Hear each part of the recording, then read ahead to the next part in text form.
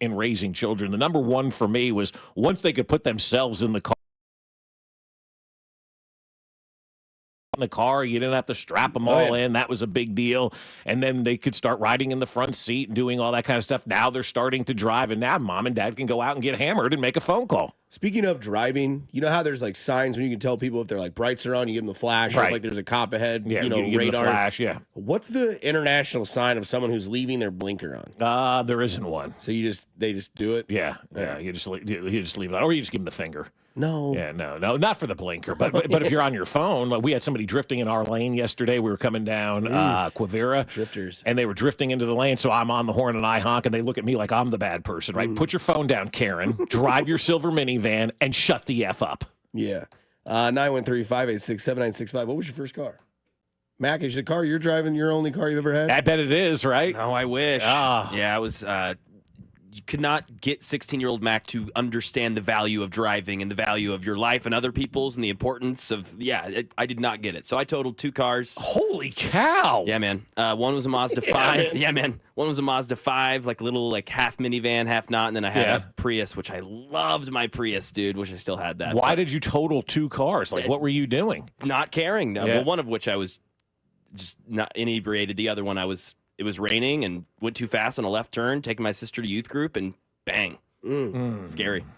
But yeah, just didn't care. Did not understand that, like, you could die, man. You can kill someone else. 16-year-old Mac is like, yeah, dude, whatever. I know everything. Yeah, of course. I've got it. Yeah, right. Yeah. Yeah, that's great. Not a lot's changed. No, it really hasn't. But that's the scary part. I mean, you send your kids out there and you trust your kids, but you got Karen in her silver minivan, worried about her Facebook post and getting likes and whatnot, and finding out what her Starbucks order is going to be and where she's going to get her bottle of Kim Crawford and head to Leawood out at 5 o'clock to watch a concert in the parking lot of a mall. Like we've got to stop all of the nonsense with the phones. It is very bad. I mean, people talk about drinking and driving.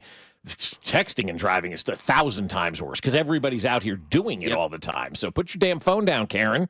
Damn, someone said they had a 98 Pontiac Grand Prix. Those were so popular when I was in high school. Oh, and when we were in college, a friend of ours had one of those, man. That was a sharp car. Yeah, everybody wanted that car. Everyone had that or a Honda Civic. Yeah, Honda Civic was a big one as well. Someone says that they have a 2003 Toyota Celica that just crossed 120,000 miles and still works Dude, great. keep that car. My mother had a 1998 or 99, maybe it was even probably older than that, maybe Toyota Corolla, and they just got rid of it like within the last 2 years. Now, didn't drive it a whole heck of a lot, but still, I mean, Toyotas were amazing cars. I mean, that thing just kept running and running and running and running. And so if you can keep your car and not have to make a car payment and all that kind of stuff, go for it, man. Who cares? Run that thing into the ground. Save your dough. Yeah, especially a car before 05 when they're still made to last and million-mile cars still existed. Yeah, That's how they roll. Heck yeah. 04 Lexus, baby. That's what you got right now, right? Yeah, an 04, right? It kills it. It's 21 years old. Think about that. Beautiful. Yeah. Runs great. Well, speaking of running great, the Dodgers, they're still undefeated, no matter what. It's insane. It doesn't matter who comes up to bat. Any time of the moment, Shohei Ohtani, it's a walk-off home run. Why are you pitching to Ohtani in that moment? I don't know. I have no idea. I don't know why you pitch to Ohtani. Ever. You got to just intentionally walk in like they do Bonds. Right. It's the 9th inning, and you allow this guy to beat you? Right. That's a bad move by that manager, Brian Snitker is his name. Snitker. How do you pitch to Ohtani in the 9th inning with the game on the line? It's crazy. Like, I'm just going to bet the Dodgers to win every game. Just keep rolling it over. Yeah, you might lose, 40 times, but you're going to win 120. Right, exactly. 122. I mean, they're unbelievable, man. They're just unbelievable. They just keep going. And then the Padres, too. Let's not sleep on the San Diego Padres right now. They're undefeated as well. I was watching a little of their game yesterday after the Royals thing was over. The Padres, everything they do is fun. Everything about the Padres is fun. Their atmosphere at the stadium is fun. Their players are fun. Their uniforms are fun. The city's fun. Like, I'm watching, their broadcasters are fun.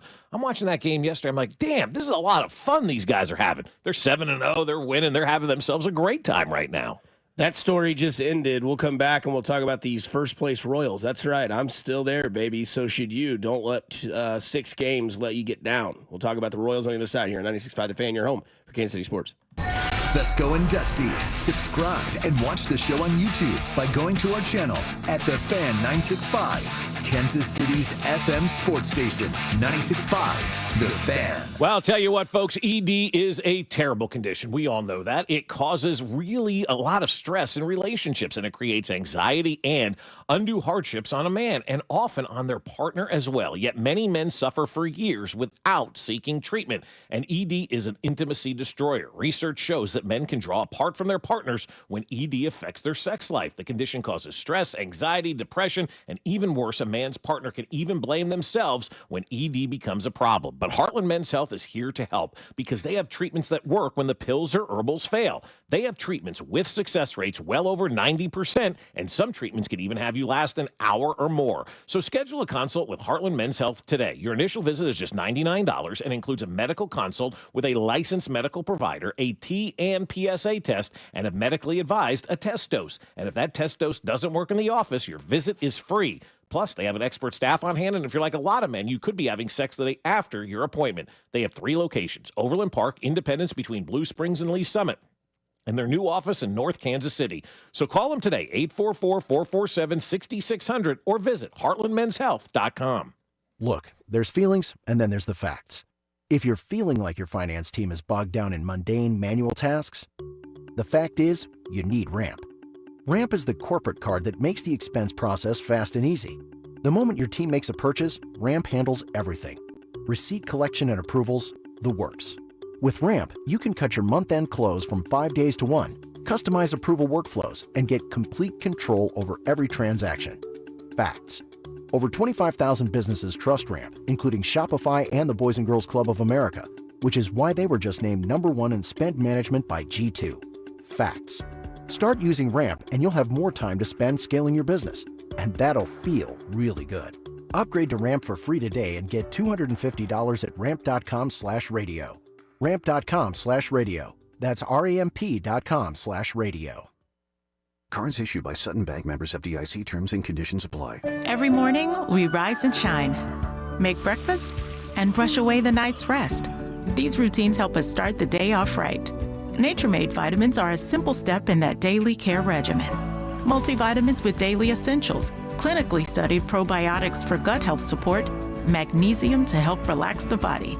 Nature Made is made to care for you every day. These statements have not been evaluated by the Food and Drug Administration. These products are not intended to diagnose, treat, cure, or prevent any disease. Hey, weekend warriors. How's a little trail therapy sound right now? Hop in. Let's go for a ride in the all-new Nissan Armada Pro 4X. Tune out all those work emails and turn up that twin-turbo V6 engine. Instead of letting the kids play online, show them some epic inclines. Turn your 8-person family dinner into an exhilarating off-road adventure. The all-new Nissan Armada is here.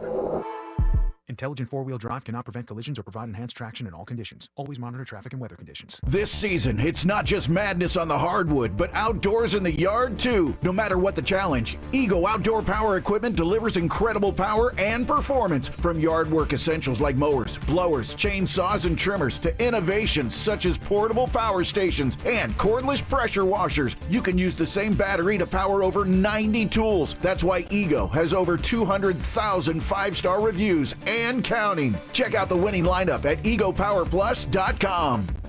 All right, when it comes to getting life insurance for your family, a lot of excuses can get in the way. But ask yourself this: if something were to happen to me, who would pay the mortgage, the kids' education, and the other bills? Then forget the excuses and check out Ethos Life, the online, easy way to get life insurance in 10 minutes. Ethos has rates that you can afford, like a $500,000 policy for a 40-year-old male starting at $1 a day or $30 a month, with a few health questions and no medical exam. Get your free quote right now at checkethos.com. That's checkethos.com. Not available in all states. Rates do vary. Living with chronic joint pain is like trying to get comfortable on a cactus sofa. Nothing feels good. And forget trying to do the things you enjoy this spring, like golfing, hiking, and tennis. You're just trying to get by. I want you to know something. The medical pros at QC Kinetics right here in Kansas City are on the case and focused to finally get you the relief you need. They've already treated tens of thousands of patients around the country with regenerative treatments that help calm that debilitating joint pain in your knees, your hips, your shoulders, and your back. With QC Kinetics, the science is solid.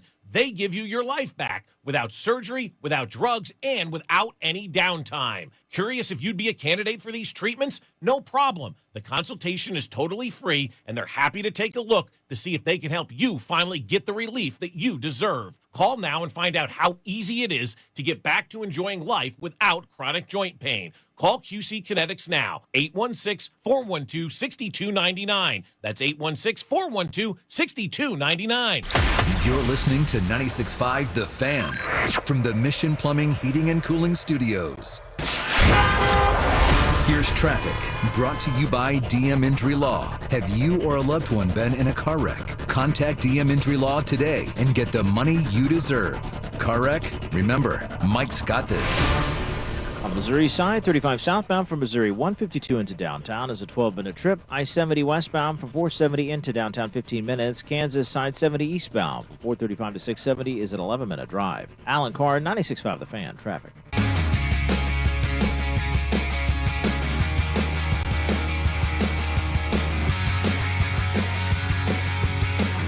Back in it on a Thursday here on Fescoe and Dusty with Mac Morey. Don't forget, Ben Maller at 7:20.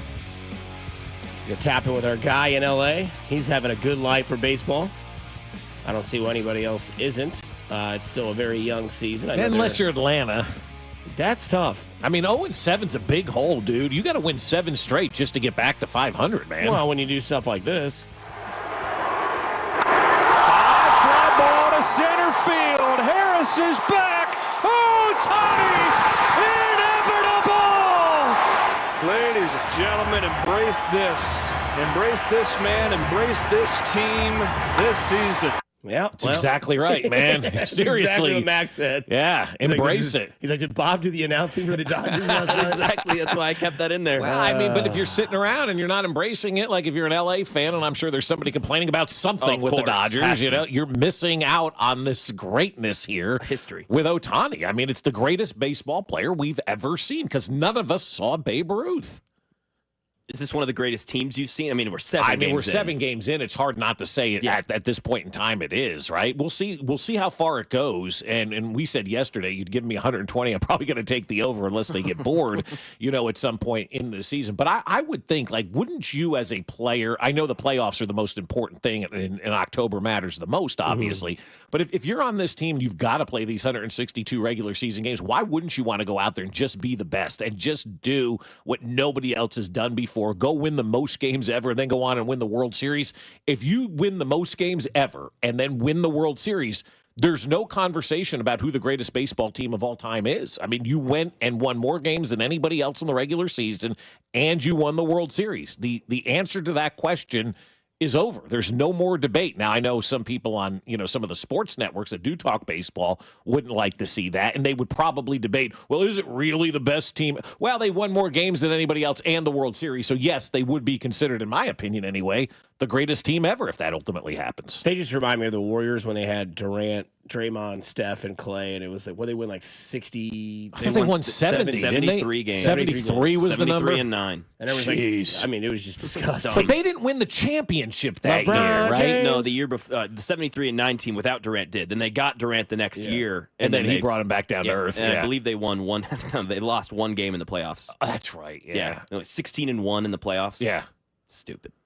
And then they had a 3-1 lead, and LeBron James happened to be in Cleveland. Mm-hmm. That's why Durant went there. Yeah, we're not gonna let this team win. LeBron took over, but Kyrie hit the big shot. Okay, thank you. Yes, he did. LeBron is the guy. Yes, we all remember the block more than we remember the shot. It's true. When you said Kyrie hit the shot, I'm like, yeah, he did, but LeBron had a bigger moment. He came out of nowhere like a gazelle and just swatted that ball, and after that, the series was over. Isn't it? Look at LeBron's numbers going through games 5, 6, and 7, and it's disgusting. Isn't it fun though to watch an athlete do stuff like that? Where exactly. Yeah. Like some people just don't appreciate the greatness and the way that just certain guys can turn it on. Like LeBron can do things that nobody else can do. Ohtani can do things. Patrick can do things. You've got those certain athletes. We talked about them the other day, the greatness of this generation right now. Watching these guys go out there and do their thing to a level that even NBA stars or baseball stars or football stars are going, damn, and they're giving you kind of that side-eye look because they're impressed by it, that's when you know it's impressive. And I think everybody's kind of doing that right now with Ohtani and Mahomes and, LeBron and Jokic and all these guys right now that are at the top of their game that are just going out there and doing things we've never seen before. That's the greatness of sports. That's the fun thing about sports, watching guys do things that even the guys that they play with can't do and being amazed by it. I love that kind of stuff. Yeah, I just always love when game respects game. Like the other night when Minnesota and Denver played, and it was 140 to 139, and Jokic had the 61, 10, and 10. And Anthony Edwards at the end of the game was like, man, probably the best game I've ever played in my entire life. But damn, Nikola Jokic, dude. Yeah. Dude. Like, yeah. You still know it's there. And, you hear people all the time like, yeah, well, when Pat's got the ball. Like, you saw Baker's reaction when they flipped a coin, right? You don't have to worry about that anymore. Right. Because everybody gets a chance. But yeah, you saw Baker Mayfield's reaction like, oh, son of a, Right, like, he's getting the ball. We're done. We're done. cooked.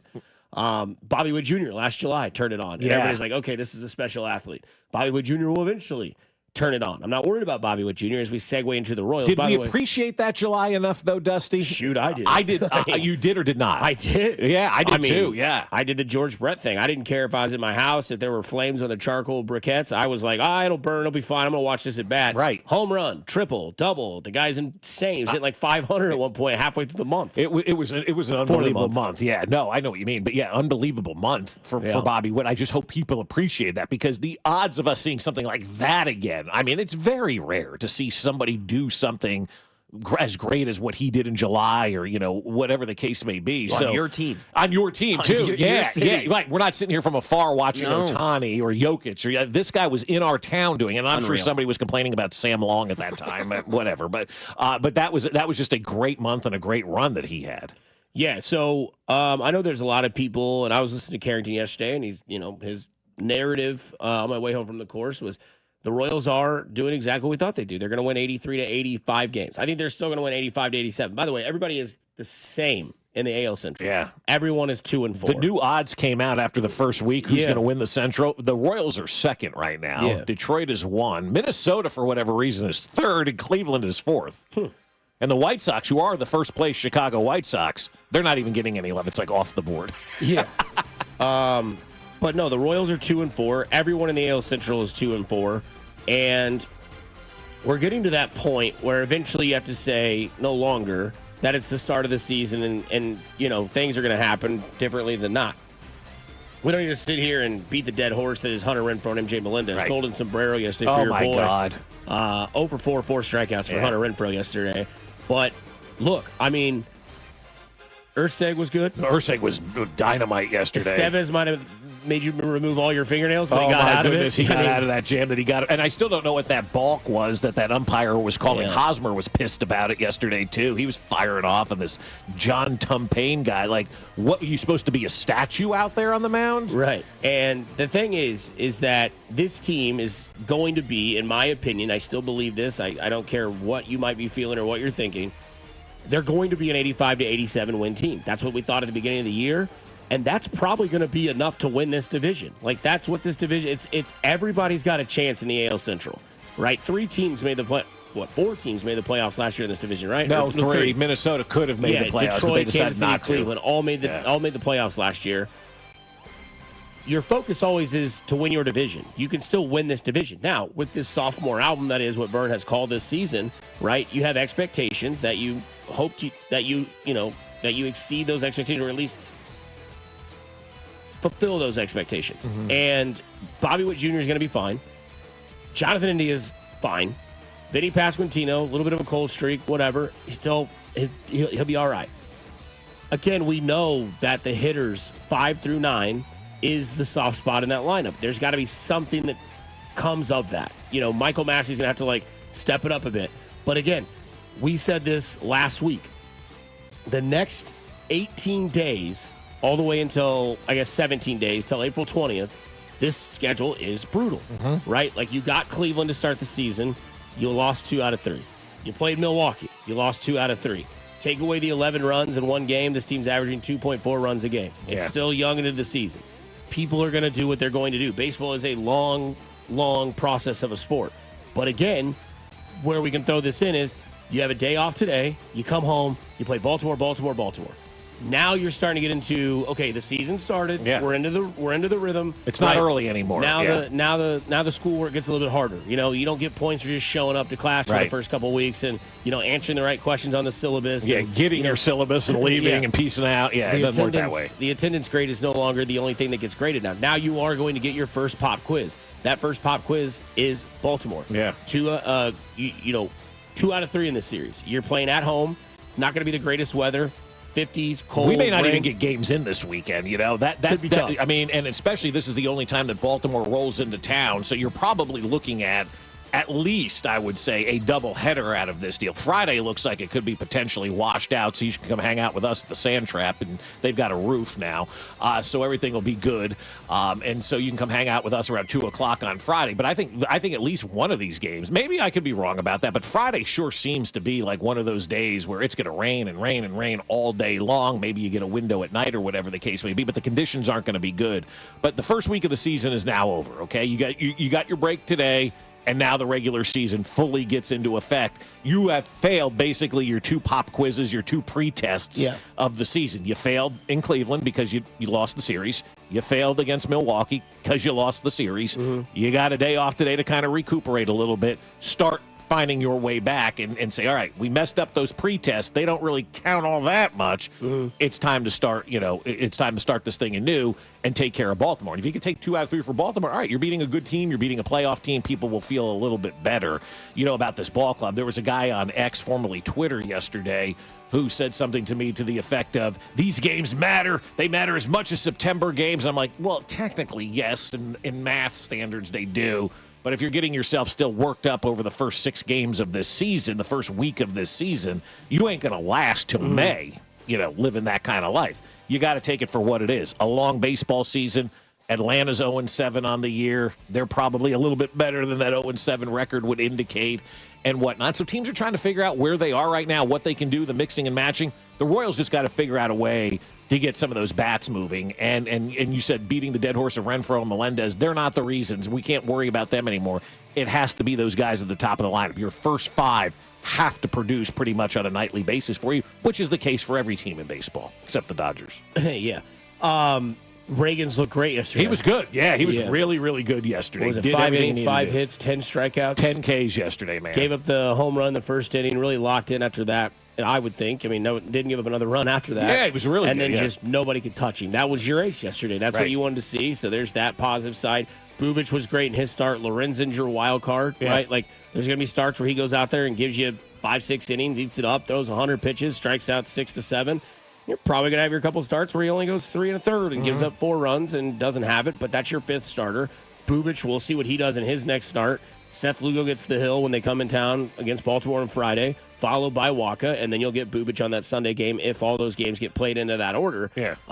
So again, I don't think that the panic button is anywhere near being lifted or looked at. I think that what you have to do is somehow you've got to get these guys that are on base in, because the other day, I think it was Tuesday, they had 8 guys left on base. Milwaukee had 3, and you lost that game. And the reason why you lost that game is you didn't get runners in that were in scoring position. I think there was 11 left on yesterday or something I heard. At one point, I think I heard the number, the Royals had 11 left on base and Milwaukee had 1. And I'm like, damn, that's a lot of dudes that you're just leaving out there to hang out. You've got to find a way to drive these guys in. But if anybody's hitting a panic button on a baseball team on April 3rd, you got to screw loose in your nuts, because there's a long season to go. The panic button shouldn't even be out of the closet at this point in time. You don't get the panic button out in baseball till about Memorial Day. And if you're not doing good about Memorial Day, then you can start to hit the panic button and start to figure things out. At this point in time, if you've got the panic button out, you need to smoke a cigarette, go back to bed.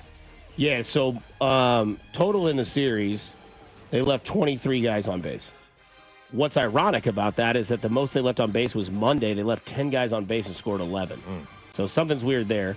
They left 9 on base on Tuesday, and they left 4 on base yesterday. 4. Okay. So 23 runners left on base, and you scored a combined what? You didn't score it all on, or no, you scored 11 on Monday, you scored 0 on Tuesday, and you scored 2 yesterday. Right. 2 yesterday. 2 yesterday. So, I mean, one of which an extra is when you have right, So, yeah, I mean, to me, that's what sticks out It's just situational hitting. Like, I understand, like, 1 through 4, I think I'm comfortable with. It's that 5th and 6th spot that's got to be able to get those guys. One thing that they want to work on in this offseason with getting somebody that can set the table. Jonathan India does that. Work the account, the account. That's if you have it on your personal account. But you work the count like Jonathan India can. Let Bobby Witt Jr. see some things. Get that working. Jonathan India yesterday, double. Bobby Witt Jr. strikeout. Vinny Pasquantino strikeout. That's on them too. Right. In a clutch situation in the 8th inning, your guy got on second base. I understand. 1 out. Strikeout from your best hitter. Strikeout from your second best hitter. Those guys have to do it as well. So I do think everything will kind of start to fit into place. But again, the sophomore album, the first real big test, I give it more than a pop quiz, is this weekend with Baltimore. And you just got to find a way to get these runners in. But unfortunately, you say it's not an issue, but that is an issue, is that you run into that part of the lineup where MJ comes up, Hunter Renfroe comes up, strikeout, strikeout, strikeout, strikeout, fly out, pop out, nothing productive. It just becomes a black hole after 5th in the lineup, or maybe even sometimes 4th. Yeah, well, and again, that's baseball, okay? Look around the league. Everybody's bitching about their 7, 8, 9 in the lineup. Every fan base, again, except the Dodgers, everybody's complaining about those guys. Right now, there's no quick fix. There's no easy fix for that in anybody's lineup. Nobody's ready to trade players. Nobody's ready to release guys. Nobody's ready to cut guys. Nobody's ready to do any of that kind of stuff, as we're only a couple of days in to this baseball season. But I think ultimately, when I look at this team, and I'll piggyback this off a text I received from a buddy yesterday, he says, I'm just not interested in watching any Royals hitters outside 2, 3, and 4, and occasionally 5. And I'm like, I completely understand that. And you guys had the same question I did. What about India? And his response was, I'm not quite ready yet. You know, it's only been a week. I don't really know who this guy is. I'm like, okay, I get it. That's fair, right? Casual baseball fan probably doesn't know Jonathan India, right? Or doesn't care to know about Jonathan India. He's in the lineup now. He's off to a very nice start. We'll see if this continues, right? You don't want your heart broken. You don't want to buy into a guy. So I understand that, even though I'm all in on India, he is not. And I understand watching 2, 3, and 4. That's where we are, though, right now. And so now it becomes up to Q a little bit to say, all right, what can we do to try to manufacture some of these runs, whether it's bunting, whether it's hit and run, whether it's stealing. You know, there are ways to get around a non-productive bat in your lineup. You just have to be willing to do that. But so many people are beholden to so many of these damn analytics, they don't look at it the same way that I look at baseball. I'm a sacrifice bunt guy. I'm a steal guy. I'll do all of that kind of stuff, especially if you got a runner on and you've got that black hole in your lineup coming up with Marv and Renfroe and Isbell or whoever else is coming up 7, 8, 9.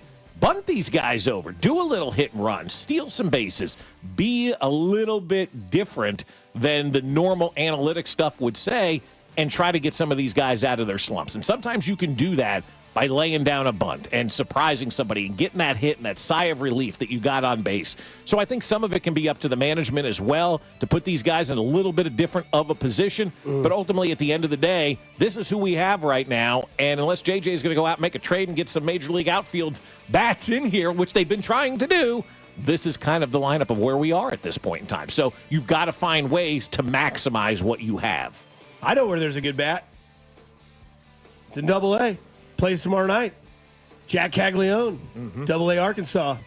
We'll have the stats for you. Somebody had mentioned this on the text line. Says they thought that they saw a record yesterday with the Royals and Brewers with total strikeouts in a game yesterday. Haven't heard that or seen anyone talked about anywhere. Don't know if it's a record, but 31 total strikeouts yesterday for both teams combined. Oh, my God. Royals struck out 14 times. The Brewers struck out 17 times. Cole Reagans, who flexed his absolute hog yesterday, had 10 of those strikeouts himself. Well, I texted you guys at one point, or I texted somebody about like the strikeout stuff. I don't care anymore about strikeouts, quite frankly. We celebrate the strikeout now. It's considered one of those pure at-bats or whatever. You know, people always talk about walk, strikeout, or a home run. I'm like, like the strikeout, when back in our day, you know, you struck out. That was embarrassing. You walked back to the dugout. You struck out. What a waste of a bat. Now, for whatever reason in baseball, it's like, oh, we celebrate the strikeout, and it's not that big a deal because you're swinging hard and you're trying to knock the ball out of the ballpark. So the strikeout stuff, while it's cool and all, you know, I don't really know how to factor that into today's game, because of how the strikeout is basically celebrated by nerds. And so I just don't know how that factors in anymore, because it sure as hell seems like a lot of dudes are striking out. I told you this Paul Skeens stat before the show. He's now made 25 starts in the majors, owns a 1.92 ERA, has 183 strikeouts. He's the only pitcher to record 175 or more strikeouts while posting a sub-2 ERA over his 25 first big league games in Major League Baseball history. Now, that on the surface, hell yeah, that's impressive. But is it impressive in today's game where guys are up there just free swinging, and if they strike out, they don't care anymore? I mean, Tony Gwynn struck out less times in his entire career than most guys do in an entire season now in Major League Baseball. So I don't know how excited I can get about the strikeout anymore, because it seems like it just doesn't matter. It's not a bad thing anymore in baseball. I think it's both sides. I think it's kind of like the interceptions, right? Because it's more of a passing league now, whereas baseball is more of like a launch angle hitting league, as I kind of evolved into that, where like the analytics kind of come into play. But like if Mahomes throws like 10 interceptions in a season, in 1999, people would have been like, holy cow, that's a ton of picks.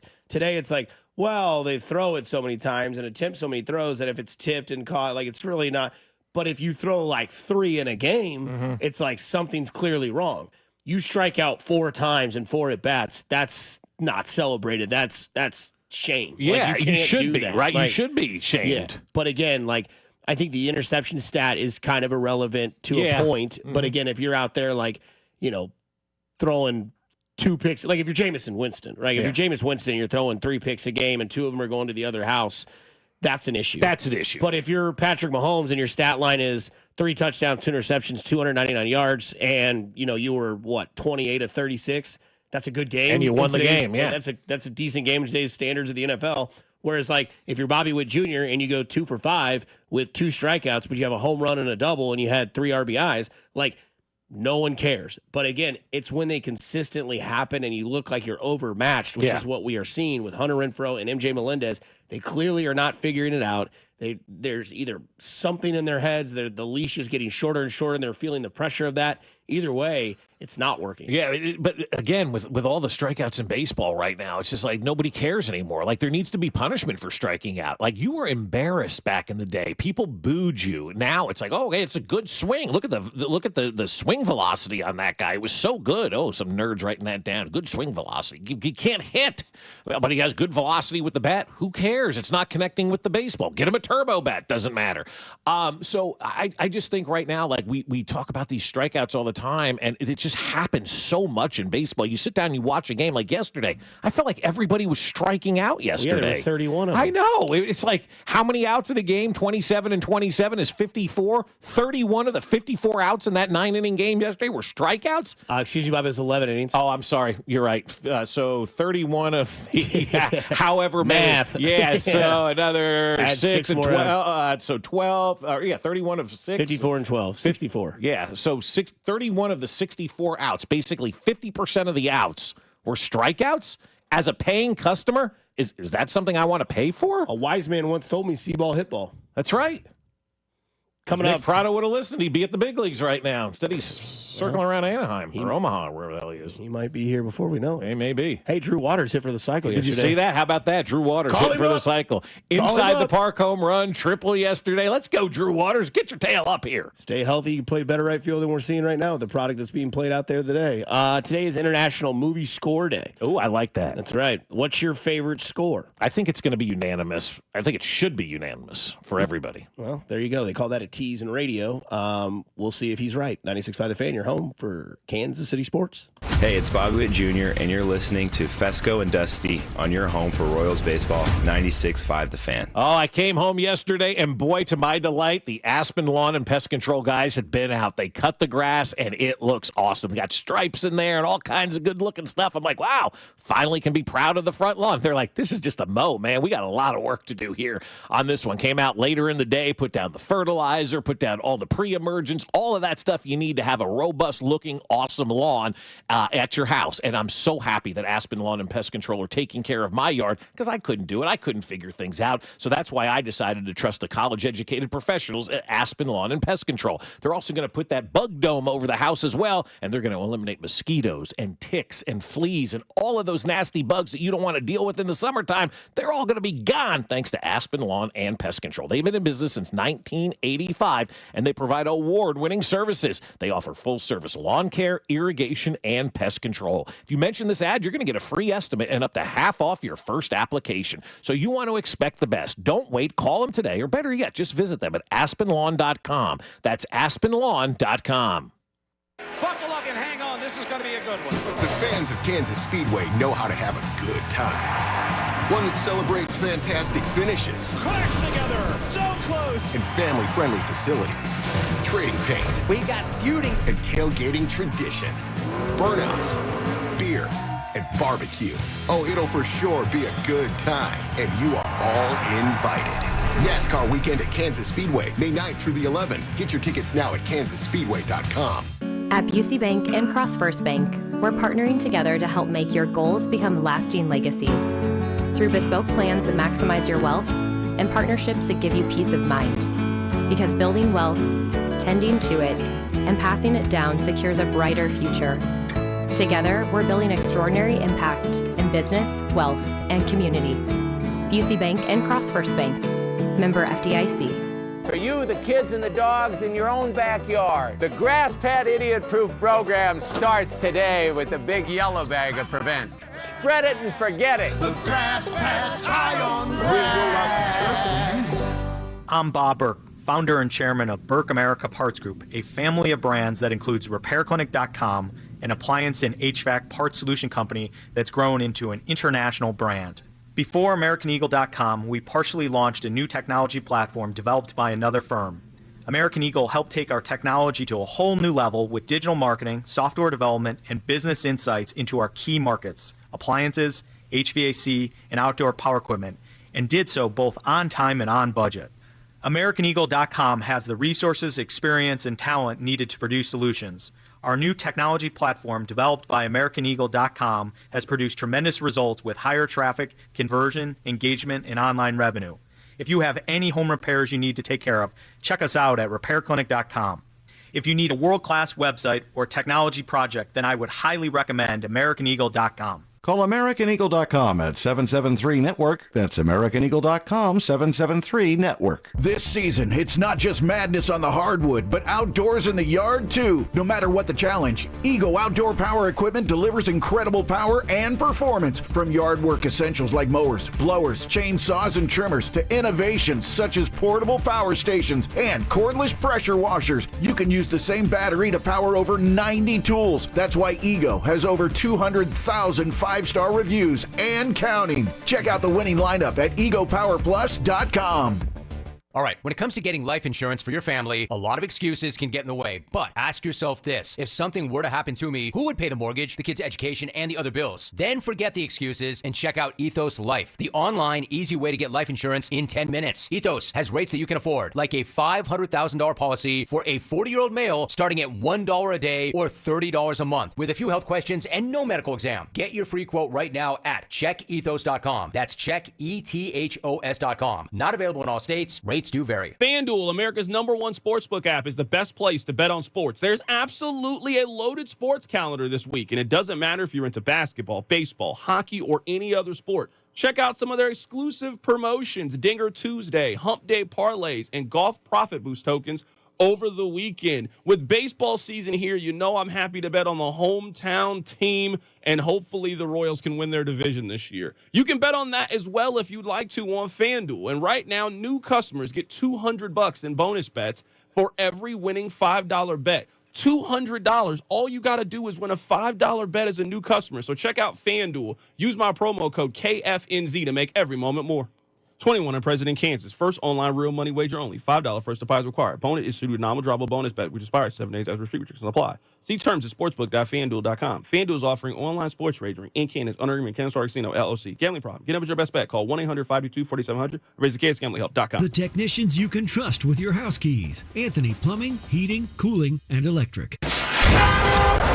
Here's traffic, brought to you by DM Injury Law. Have you or a loved one been in a car wreck? Contact DM Injury Law today and get the money you deserve.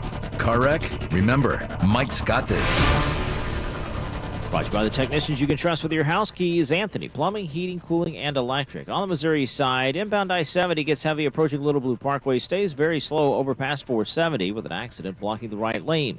Money-back guarantees and parts and labor warranties mean you aren't just buying products, you are securing your investment. For a limited time, receive a free furnace when you purchase an AC. Schedule your complimentary proposal online at anthonyphc.com. Alan Carr, 96.5 The Fan, traffic.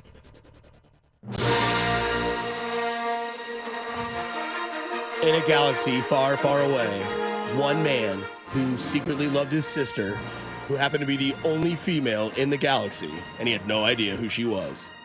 Skywalker.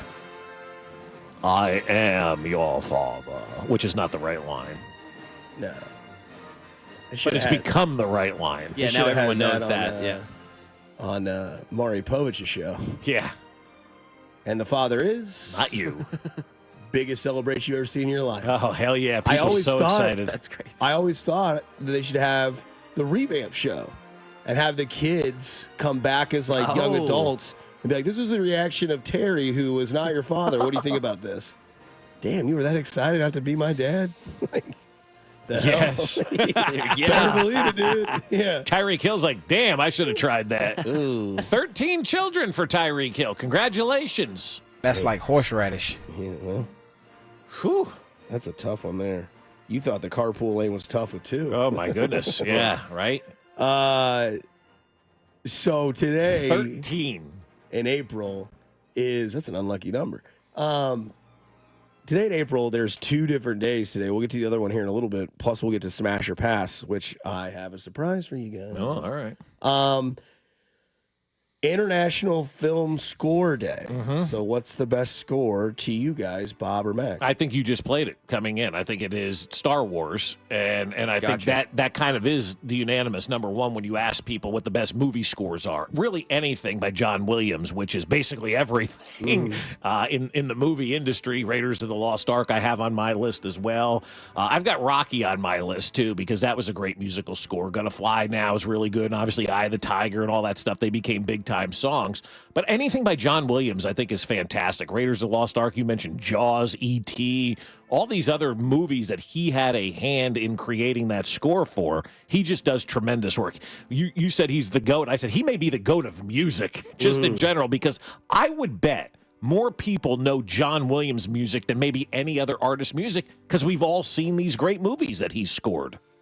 Yeah, I don't know who's like more well known for like movie music, if it's John Williams or Kenny Loggins. Kenny Loggins. I mean, any 80s movie was Kenny Loggins. Yeah, right. Caddyshack, Days of Thunder, Top Gun, like Highway to the Danger Zone. Yeah. You love it. Kenny Loggins was really good when it came Loggins to and that Messina, stuff. man. Yeah. Yeah, dude. Did Phil Collins only do Tarzan? He did the entire album. Yeah, but was that it? Did he do any other movies? Any other movies? Yeah. I don't know that he did. I think Elton John just did The Lion King. Gotcha, too, okay. You know, 'Cause those are both great, obviously. Those are fantastic. Fantastic. Yeah. But I guess those are considered scores because they're original music. Like if you originally when you said it's National Movie Score Day, I'm like, oh, Back to the Future had a great soundtrack. Forrest Gump had a great soundtrack. But it's not about the soundtracks. It's about that original music that was created. You could put the Forrest Gump Feather song up there, too, as one of the great musical scores of all time when it comes to movies. Did you know that Feather was CGI? Yep. No, actually, it was on a string, I think, is what they said. Oh, I thought it was never there. I heard it was tied to a string, but who knows? For me, it's Jurassic Park. I think that's the greatest score of all time. Again, John Williams, followed by Titanic and then Gladiator. I thought Gladiator, I had an art teacher. His name was Mr. Ennis. He was our art teacher my freshman year. We were all in one building called the Freshman Center. Real original. Right. Oh, here it is. Like when you hear this, you just think of them all in the plane surviving Costa Rica, and then Dr. Alan Grant looking out the window going, they do travel in herds. Life finds a way. This is just fantastic. But yeah, Jurassic Park, Titanic, Gladiator, going back to the story, Mr. Ennis. Gladiator came out, I think, when I was a freshman or maybe in 8th grade, and he just played the Gladiator album. And it's good. Yeah. It's weird because you think of movie songs and scores, you think of like the actual verbal songs. Yeah, right. But then you hear these and you're like, But you know these songs. As soon as you play this, I'm like, oh, yeah, Jurassic Park, right? 'Cause Like if you- you know it right away. and I believe John Williams also did the Home Alone theme. Yeah, he did. And if you watch Home Alone 2 when he's up with the pigeon lady, that's Jonathan Williams orchestrating the orchestra. Like it's him. He's actually in the movie himself. Oh, he is? Mm-hmm. Oh. When they're up in the bird's nest. Yeah. And they're looking down, and he's watching everybody in Home Alone 2 play before he starts talking to her. Yeah. About the turtle doves. Right. That's John Williams. Oh, that's cool. I didn't know that. Yeah. That's really awesome. Mac, what do you got over there? You know Wizard who of else is Oz? in that movie, Home Alone 2, Joe right? Pesci. Yeah, and Marv. Macaulay Culkin. Oh, yeah. Marv, yeah. Marv, Wow. yeah. What a hole. Better Marv, Home Alone Marv or Royals Marv? I played mine earlier. Lord of the Rings would be mine. That's a popular one. Yeah, I think that's up there for sure. I mean, there's that Shire music. You just Coach a Duke. Yep. Feel like you're a hobbit, ready to go. It's awesome. Anything else? Or is that it? Did you ever see E.T.? Yeah, I've seen E.T. Oh, you have? Okay, yeah, good. I've got that one. Is there a movie that you, like, a song you... E.T. made me cry. Too many Reese's Pieces? It was just sad, E.T. is man. sad. It's No, a I get sad that. movie, Yeah, I'm you a know? sucker, though. Yeah, I am too. Yeah. I mean, Elliot. Is E.T. there like a, phone when you home. hear, like, I know, like, My Heart Will Go On, you just think of Jack and Rose at Yeah. the top of the For ship. sure. Is there like a song that when you think of it, you're like, that movie? I think I'm All Right by Kenny Loggins. I immediately think of Caddyshack. Gopher? Yeah. What's his name? Why am I drawing a blank on this? Huey Lewis. I think of Back to the Future. You I'm know? going to go back in time. Yeah, that whole thing. Anytime I hear Huey Lewis, I think of Back to the Future. Huey Lewis and the Snooze. Yep. I always think of, like, so I watched The Sopranos, obviously, as a young. Woke up this morning, like, every time I hear that, I think of Tony Soprano in the car going through Queens. Well, like, why wouldn't you think of that? you know? Again, like, it's like it's almost like Jonathan Hayter as Napoleon Dynamite. Like, Yeah, you think of right. him as that character, nothing else. Anytime I hear that song, I'm like, oh, the Sopranos song. Like, first off, this song came out way before the Sopranos. I'm like, did it though? Like, I don't know. I mean, and if anybody's mad at you for, relating that song to The Sopranos, the only reason anybody really knows that song is because of The Sopranos. Yeah. Somebody says, look up Hans Zimmer. Yeah, he was another good one back in the day, yeah. He did Interstellar and a ton of others you would probably know from the text line. When I hear Tears for Fears, Head Over Heels, it's Donnie Darko. Great movie. Yeah, this is Gladiator. Like, this always reminds you of the very end of the movie when that guy, they took him away, and he goes and meets his wife and kid in heaven, and he's like, one day Maximus will meet again, but not yet. Not yet. And then this music plays. You're like, God, that's start awesome. Over. Like, here you go, dude. Nailed that quote at the end of the movie. That was I've seen it great. about 50 times. But, like, this song is just like I just see Maximus. Maximus. Take off your hat, slave. Introduce yourself to the emperor. Yeah, this is what a awesome. great- Oh, dude, this whole soundtrack's great. Somebody says The Greatest Showman. Great. Love Great. Yeah, that's on my workout track. I love heck it. yeah. Nice. Yeah, just getting peace. You know what I mean? Trying to look like Hugh Jackman. I mean, it really is a great soundtrack from song one to the end. I don't believe there's a bad song on The Greatest Showman. I didn't know that Hugh Jackman was that talented. He's incredible. I mean, you think of like Wolverine when you think of Hugh Jackman. Of course. And then it's like, no, actually, this Australian guy's actually. Australians are just G's, dude. Margot Robbie, Steve Irwin's son. Follow him on Instagram. Great guy. Those guys we met at a bar in New Orleans. Aussie. So the guys cool. we met at the Aussie. bars. Yeah. Like, I've never met a bad Australian. Like, if I met Keith Urban, great guy probably. Nicole Kidman, would hang out with her for many times. Man. Queen did a lot for Highlander. I've never seen Highlander. Maybe I should get into it. I don't even know what Highlander is. It's a Toyota, isn't it? Yeah, Toyota Highlander. The Greatest Showman is great. Lord of the Rings and Jurassic Park take the cake. So that's what that is there. Ben Maller about there you go. God, tell him, Celine. What a great song. Jay Binkley said something yesterday that we actually did understand. We'll play that for you on the other side. Do you agree with it or do you not? That is the discussion. I'm the king of the world. What are you, Binkley? Hey, what's your man? 96.5 The Fan. You're home for Kansas City Sports.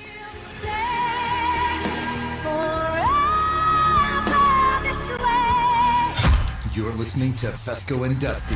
What the hell's wrong with your station? On Kansas City's FM sports station, 96.5, The Fan. Well, I'll tell you something. I started watching my favorite team. My friends over at Park and Go, man, they're going to take care of you when you head off to the airport. You're planning that summer vacation right now. You need to plan your parking. Here's what I do. Every time I make a flight reservation, I immediately go to the Park and Go app and I make my parking reservation because I know right then and there, I'm thinking about it. I can reserve a spot. I can prepay and save money, and I can reserve that all-covered parking spot for my next trip. And that's what I tell everybody to do. As soon as you make that flight reservation, make your parking reservation at bookparkandgo.com or with their easy-to-use app. Then you're done. You don't have to worry about it. But on the day of your flight, you show up, you give them that reservation number, they direct you to that covered parking spot that they reserved especially for you. And as soon as you pull into that spot, the van comes and takes you right to the airport terminal. And the employees and the folks that work at Park and Go are exceptional people. Everybody's always in a great mood. Everybody's smiling. Everybody's willing to help you because they know you want to get to your flight on time, and they do just that. And then when you get back, just grab your bags and walk off the plane, and the bus is there to take you right back to the trunk of your car. Do what we did and join their frequent parker program and earn points towards free parking. Reserve your spot today at bookparkandgo.com. The best deals in parking. Bookparkandgo.com. Park and Go, family owned and operated. If the amazing regenerative treatments at QC Kinetics provided relief for former pro football player Bobby Carpenter, imagine the potential for your aching joints. So my knee had been bothering me for a while. I played football for a number of years. I looked at talking to some doctors when I need to potentially have surgery, and I decided, hey, let's check out QC Kinetics. I go in there, and they look at the knee. Hey, here's the program that we can put you through. That treatment takes your body's own healing properties and concentrates them at the root of the pain. No surgery or downtime. The best part was there's no recovery until one day I felt like, hey, this feels like my old self again. I feel better. It's helped me. It's helped my dad. Hopefully it will help you in the same way. My message to them is do not wait. So you can go out and play golf and do the things that you love and enjoy. Take it from Bobby Carpenter. Call QC Kinetics now for your free consultation. Call QC Kinetics, 816-412-6299. That's 816-412-6299. 816-412-6299. Now at Verizon, we have some big news for your peace of mind. For all our customers, existing and new, we're locking in low prices for 3 years guaranteed on My Plan and My Home. That's future you peace of mind. And everyone can save on a brand new phone on My Plan when you trade in any phone from one of our top brands. That's new phone peace of mind. Because at Verizon, whether you're already a customer or you're just joining us, we got you. Visit Verizon today. Price guarantee applies to then current base monthly rate. Additional terms and conditions apply for all offers. Thy ticket, Lady Jennifer of Coolidge. Well, many thanks, good sir. Hereth my Discover card. They accept Discover at Renaissance fairs? Yeah, they do here. Discover is accepted at the places I love to shop. Getteth with the times. With the times? You're playing the lute. Yeah, and it sounds pretty good, right? Discover is accepted at 99% of places that take credit cards nationwide.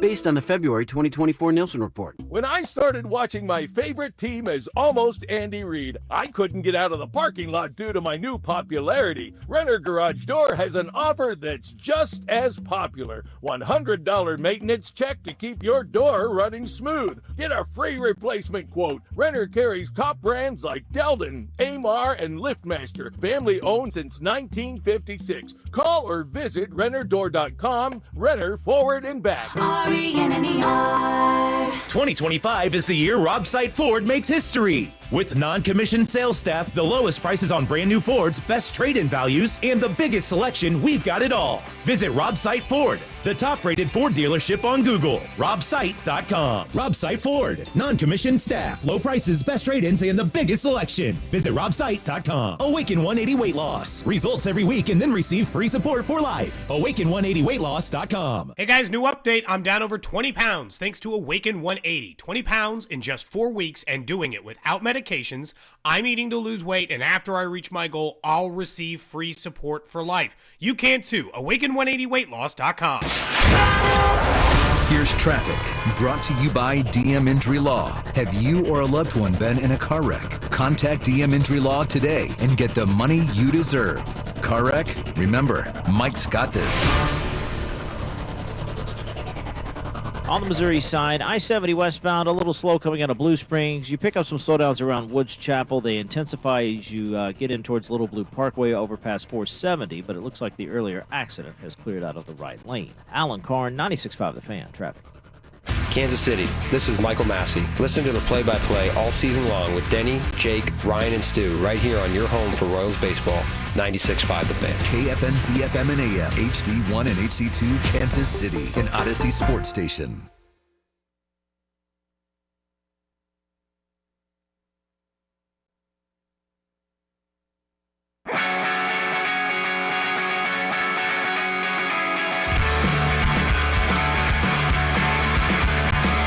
Getting right back into it in the 7 o'clock hour. Ben Maller coming up in about 15 minutes. Don't forget, the Fans Draft Party is back, ready for you and everyone that wants to attend. It is Thursday, April 24th. Why is it that date? Because that is the day of the opening night of the draft, one of the greatest sporting events of all time.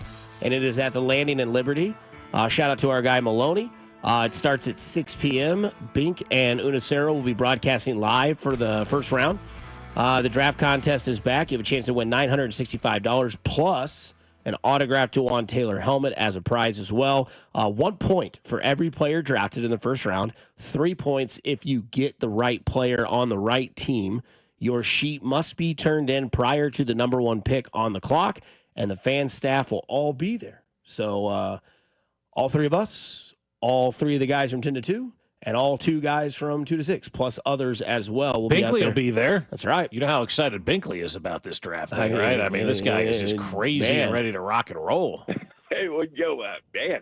No doubt about it. But it wasn't that Binkley said yesterday. It was more so what he said about the Cleveland Browns and who they should draft. I'd go Travis Hunter. I mean, it's like a generational unicorn drafting. If they go that way, but I'll tell you this much right now. There's a much better chance that in the end, when you look at their careers, who's got a better career, Abdul Carter or Travis Hunter? It's going to be Travis Hunter, and they'll regret not taking him. So, open forum here to discuss because you know me. I was high on Travis Hunter for the last 2 years, right? I think everybody was. I mean, how could you not be, right? It's chalk, right? I mean, he played both ways in college, was a stud, and a lot of people were saying, well, which way is he going to pick in the NFL? Business decision, you go wide receiver. Like sure, we see how that's those where the money is, right? Yeah. Less scrutinized, I would say, too. Like corner, if you're giving up a bunch of touchdowns to a bunch of talented dudes. Yeah, they're going to know you real fast. They're going to be like, oh, man, he sucks at corner. But if you go in as a wide receiver, you're not scoring 10 touchdowns a game, people are going to say you're a bust, too, right? Yeah, you just can't be Kadarius Toney. Right. And I think the thing is with Travis Hunter going to the Browns, I don't think that's the player they need. I think he's a player that everybody wants, so I can explain. I think he's uberly talented. I think he's wickedly talented as well. But again, the Browns have a guy that they just paid in Myles Garrett, who they could, because what did we say yesterday? Who's going to be the next Travis Kelce? There may never be one. There may never be that's one, fine. right? Yeah. But you want to find at least the closest specimen to that, right? Like we probably said for years back in the day, there'll never be another Tony Gonzalez. In comes Travis Kelce. Of course we do. Right? Yeah. That's what we do. Yeah. Cleveland, if they have Myles Garrett and Abdul Carter, they can wreak havoc on that league that has some pretty damn good quarterbacks in that league. Travis Hunter, maybe he does hit the ground running in the NFL. Like we saw him at Radio Row. I was surprised at how much smaller he was in person than he is TV in real adds life. about 10 pounds, they say. Pounds in height? Yeah. I mean, Mac and I walked right next to him and Shador Sanders, and I was like, yeah, that's Travis Hunter. And he's like, yeah, dude. And I was like, did you know he was this small? And he's like, honestly, no. I did not. And again, he's plays tiny. Bigger than he is. I For guess sure. that would be a cliche you could add to his resume, but will he be playing bigger than he is in the NFL? That's the thing. Like we talked about this with Reggie Bush. I still remember his first play in the league. I was like, oh damn. I mean, Dexter McCluster is always the guy that I come back to because that guy. I mean, you want to talk about the best 3rd and 2 run a 1 yard pattern guy and get demolished and just creamed at the line of scrimmage. I mean, that's what happened, with Dexter McCluster all the time. So I mean, the whole college to pro thing is a big deal, and if you're not playing big enough in the NFL, it doesn't matter how fast you are, what kind of skills you have. Kadarius Toney had a lot of skills. He couldn't figure it out in the NFL. Not to compare the two, but you see this happen a lot. I think Abdul Carter is the right pick for the Cleveland Browns. Todd McShay was weighing in on this yesterday as well about who he thinks that Cleveland should get. My first information from Cleveland is they don't believe that this quarterback class is the answer long term. And while they recognize their situation, the salary cap purgatory that they're in because of Deshaun Watson, they've got a head coach who's one of the better quarterback developers and workers, guys who can work with quarterbacks. And they truly believe that Kirk Cousins, even at the end of his career, is good enough with the history he has with Kevin Stefanski to win a lot of games. Mm-hmm. And they bring back Myles Garrett. And now you're looking at it and saying, maybe that information was right, because there's been a lot of other smoke, including Shedeur, social media and all that stuff with trying to get involved with with Cleveland and their baseball organization and everything else. But at the end of the day, if that's true and Kirk Cousins is their target and Atlanta will let him out, I believe they need to win now. We all do. And I believe that they're going to go with either Abdul Carter or Travis Hunter at that spot. I think Abdul Carter helps you win now more than a guy like Travis Hunter does for a team like the Cleveland Browns. Go and load up on defense and dominate the hell out of that defensive line. Make it difficult for your opponents to score. And if you have Kirk Cousins, he's probably not going to turn the ball over a whole heck of a lot, right? Oh, he's really? going to manage that game for you. Well, yeah, depending on what version of Kirk Cousins you get. Ask Atlanta. Yeah, right.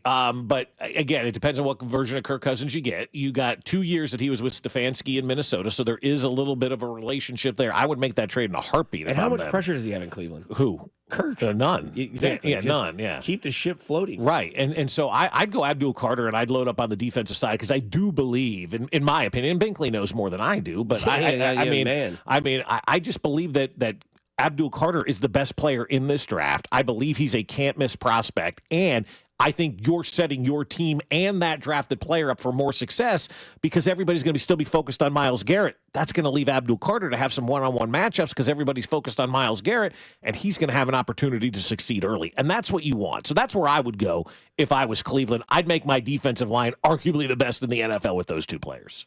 And I don't think that's an insult to Travis Hunter. I just think positionally, if you're talking win now, positionally the impact of a defensive end and that of Abdul Carter is way more of a wide receiver / corner. It just is for winning now. I think the ceiling, what Jay said is surprised to me, though, because I think about ceiling and floor with all these prospects.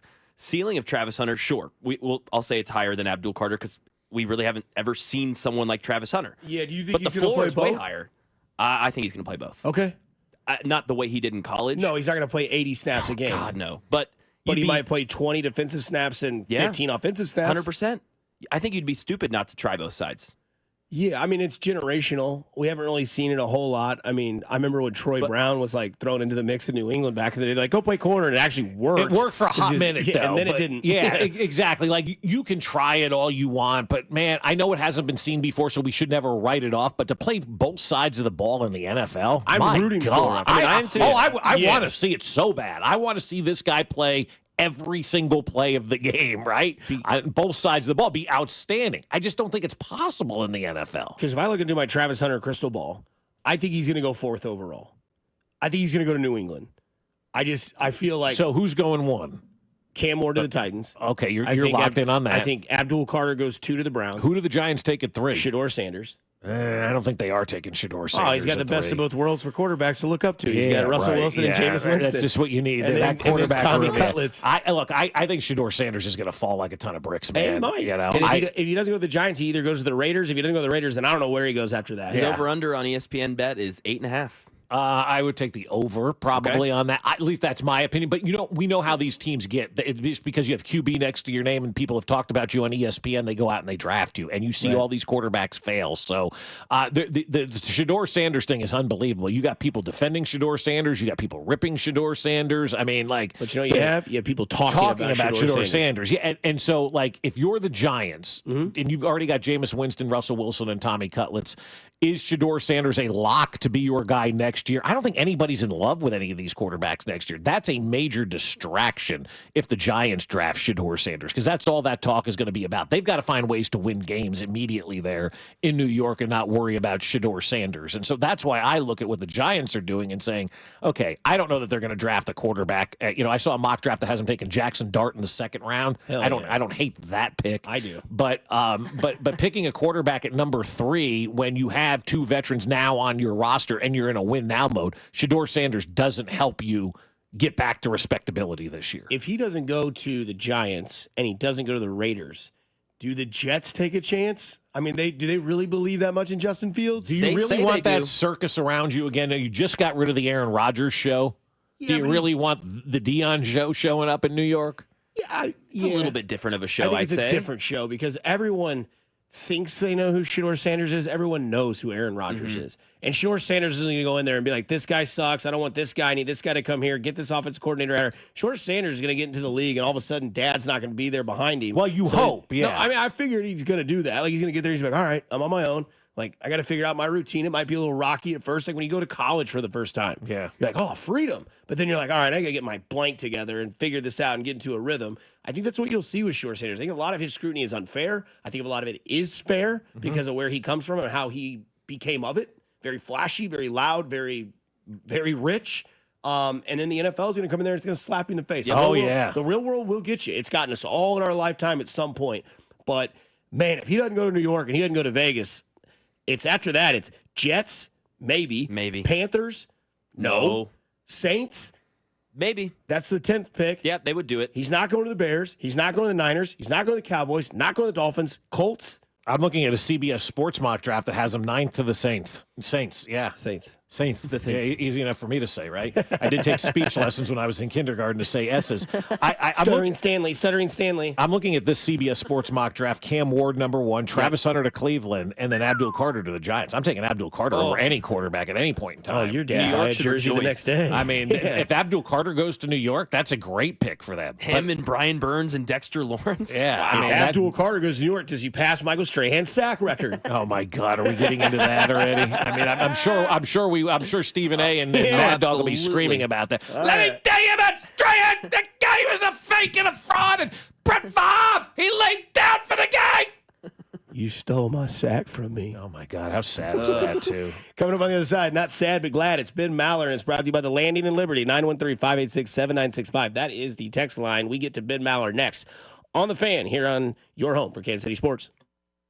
What's up, Kansas City? This is Jonathan India here, and you're listening to Fescoe and Dusty on your home for Royals baseball, 96.5 The Fan. Men, here's the truth. In the bedroom, good enough isn't really good enough, is it? This is Jeff for Heartland Men's Health, and if your erectile dysfunction is making intimacy less enjoyable for you and your partner, give us a call today. Because whether your ED only happens sometimes or all the time, it's time to stop good enough and time to start really good. At Heartland Men's Health, we're experts in treating ED. Whether it's only mild or moderate, or even if it's severe, our treatments have success rates of well over 90%. And because we have a variety of treatments and can even combine protocols, we can likely get you performing like you haven't in a long time. You could even last up to an hour or more and make sex great again for you and your partner. So make an appointment and be done with good enough. Your initial visit is just $99 and includes blood work, a medical consult, and if medically advised, a test dose. And if that test dose doesn't work in the office, your visit is free. Call 844-447-6600. That's 844-447-6600. Or go to heartlandmenshealth.com. We have 3 offices to serve you. At Diamonds Direct, our experts go the extra mile to ensure you have the tools to say I do with absolute confidence. Our promise to you is a completely risk-free shopping experience rooted in transparency, education, and integrity. No pressure, no intimidation, just clarity and confidence in your purchase. But we're about more than just price. Everything is backed by our exclusive guarantees. Put our tools to the test against any competitor, and our expert staff will ensure you get the very best overall value and unforgettable experience. Learn more at diamondsdirect.com. Diamonds Direct. Your love, our passion. Thanks for calling Discover. This is Nia. Hi, Nia. It's Jennifer. Did you know that Discover automatically doubles all the cash back you've earned at the end of your first year? Yeah, I work here. Okay. I was just double checking. Get it? Because Discover automatically doubles all the cash back you've earned at the end of your first year? Oh, you get me, Nia. You could say that I double get you. I guess we've taken it too far. You earn, we match. Discover Cashback Match.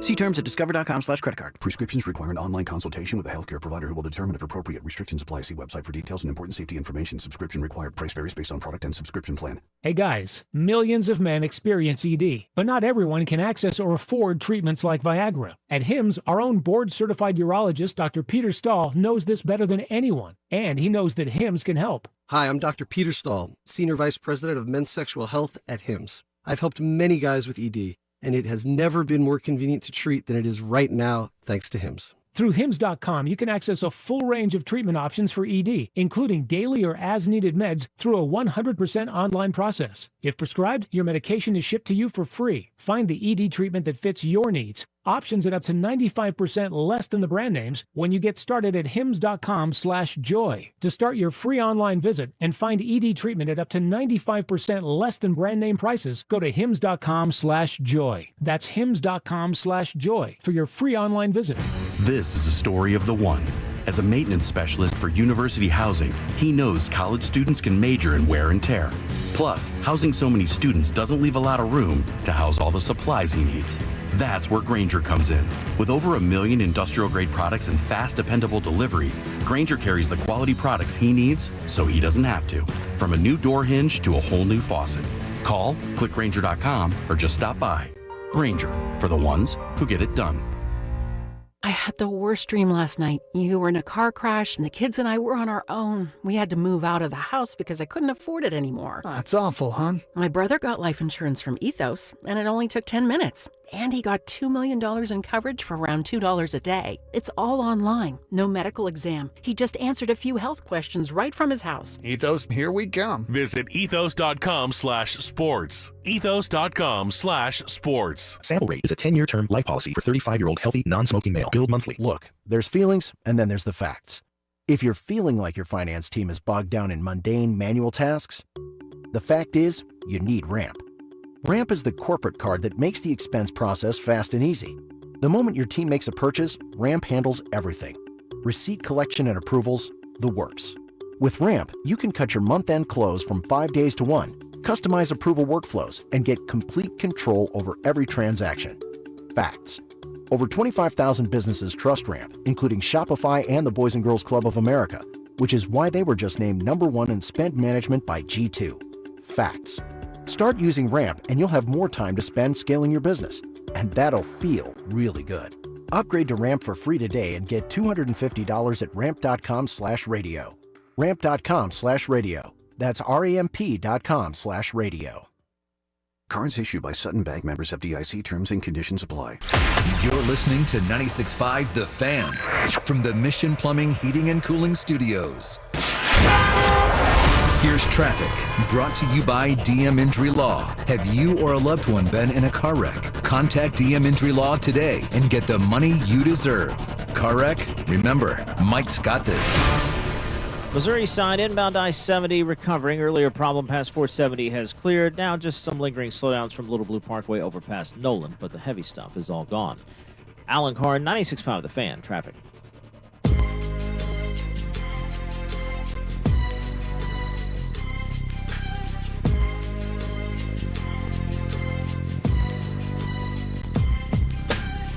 It is time to talk to our guy, Ben Maller of Fox Sports Radio. Of course, you can catch him overnights here on 96.5 The Fan, and it's all brought to you by our friends at the Landing in Liberty, the big draft show coming up 3 weeks from today. But, Ben, we got to start where it matters most. Are the Dodgers going 162-0?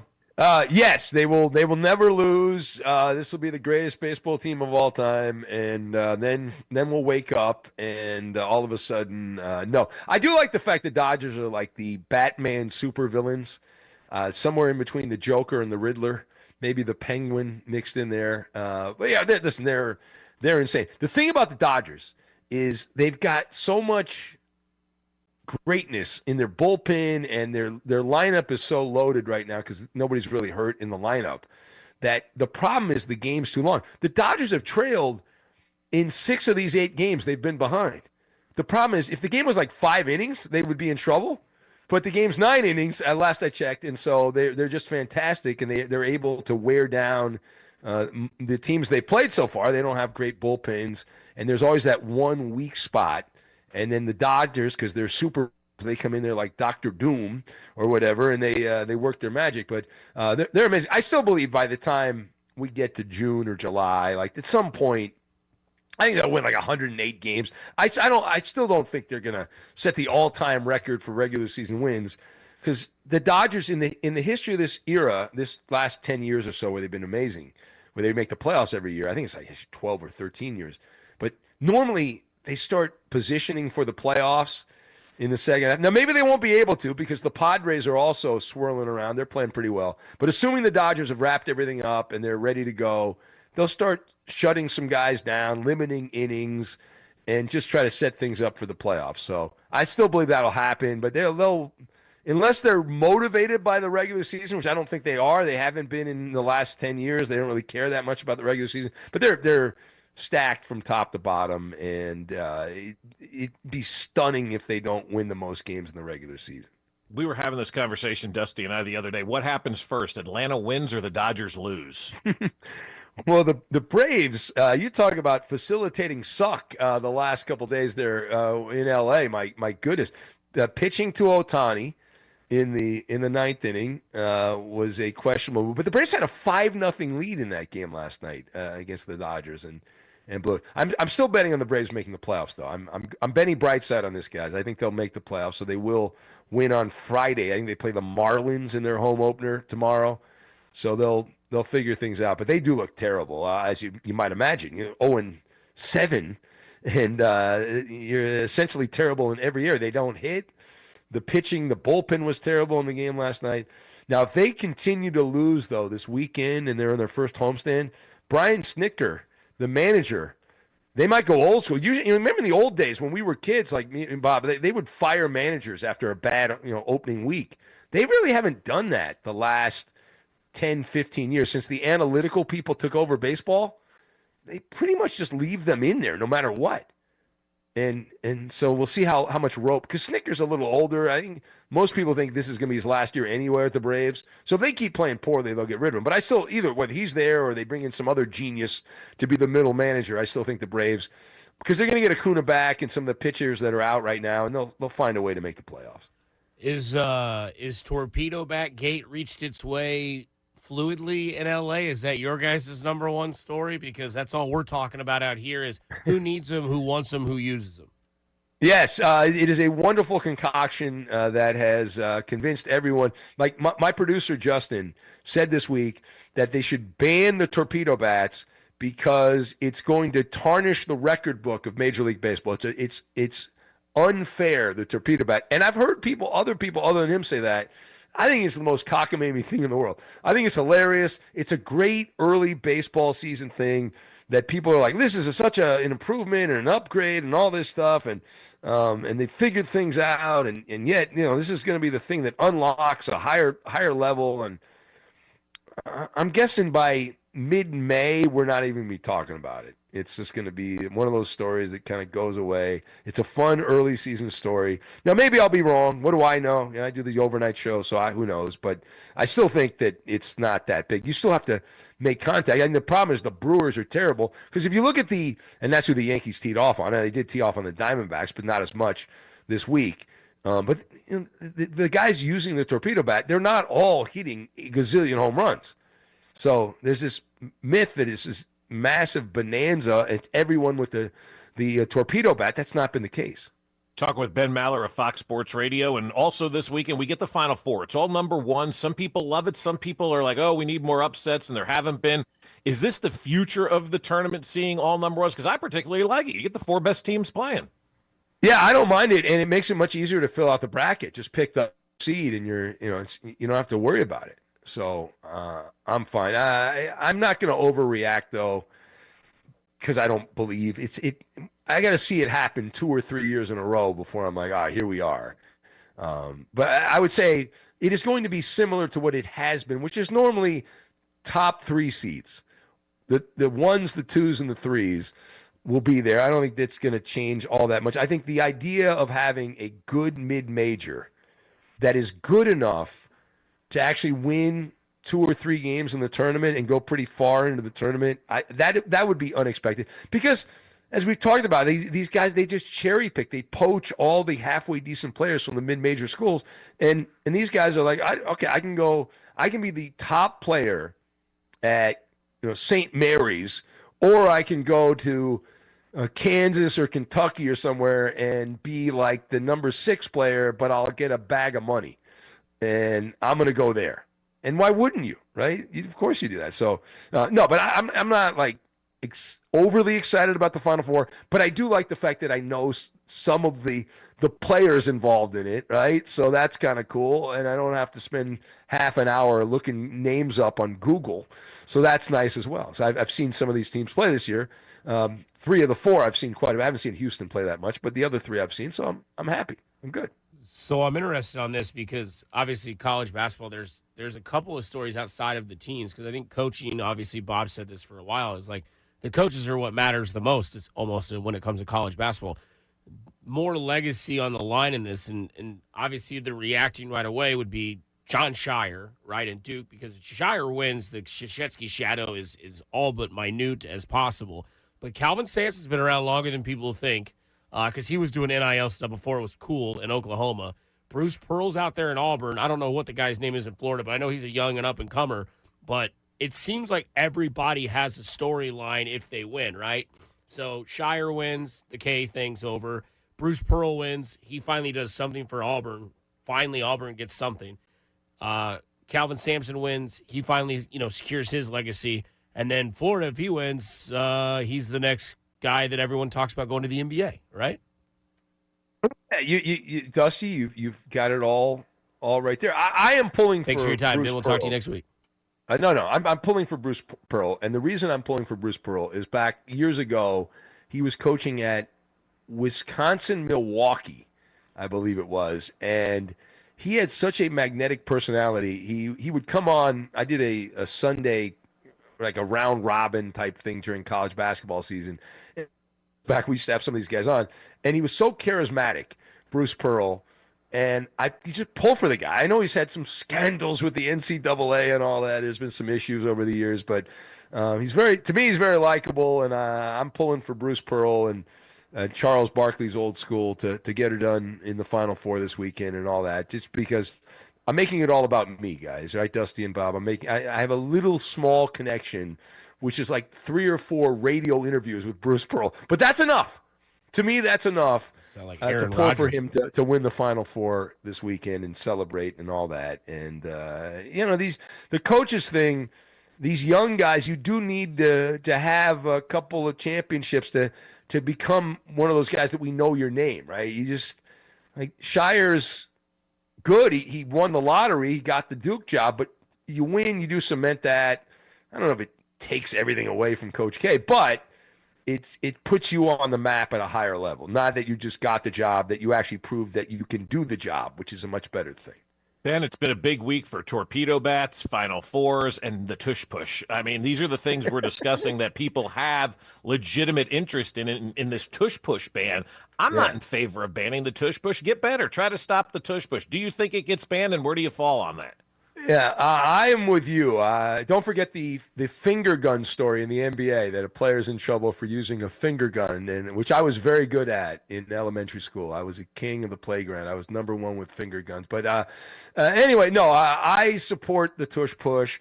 I think it's ridiculous. I was the guy saying, why get rid of the shift in baseball? Which they kind of, even though they got rid of the obvious over-the-top shift, but teams still shift infielders right to the line. But I support the tush push. I think it's embarrassing. It's unbecoming. It's emasculating these teams that are trying to get rid of it. And they don't even have enough votes. And so you can tell Roger Goodell's going to lobby and try to get more people to go that direction. They want to get rid of it. Even though the data, the NFL's own information back in, I think it was January when Sean McDermott came out and ripped the tush push, the NFL said there were no injuries. The NFL themselves said that. Now Roger Goodell's like, we don't think it's a safe play. So he's obviously going to try to get 8 more teams. That's a lot of teams to sway. That in 2 months between the rest of April and then most of May, when the NFL owners get together. But no, I support it, and I want my team to run it. I think every team should run it. Like you're not telling me the Eagles are the only team that can run it at 85% success. Work on it. Get your quarterback squatting and working out their legs if that's the key to Jalen Hurts. But figure it out, make it work. To get rid of it seems so pathetic. That's against everything football is supposed to be. You're supposed to be the tough guys. It's like, we're going to stop it. We're not going to get rid of it. It's ridiculous. If you could change a rule for Ben Mauer in the NFL, what would it be and why? Well, in the NFL, I mean, there's a lot of things you can switch around. You only get one, Ben. Don't be a millennial. I can only get one. I think there's too many replays. How about that? I would get rid of. Well, you're really going to hate the NFL this year because they're getting into their replay system analytics even more this year. No, I know. That's why I brought it up, Dusty, because they keep adding reviewable plays. I don't need it. I grew up. I know I'm dating myself. You're a boomer, but I grew up with hey, the referees will make a mistake every once in a while. Not everything has to be perfect. And now it's everything's got to be perfect. We have the technology. Everything's got to be perfect. It's you don't have to stop and microanalyze every single play. Because if you do, by the way, you can call holding on every play. Are we going to get to the point, well, there's holding on every play? By the definition of the rule book, there's holding. How far do you want to take it? So I would actually roll back on the amount of reviews, and they keep adding reviewable plays, and I would make it less and less, and I would give teams I know they have challenges, but I would go to more of a challenge-based system. Maybe I'd add some more. But that's it. And you don't need to have every single thing, every grain of sand on the beach examined. You don't. You can play football. They did it for a long time without that. Ben, we appreciate the time. Enjoy the Final Four. We'll see you again next week. All right, thanks, guys. That is Ben Maller, our guy from Fox Sports Radio. It's all brought to you by the Landing in Liberty, and I just received a text message that for the draft at the Landing in Liberty, you can get Maloney's picking that tab up. There's no question. Him and DePalma are paying for that thing.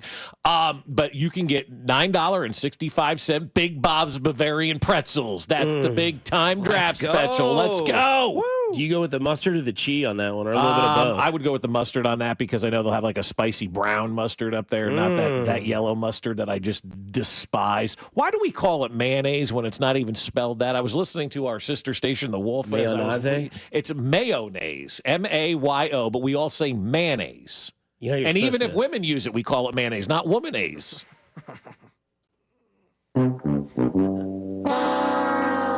And then we abbreviate. We do say mayo. We say mayo. We say mayo, but we say everybody says mayonnaise. He was so good at USC. Think he got paid to play there? Oh, good Lord, yeah. Think he'd have racked in the What's NIL? he doing now? I don't know. I mean, how long did he play in the NBA? 5 years? That long, really? I think so. Was it that long? Yeah, Joe I'd say Mayo. so. Yeah. Gerard. So anyways, why do we say mayonnaise and not mayonnaise? Well, is it ambulance or ambulance? Ambulance. Oh, okay. I think I called it ambulance half my life. Well, you were a kid. Well, not 5 years ago. But it's mayonnaise, but it's spelled mayonnaise. I don't really F with mayonnaise, to be honest with you. I don't either. I don't like it at all. It makes me sick. Love it. If I do, I cut it. You know what I mean? Like OG Tenacity, way too high. The calorics are way too. So, if I do a BLT, love BLTs. No, who doesn't, right? But I do a mayo mustard combo and stir it all together and then lay it on there. Mm-hmm. If I do a tuna sandwich, hot sauce, mayo, mustard, mix it all together. Hey, Don. See, tuna sandwiches now, I'm even out on the mayo. Tzatziki instead of mayo. Ooh, okay, I'll try that. That sounds great. Tzatziki you sauce. Okay over there? I'll drink tzatziki sauce. Oh, it is phenomenal. We went to Cava last night for dinner after one of the soccer games, and you get the tzatziki on the side. And I love tzatziki and pita chips. There's nothing better than that. So substitute that for your mayonnaise. Smash. So Maller kind of hit on it with the tush push. Mm-hmm. What's everybody's problem? Is what because I go home every day and randomly I'm a weirdo and I talk to myself in the car. I thought we had a good conversation about this. Mm-hmm. I thought this could have had more juice, or the hell's wrong? I mean, is it because one team does it? If the success rate for Philadelphia was 75%, I don't know what it is. It's 84%, okay. I think. Nice pull. Yeah. Let's say it was 75%. Would there be this much hot water around it? Yeah, probably. I think it's a microcosm of society today. If everybody doesn't get an opportunity to do something, then we got to cancel that. That's kind of where we are. Well, it's not fair, so we got to make it fair and equitable for everybody instead of going out there and getting better and trying to figure out a way to stop that, right? We can't get to the point in sports where we're making rules to stop things that people seemingly can't figure out how to do. Are we going to make rules that now I don't know, after the 6th inning, you're not allowed to pitch to Ohtani because he beats everybody in the 9th inning, or Patrick Mahomes isn't allowed to throw a deep ball anymore, or, this is the stuff that I start to think about. Like, this is where my mind goes. I always go to worst case scenario with things and how this could have a potential trickle down effect. And if we're starting to ban plays because people can't stop that play, well, then what's next year's version of the tush push? And then the year after that, and the year after that, and then all of a sudden we're going back to the days of no forward pass because nobody seemingly can stop that. Or we're not allowed to have running backs that are over 250 pounds because they're hurting somebody as they run through the line of scrimmage. So that's where I am on this. We have got to stop making things illegal or banning things or canceling things or getting rid of things because it isn't fair and equitable across the board. Figure out ways to make yourself better. Figure out ways to stop it, because I think this could be just the beginning of, okay, what's next? Look at how many rules have changed in the last 5 years because of the Chiefs.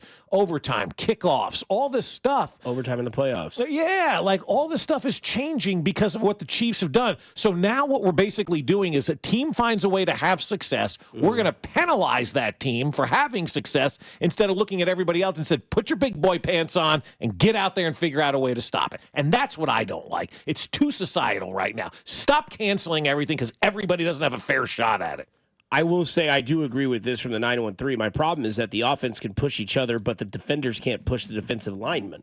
Yes. That I think is fair. I think if that is your argument, which is a very fantastic argument that's to a have good from the argument. 913, Yeah, sure. like, I don't see the problem with that because so after thinking about this, I think the main problem is that people look at it as unfair and people look at it as, the hell was that? I hit my I thought you took a spit. I thought you did like a. No. I was like, all right. Well, you said people think it's unfair. I do want to spit on that one because I hate that. So it's not fair. Tough. But to be fair, it is kind of unfair if one side can do something but the other side Why cannot. can't the defensive side push? I didn't know that. I mean, and if that is the rule, then okay, maybe we can figure out a way there, like on tush pushes only. Those situations you can push your defensive lineman forward. I don't know. Clearly they can't because that dude for Washington jumped over the line 4 consecutive times to where the referees were like, if you keep doing this, we're just going to give them it's just going to be a touchdown. No, you can't move the ball any further. It's like, well, you can't do that either. And I know there's some people that are like, well, it's not football, it's rugby.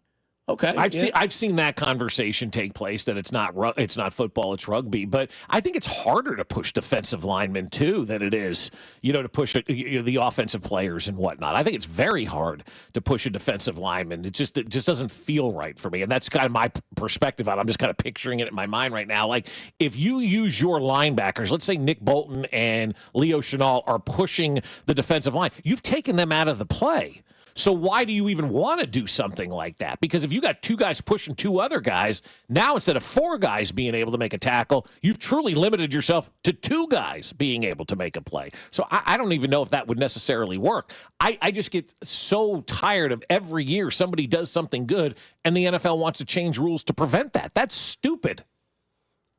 Or don't let him get to 1-yard situation, which, come on, Dusty, that's hardly. But that's fair point as well. Don't put yourself in that situation. How many times are we really seeing the tush push? How many times was it run last year? I mean, or is it every time it's run we see it on? I would say red zone and. I mean, if anybody should be outlawing it should be Saquon Barkley. Guy missed out on 10 touchdowns just last year. Right. He hit it 48 times. I would say 50 was going to be my guess. It's a lot. On everything. 48 times, 17 games, a little more than twice a game. Yeah.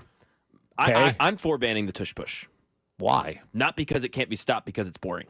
That would be completely different. It's just boring. It's not fun to watch. That's fine. Yeah, but that's a completely separate discussion. So what do you want to go to, where they now, instead of 4 pitches for intentional walk, you just get shown first base? Yeah, that's if you're going to line up in the tush push, just give them the first down, whatever, and move on. It's just boring. It's just that's all. I would say it's also lucky that nobody for Philadelphia's had a significant injury from it.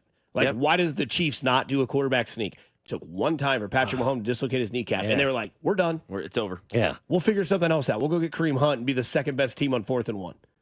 That's a real stat last year. Yeah. Which sounds so bizarre because the Chiefs on 4th and 1 have been like kryptonite, 3rd and 2. Forget it. Give me 3rd and 17, please. But if you look at Philadelphia, let Jalen Hurts do that one time and break his wrist, it'll strain end. his neck. They'll be like, okay, maybe it's too much. They've been lucky. I mean, if your head gets pushed back into your neck, Well, they have the strongest quarterback in the league by far. I mean, this is a bodybuilder of a man. So, yeah. They have the anomaly. Imagine how good Tebow's career would have been if that's his only play. Dude. He'd be in the league. He would be. He would, absolutely. Because that's what he did in college. They either did the Tebow play or he stopped and then hit it over the top. I mean, what if it's back in Lawrence Taylor and Derek Thomas days and we say, okay, we're banning the edge rush? Because Derek Thomas and Lawrence Taylor are just so good at it, we've got to take it out of the game. No, the offensive linemen just tried to get better, and the quarterbacks changed the way that they do business. Like, play callers change. Yeah, you change things up. Okay, there's Lawrence Taylor on that side. There's Derek. We'll go to the other side. Somebody says just ban the tush push inside the 20-yard line. Once you're in the red zone, you cannot do the tush push. I don't like it. I don't like banning it at all. 4th and 1 on the 21, first down in the red area. Damn it. I saw somebody yesterday suggest, I forget who it was, suggest that like if they could change a rule for the NFL, any field goals that you kick past the 50-yard line are worth 4 points, right? And so somebody laid out the scenario. It's 4th and 1 at the 46. You take a delay game, so it pushes you back to the other 49. You kick the field, you get the 4th point. Like at that point, you're declining that penalty. I didn't hate that one. You know, if the further back you make it, it should be worth more points. But it's never going to be that way. But again, here we sit talking about banning a tush push, which 2 years ago nobody even knew what the tush push was, and now it's become the biggest thing in the NFL, and everybody's got an opinion on it, on whether or not we should ban it. Like I'm tired of banning things in the NFL and changing the game because teams are having success doing things. It's weak. It really is. Yeah. We'll see what happens. It's considered tables right now in the NFL. They'll recess in May. Coming up on the other side, it is Smash or Pass. It is a Thursday. We've got a surprise in-studio snack, plus your chance at winning Booth Creek Wagyu, Casey's best steaks now with 2 locations, 95th and Knoll, 135th and Metcalf. We'll play a sounder. We'll play it for you. We'll give you a call number on the other side, so stick around for your chance at some Booth Creek Wagyu as we get into Smash or Pass on the other side on 96.5 The Fan, your home for Kansas City sports. Smash. You're listening to Fescoe and Dusty. Whoever that bozo was doing the armpit fart thing, come on, man. Catch Royals insider Josh Vernier every Monday at 8:20, right here on your home for Royals baseball. 96.5 The Fan. Living with chronic joint pain is like trying to get comfortable on a cactus sofa. Nothing feels good. And forget trying to do the things you enjoy this spring, like golfing, hiking, and tennis. You're just trying to get by. I want you to know something. The medical pros at QC Kinetics right here in Kansas City are on the case and focused to finally get you the relief you need. They've already treated tens of thousands of patients around the country with regenerative treatments that help calm that debilitating joint pain in your knees, your hips, your shoulders, and your back. With QC Kinetics, the science is solid. They give you your life back without surgery, without drugs, and without any downtime. Curious if you'd be a candidate for these treatments? No problem. The consultation is totally free, and they're happy to take a look to see if they can help you finally get the relief that you deserve. Call now and find out how easy it is to get back to enjoying life without chronic joint pain. Call QC Kinetics now, 816-412-6299. That's 816-412-6299. FanDuel, America's #1 sportsbook, is the best place to bet on sports. There's an absolutely loaded sports calendar this week, right? We've got basketball, baseball, hockey, or any other sport. Check out some of their exclusive promotions, Dinger Tuesday, Hump Day parlays, and golf profit boost tokens over the weekend. Maybe you want to place some bets on the Royals to get wins this week over the Brewers and Orioles, and then look ahead to the first major in golf of the season. And right now, new customers on FanDuel can get $200 in bonus bets with any winning $5 bet. Visit FanDuel.com/Alex to make every moment more. FanDuel's official sportsbook partner of 96.5 The Fan. 21 and present in Kansas. First online real money wager only. $5 first deposit required. Bonus issued as non-withdrawable bonus bets, which expire 7 days after receipt. Restrictions apply. See terms at sportsbook.fanduel.com. FanDuel is offering online sports wagering in Kansas under an agreement with Kansas Star Casino, LLC. Gambling problem? Getting help is your best bet. Call 1-800-522-4700 or visit ksgamblinghelp.com. One of life's greatest mysteries has finally been solved. Who let the dogs out? Spruce, spruce, spruce. It's Spruce, the new hard-working, worry-free weed and grass killer that's safe for use around people and pets. When used as directed, spray the leaves for visible results in just 1 hour and dead weeds in just 1 day. You spray, they play. Weeds die by the next day. Find Spruce wherever weed killers are sold. This is a story of the one. As a maintenance specialist for university housing, he knows college students can major in wear and tear. Plus, housing so many students doesn't leave a lot of room to house all the supplies he needs. That's where Grainger comes in.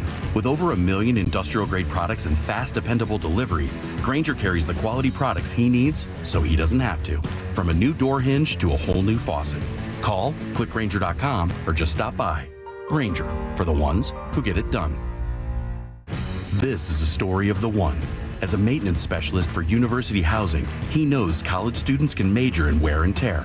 Plus, housing so many students doesn't leave a lot of room to house all the supplies he needs. That's where Grainger comes in. With over 1 million industrial-grade products and fast, dependable delivery, Grainger carries the quality products he needs so he doesn't have to. From a new door hinge to a whole new faucet. Call, click Grainger.com, or just stop by. Grainger, for the ones who get it done. I had the worst dream last night. You were in a car crash, and the kids and I were on our own. We had to move out of the house because I couldn't afford it anymore. That's awful, hon. My brother got life insurance from Ethos, and it only took 10 minutes. And he got $2 million in coverage for around $2 a day. It's all online, no medical exam. He just answered a few health questions right from his house. Ethos, here we come. Visit ethos.com/sports. Ethos.com/sports. Sample rate is a 10-year term life policy for 35-year-old healthy, non-smoking male. Billed monthly. Listen, you've been making house payments for years, right? And right now your home's value has never been higher, right?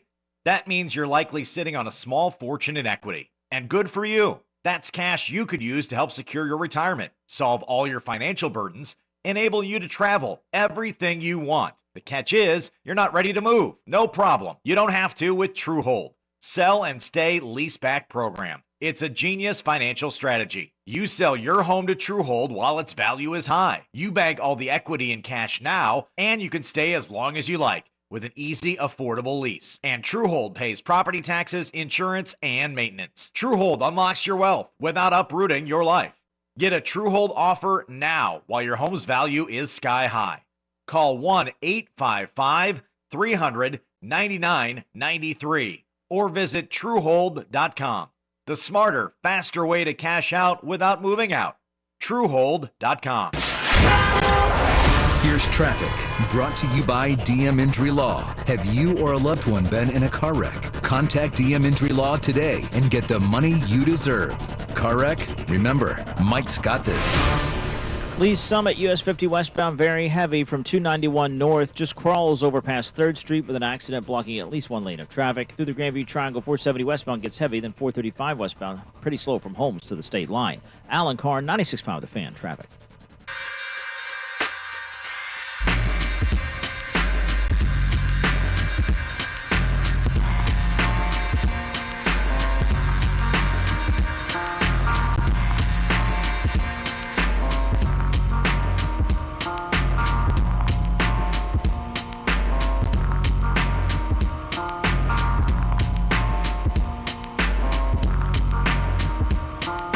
Diving right back into it. Hope you're having a wonderful Thursday. It's gloomy. That's okay. Big nap day for one Mac Morey, I'm sure. 100% didn't take one yesterday. Spectre always used to do Wednesday nap day. I know we talked about nap Wednesday. Yeah. Nap Wednesday. He'd nap for like 5 or 6 hours on Wednesday, but he wouldn't nap the rest of the week. 5 or 6 It was hours? like noon till like 5 or 6. That was pre-kids. Yeah, 100%. I mean, good No nap hell. days for Spec anymore. 5 to 6 hours? It's nuts. Bob, check your Twitter DMs. It is Smasher pastime, so obviously we will play you. My sister sent me the same one Oh, yesterday. really? Yeah. So good. But it is one thing that we love to do, which is give you a chance to win some stuff. So Booth Creek Wagyu, when you hear this sounder. Finally, I'm one of those guys who can't wait to get to work in the morning. Like a dairy cow. Oh! Oh! Oh, yes! Yes! So when you hear that sounder, you'll want to call 913-586-7965. When Mac answers the phone and you're caller number 9, say, Mac, you're a beautiful soul. And he's going to say, you're awesome, and you just won Booth Creek Wagyu. Of course, Casey's Best Steaks, now with 2 locations, 95th and Knoll and 135th and Metcalf. We You talked better about say it. That's right. He wants to hear it. Say it, please. He never says it. But yesterday I sent you the National Blank Day calendar, and April had 2 today. One was what we did earlier, the best score of a movie. Right. Today's also National Burrito Day. Yeah, which an hour ago, Vip is furiously texting, how are you not talking about National Burrito Day? You tell him to hang and on? I said, would you just calm down there in Las Vegas, Vip? It's a 4-hour show. Yeah, we'll get to it. It's also National Wear Tweed Day. Does anybody own anything tweed? I bet Mac probably does. You probably have a tweed coat. I don't know. So it is National Burrito Day as well. What are you guys putting in that thing? Man, it's tough for me because, I'm a sucker for a beefy 5-layer burrito from Taco Bell. That's a perfect burrito. Absolutely. Yeah, the bean burrito. Just give me that from Taco Bell, man. Bean burrito, no onions was a staple for me. See, I load up on the onions. The chili cheese burrito at Taco Bell was gas. Never had that. Oh. Okay.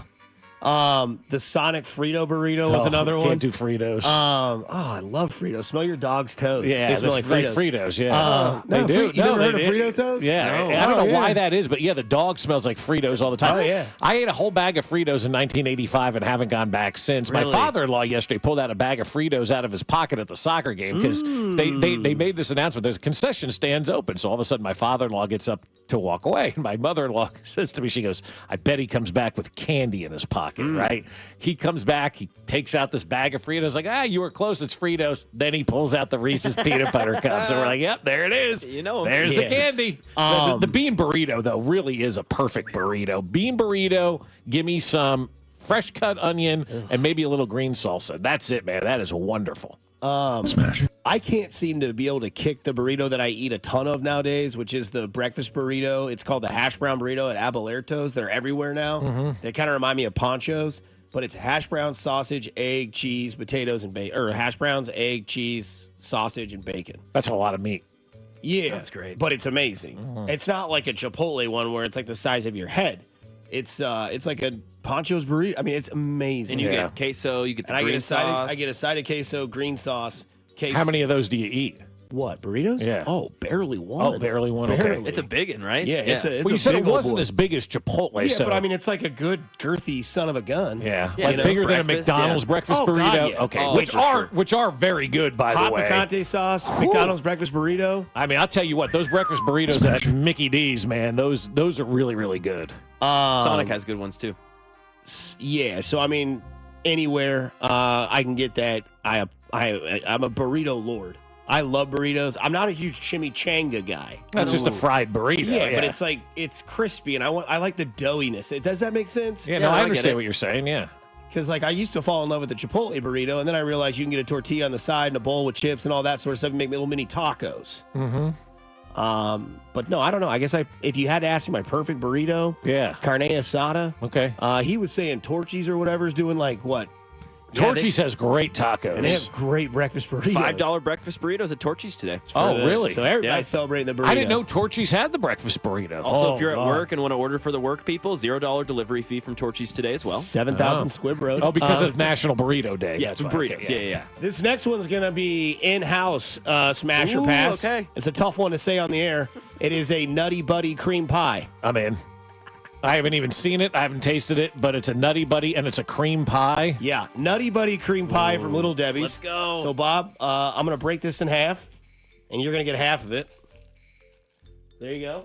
It smells great. I only need one This bite. smells Yeah. so good. Look at that beautiful cross section. Go in for that bite. Tell me what you think about that. Yeah, dude, it's a problem. Oh, man. Oh, man. It's a problem, dude. Dude, seriously, give me a Virginia Slims right now. Yeah, dude. You go to Hy-Vee, they're there. Little Debbie's Nutty Buddy cream pie. Hey, nah. Why did they take so long to make this one? I don't know. Wow. There's a lot of people out there Wow. like, I missed the wafer crunch. Dude. Who's saying that? Mr. One Bite. I was about to say Mr. One Bite over there. They're so good. Who's saying they missed the wafer crunch? Who even thinks that? But these are amazing. These are incredible. Well, let me tell you, I missed that wafer crunch. Is this Go to hell! Is this better than the original cream pie?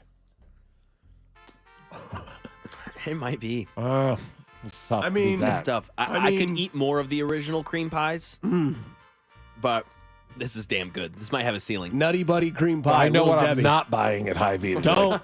You've had your taste, man. A dark corner wrapped up in a blanket. I mean, that I can't have those in the house. No.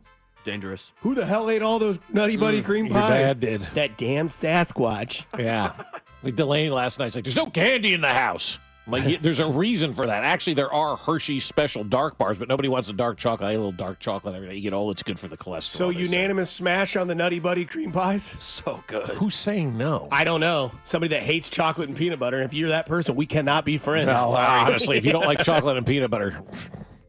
Finally, I'm one of those guys who can't wait to get to work in the morning. Like a dairy cow. Oh! Oh! Oh, yes! Yes! You're listening to Fescoe and Dusty on your home for Kansas City sports. 96.5, The Fan. Well, I'll tell you what. This is the Run My Own. I'll tell you, man, you know what you can get at Hy-Vee. We just talked about those peanut butter Nutty Buddy cream pies. They are fantastic, and Hy-Vee is the spot for everything. I love going to Hy-Vee. I love talking to my man, Froman, behind the fish counter and having conversations with him. KJ's his real name. And I love everything that Hy-Vee has to offer. And right now, it's starting to warm up a little bit. I'm looking at the grill outside, and I'm thinking, all right, it is time to fire up that grill. So this weekend, here's what you're going to do. Friday, Saturday, and Sunday, head to Hy-Vee for the good old-fashioned meat sale. You can save a bundle on grilling favorites like bacon-wrapped chicken grillers, which I love. Made the cowboy and cowgirl ones the other day. They're fantastic. Whole pork loin and ground chuck. Plus, special recipe brats are just $1. When's the last time you got anything for $1? You can get their specialty brats all weekend long at Hy-Vee for just $1. So stock up and save this Friday through Sunday at the good old-fashioned meat sale, only at Hy-Vee. Hey, it's Rex here with RexBuysKC.com, your local KC home buyer.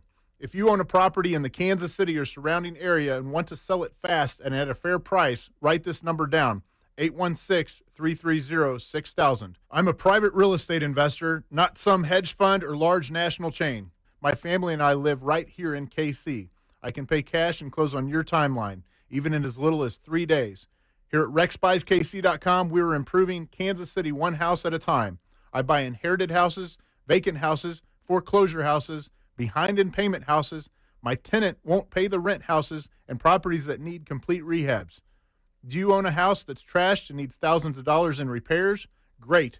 If you own a house and want to sell it fast, call me at this number, 816-330-6000. That's 816-330-6000, or go to RexBuysKC.com. That's RexBuysKC.com, and I look forward to working with you. This is the Run My Own Business dream. This is the colleges paid for dream. This is the retire early dream. This is Busey Bank and Cross First Bank. Together, we'll help ensure your dreams and possibilities become moments. Through trusted guidance and expertise, through lifelong relationships. Together, we're building extraordinary impact in business, wealth, and community. Busey Bank and Cross First Bank. Member FDIC.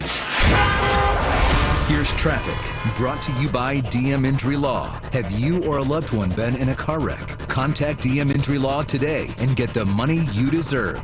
Car wreck? Remember, Mike's got this.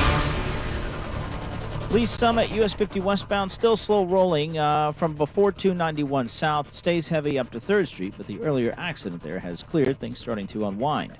Alan Carr, 96.5 The Fan, traffic. What's up, KC? This is Matt Quattrero. On your way home from the ballpark, make sure to listen to Vern's postgame show right here on 96.5 The Fan. I will not be listening. 96.5 The Fan, KFNC FM and AM, HD1 and HD2 Kansas City, an Odyssey sports station.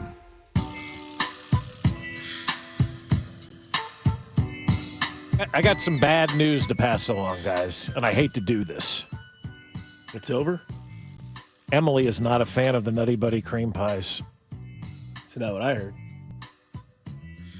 What's Mac doing on the phone? He's trying to get us a winner. Why is she not? Has she even had it? I don't know. That's before we get any more into this. I need to know if she's even actually tried it. Don't give me this childish hoopla of like, I don't like peppers. Well, when's the last time you had it? I've never had them. Well, then you don't know if you like them or not. Because I don't know how you can't like that. That's peanut butter, chocolate, and stuff. Yeah, me no to Nutty Buddy cream pie. She also spelled it Buddy, but it's B-U-T-T-Y, right? So maybe she's thinking No, it's B-U-D-D-Y. Oh, it is? It's Nutty Buddy? Mhm. That's a Nutty Buddy? Mm-hmm. That was B-U-T-T-Y. Does she like the original cream pie? Who doesn't? The oatmeal cream pie from Little Debbie used to be a quarter back in the day. Somebody says we should nuke those in the microwave, and we'll thank them later. Hang on a second. Pause. Yeah. Okay. I mean, I don't have a microwave, so I guess I put it in the oven. Are we talking about the original cream pie or the chocolate-covered Nutty Buddy cream pie? Well, I think the chocolate would get too melty. That's what I'm saying. But Did the I hear original, you I think they're talking correctly? about the original What? one. Did I hear you correctly over the phone? What? That Emily doesn't like the. She said it's a no for me. Yeah, it's a no for What? her, yeah. Randy Jackson? No Yeah. way. Come on. What are we doing here? I'm sorry, we're going to pass. It's a no for me, dog. Dog, let me tell you something. Yeah, it's a no for me, And dog. you got Ain't gonna Simon make it. Cowell over there going, let me tell you about the Nutty Buddy. You stink. It's awful. It's no good. Yeah, come on, Ems. You're missing out. We gave Mac a full one because he's a growing boy. So, yeah, shout out to Jim, our winner on the Go, Booth Jim. Creek Wagyu. Way to Yeah. go, Jim. I just want to win, Jim. Casey. He did win. That's right. Casey's Best Steaks now at 2 locations, 95th and Knoll and 135th and Metcalf, Booth Creek Wagyu on Smash or Pass. Would like to see more smashing and less passing with the Royals lineup. Again, talked about it earlier in the show. 23 runners left in scoring position, or left on base, I should say. 23 runners left on base. The most they left on base was the game they scored 11 runs. But again, it is a early start to the season. They have played 2 series. They've played 2 division winners from postseasons. Milwaukee won their NL Central last year. Cleveland won the AL Central last year as well. 2-4, a lot of good that can come from 2-4, but you got to get into the not so good as well. We'll start with the good. Everybody's tied in their division. Everybody's 2-4, right? Every single person that represents the AL Central is 2-4, from Chicago to Cleveland. Every single team is 2-4. That's right. So everybody's tied for first. Yes. And Yes. so really, Saying there's a chance. So basically what happened was, if you're looking at division-wise, the first 2 series of the season didn't really happen. Right. Everybody's got the same record. Everybody starts from scratch. But the one thing that you do have to look to as we teeter-totter to the other side is we're done with the showing up, the syllabus, and welcome to school. Welcome all to class. the first day stuff is over. It's done because you got big bad Baltimore coming to town Friday, Saturday, Sunday. Go feel like October out there. Oh, right? yeah. Gonna feel like October. Gonna be cold. Gonna be a little Raw, wet. damp, nasty. Right. Yeah. And, you get Lugo, you get Waka, and you get everybody's new favorite, Chris Bubich. You got to somehow stick it to the man here. And I think Baltimore, as much as we see New York using those torpedo bats into effect, as much as we hear about Boston, I think Baltimore is the team to beat in the AL East. I think they're one of the top 3 best teams in baseball. I understand the Dodgers are the number 1. The Padres are up there. I think the Baltimore Orioles, with their roster and what they can do with what they've drafted, they are one of the better teams in baseball. Yeah, and look, the Baltimore Orioles are going to be one of those top teams, and you mentioned the Yankees being a top team. They were a pretty good team until they ran into the Arizona Diamondbacks over the last couple of days. And if you start to look at what's going on in the National League West, the Arizona Diamondbacks, the Los Angeles Dodgers, the San Francisco Giants, and the San Diego Padres, I mean, what they're putting together right now, that may go down as the best division in all of Major League Baseball at this point in time. And so the Yankees were doing good until they faced the Diamondbacks. Dodgers 8-0, Padres 7-0, Giants 5-1,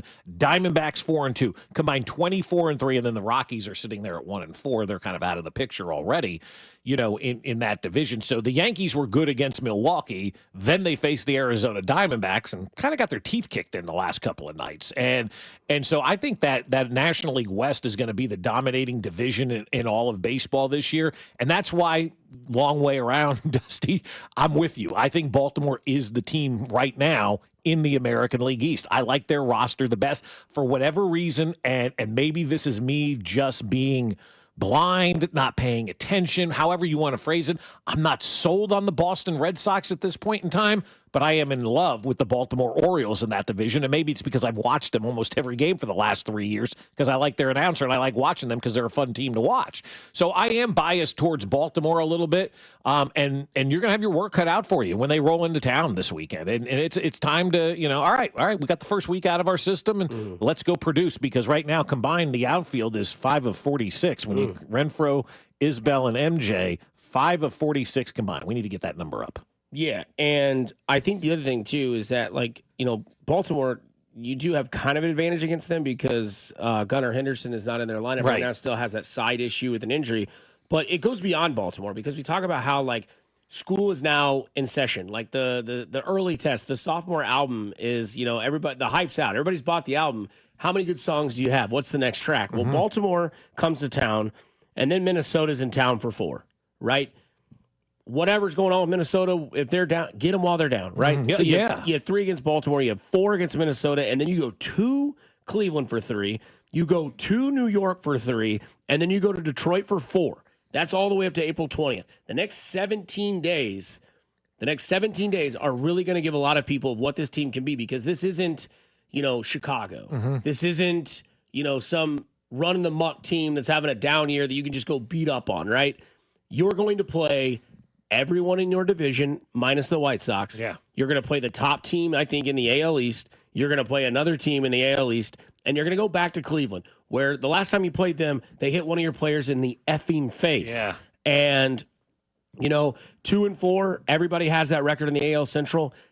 Again, it's still way too early. I've always been the guy that's like, once we get to June 1st, then you can make your serious evaluations. But you're getting a minor midterm right here in the theory or the analogy of school. The syllabus week is over. Now it starts to go. You're starting to have to take home homework, turn it in the next day. If you don't, you get a 0. Your grades start to matter. You're going to play Baltimore. You're going to play Minnesota. You're going to play all those good teams.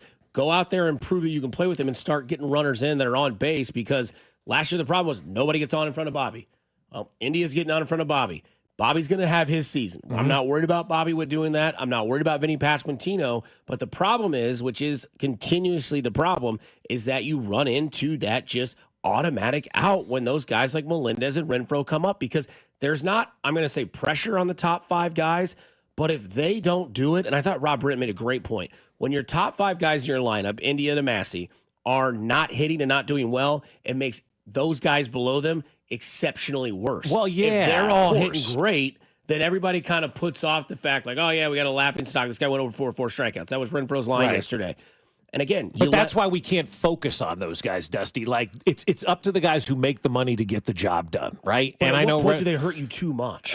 Well, I don't know. I've said it numerous times. I don't think there's enough good Major League Baseball players to field 26 roster spots on 30 teams. Like the Chiefs won 11-6, but the focus that year was Kadarius Toney and Sky Moore couldn't catch the ball. Right, exactly. That we focus on always the negative, and we never want to focus on the people that we like. Well, the success and failure of this season is up to India, Bobby, Salvi, Vinny, and Massey. And if those guys are producing, then this team is going to be fine. If those guys aren't producing as they should be producing, then the team has no chance, because then you're relying on guys that can't get the job, or not relying on guys, but you're trying to have guys that you can't rely on try to do something that they're not capable of doing. That's why you have to have those 5 guys in your lineup produce. Otherwise, you just don't stand a chance. And that's why those guys make more money. So it's easy to rip on the people we don't like on rosters. But at the end of the day, we have to keep the people that we do like accountable. And those are the guys that need to produce. If Vinny Pasquantino becomes a big hole in this lineup, doesn't matter what MJ and Isbell and them are doing. Vinny's not doing his job. If Bobby goes into a slump, or if Salvi goes into a slump, we have to hold the guys we like more accountable than the Sky Moores, the Kadarius Tonys, the Dan Sorensens, the Rioses, the Infantes, the guys that aren't capable of doing the job. We expect more out of people who aren't capable of doing the job at a high level than we do for the guys that we love and we have the jerseys on. The success and failure of this season are the top 5 guys in the order and nobody else. I think that where you can compare that 11-6 Chiefs team where they just could not trust Kadarius Toney and Sky Moore, what'd they do? They leaned on a rookie in Rashee Rice. Yeah. Am I wrong? Well, they did. They leaned on their quarterback. They leaned on their defense. They leaned on their tight end. Okay. I'm going at a pure receiver standpoint here. They could not throw the ball to Kadarius Toney and Sky Moore because they kept dropping the ball, and they were frustrating everybody in the team, including the quarterback that had never really shown real emotion except for winning. Mm-hmm. So Andy Reid had to go to his rookie wide receiver, Rashee Rice, which is, we've all been told, Andy Reid doesn't give rookie wide receivers a whole lot of stuff because he wants them to get used to the league. It's a big playbook. It's tough to learn. If you continue to have these guys go out there and go, what'd you say, 4 for 43 and strike out? 5 for 46, yeah. Sure. And they strike out 2 out of 3 at bats every game, that's going to cause frustration on your team. I promise you that, because it's going to get to the point where it's like, we're screwed. These are all automatic outs. Well, then maybe it's time to lean on your rookie that's down in the minor leagues. And if he starts balling, then you have to do something different that you've never done before. And that is bring a guy up that might just actually change the trajectory of your life. It may, but it may not, too. Like, we don't know. Well, of course, that's what the that's argument. going to do. It could or it couldn't. That's why he's a myth at this point in time. And I don't want him to come up in this situation right now. Quite frankly, I don't want anything to do with Cags in this situation, because he will come up and everybody will expect him to hit that 5-run home run and be that guy in the lineup. And coming up to the big leagues, or any league for that matter, and playing on that professional level, there is a big adjustment time. I'd rather have the guy just come up and be inserted into a lineup where he can just go out there, because you know what's going to happen. These guys are going to continue to fail. Everybody's going to get anxious. They're going to want this guy to come up. Then he's going to come up, and the pressure that's going to be on him is going to be immense for him to be the guy that carries the bottom third of the lineup. And that's just not possible, especially for a guy who's never done it here before. But that's why when you look at the Super Bowl and that playoff run that the Chiefs had, ultimately it was Travis Kelce, it was Patrick Mahomes, McCole Hardman caught the winning touchdown. Yeah, you started to rely on the guys that you can count on. Yeah, you relied on Rashee Rice. But you did towards the end of the season, no doubt about it. 8 through the Super Bowl, it was Rashee Rice. But it was all Travis Kelce had 400 yards receiving in that postseason. McCole Hardman, like I said, the winning. You started to go back to the basics and the things that worked for you. And I look at this situation right now. If 1 through 5 are not producing, I don't care what the rest of the lineup is doing, because I'm not expecting them to go out there and produce. They're not going to get the job done regardless. If 1 through 5 is producing, we're great. Those are the guys that need to be held accountable, not Merv or MJ or whatever we call them these days. And not Renfroe. 4 strikeouts yesterday. That's embarrassing. It's not getting any better. We'll come back. We'll get into some Chiefs talk, but as well, we'll get into the top 100 MLB players. And guess what? There are 5 Royals on that list. Can you name all 5? Because we will. You have 4 minutes. 96.5 The Fan, your home for Kansas City Sports. Hey, it's Vinny Pasquantino, and you're listening to Fescoe and Dusty on your home for Royals baseball. 96.5 The Fan. Well, I'll tell you what, we're talking baseball, but we got all kinds of sports going on this weekend, right? You got basketball, you got baseball, and with baseball officially back, you can make every game day more exciting with Underdog. Underdog is one of the leading sports apps, and it's now available to play in the state of Missouri. To play, it's so simple. Choose whether a player will go higher or lower on one of their stats: strikeouts, home runs, hits, and so much more. I love combining, the different leagues that you can do on the Underdog app. You can do all baseball selections, or you can mix and match from across other sports. And with basketball taking place this weekend, now's the perfect time for the Underdog app. You can play with as little as $1, and if you get everything right, you can win up to 1,000 times your money. So turn $1 into 1,000 just with your baseball and sports knowledge.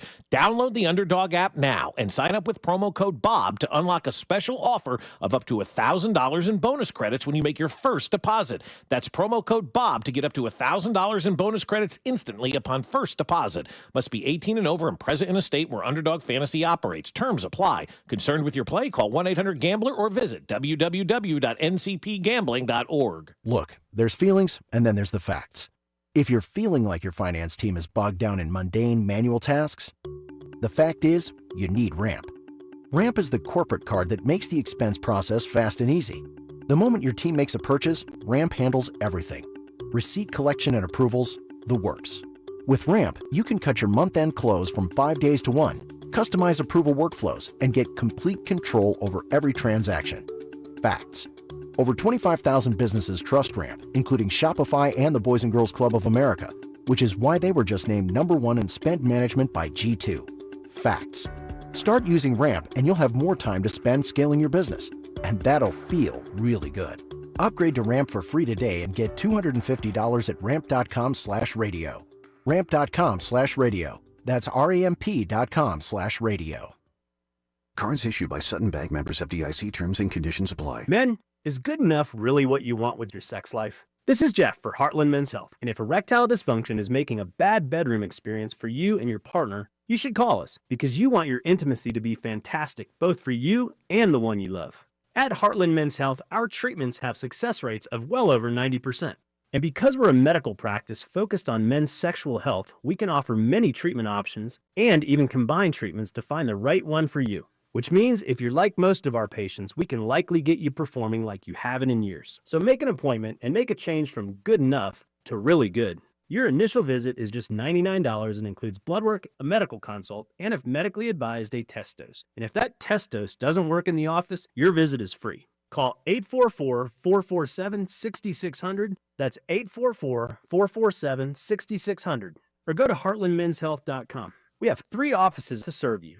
Heartland Men's Health, a Promenic restorative health. I'm still going for it, even with higher stroke risk from atrial fibrillation and a regular heartbeat not caused by a heart valve problem. Over a 3-year study, Eliquis apixaban tablets reduced stroke risk better than warfarin, and over 97% of Eliquis patients did not experience a stroke. A first stroke occurred in 2.9% of warfarin patients versus 2.3% of Eliquis patients. Don't stop taking prescription Eliquis without asking your doctor. It may increase your stroke risk. Eliquis can cause serious and, in rare cases, fatal bleeding. Don't take Eliquis if you have an artificial heart valve, abnormal bleeding, or antiphospholipid syndrome. While taking, you may bruise more easily or take longer for bleeding to stop. A spinal injection while on Eliquis increases risk of blood clots, which may cause paralysis, the inability to move. Get medical help right away for unexpected bleeding, unusual bruising, or tingling, numbness, or muscle weakness. Medications such as aspirin products, NSAIDs, SSRIs, SNRIs, and blood thinners may increase bleeding risk. Tell your doctor about all planned medical or dental procedures. Learn more at Eliquis.com or call 1-855-ELIQUIS. It's March matchups at BetMGM. Lock in your picks for this year's tournament with the sportsbook born in Vegas. Get into the game with exciting state-of-the-art live tracking technology, exclusive sportsbook selections, and so much more. Check out BetMGM Originals for dozens of markets you won't find anywhere else. Take a shot at our exciting free-to-play games for your chance at scoring odds boost tokens, bonus bets, and many other prizes. Experience college hoops like never before with BetMGM. BetMGM and GameSense remind you to play responsibly. See BetMGM.com for terms. 21 years of age and older. Some U.S. promotional offers are not available in Mississippi, New York, Nevada, Ontario, or Puerto Rico. Gambling problem? Call 1-800-GAMBLER. Available in the U.S. For New York, call 877-8-HOPE-NY or text HOPE-NY 467-369. For Arizona, call 1-800-NEXT-STEP. For Massachusetts, 1-800-327-5050. For Iowa, 1-800-BETS-OFF. For Puerto Rico, 1-800-981-0023. First bet offer for new customers only. All other promotions for existing customers. Subject to eligibility requirements and rewards may vary. In partnership with Kansas Crossing Casino and Hotel. FanDuel, America's #1 sportsbook app, is the best place to bet on sports. There's absolutely a loaded sports calendar this week, and it doesn't matter if you're into basketball, baseball, hockey, or any other sport.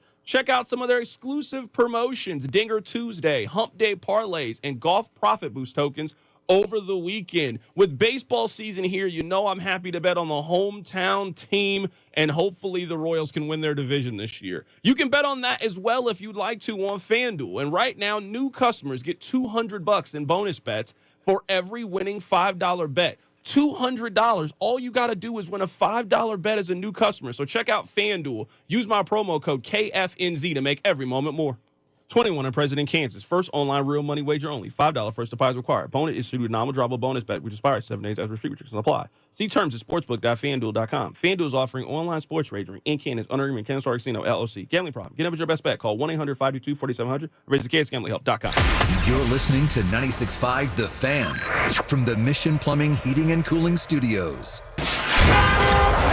Here's traffic, brought to you by DM Injury Law. Have you or a loved one been in a car wreck? Contact DM Injury Law today and get the money you deserve. Car wreck? Remember, Mike's got this. Missouri side 169 highway before the bridge with an accident, building delays back towards the airport exit. Through the Grandview Triangle, things get pretty heavy 470 westbound. It moves better once you get out onto 435. Alan Carr, 96.5 The Fan, traffic.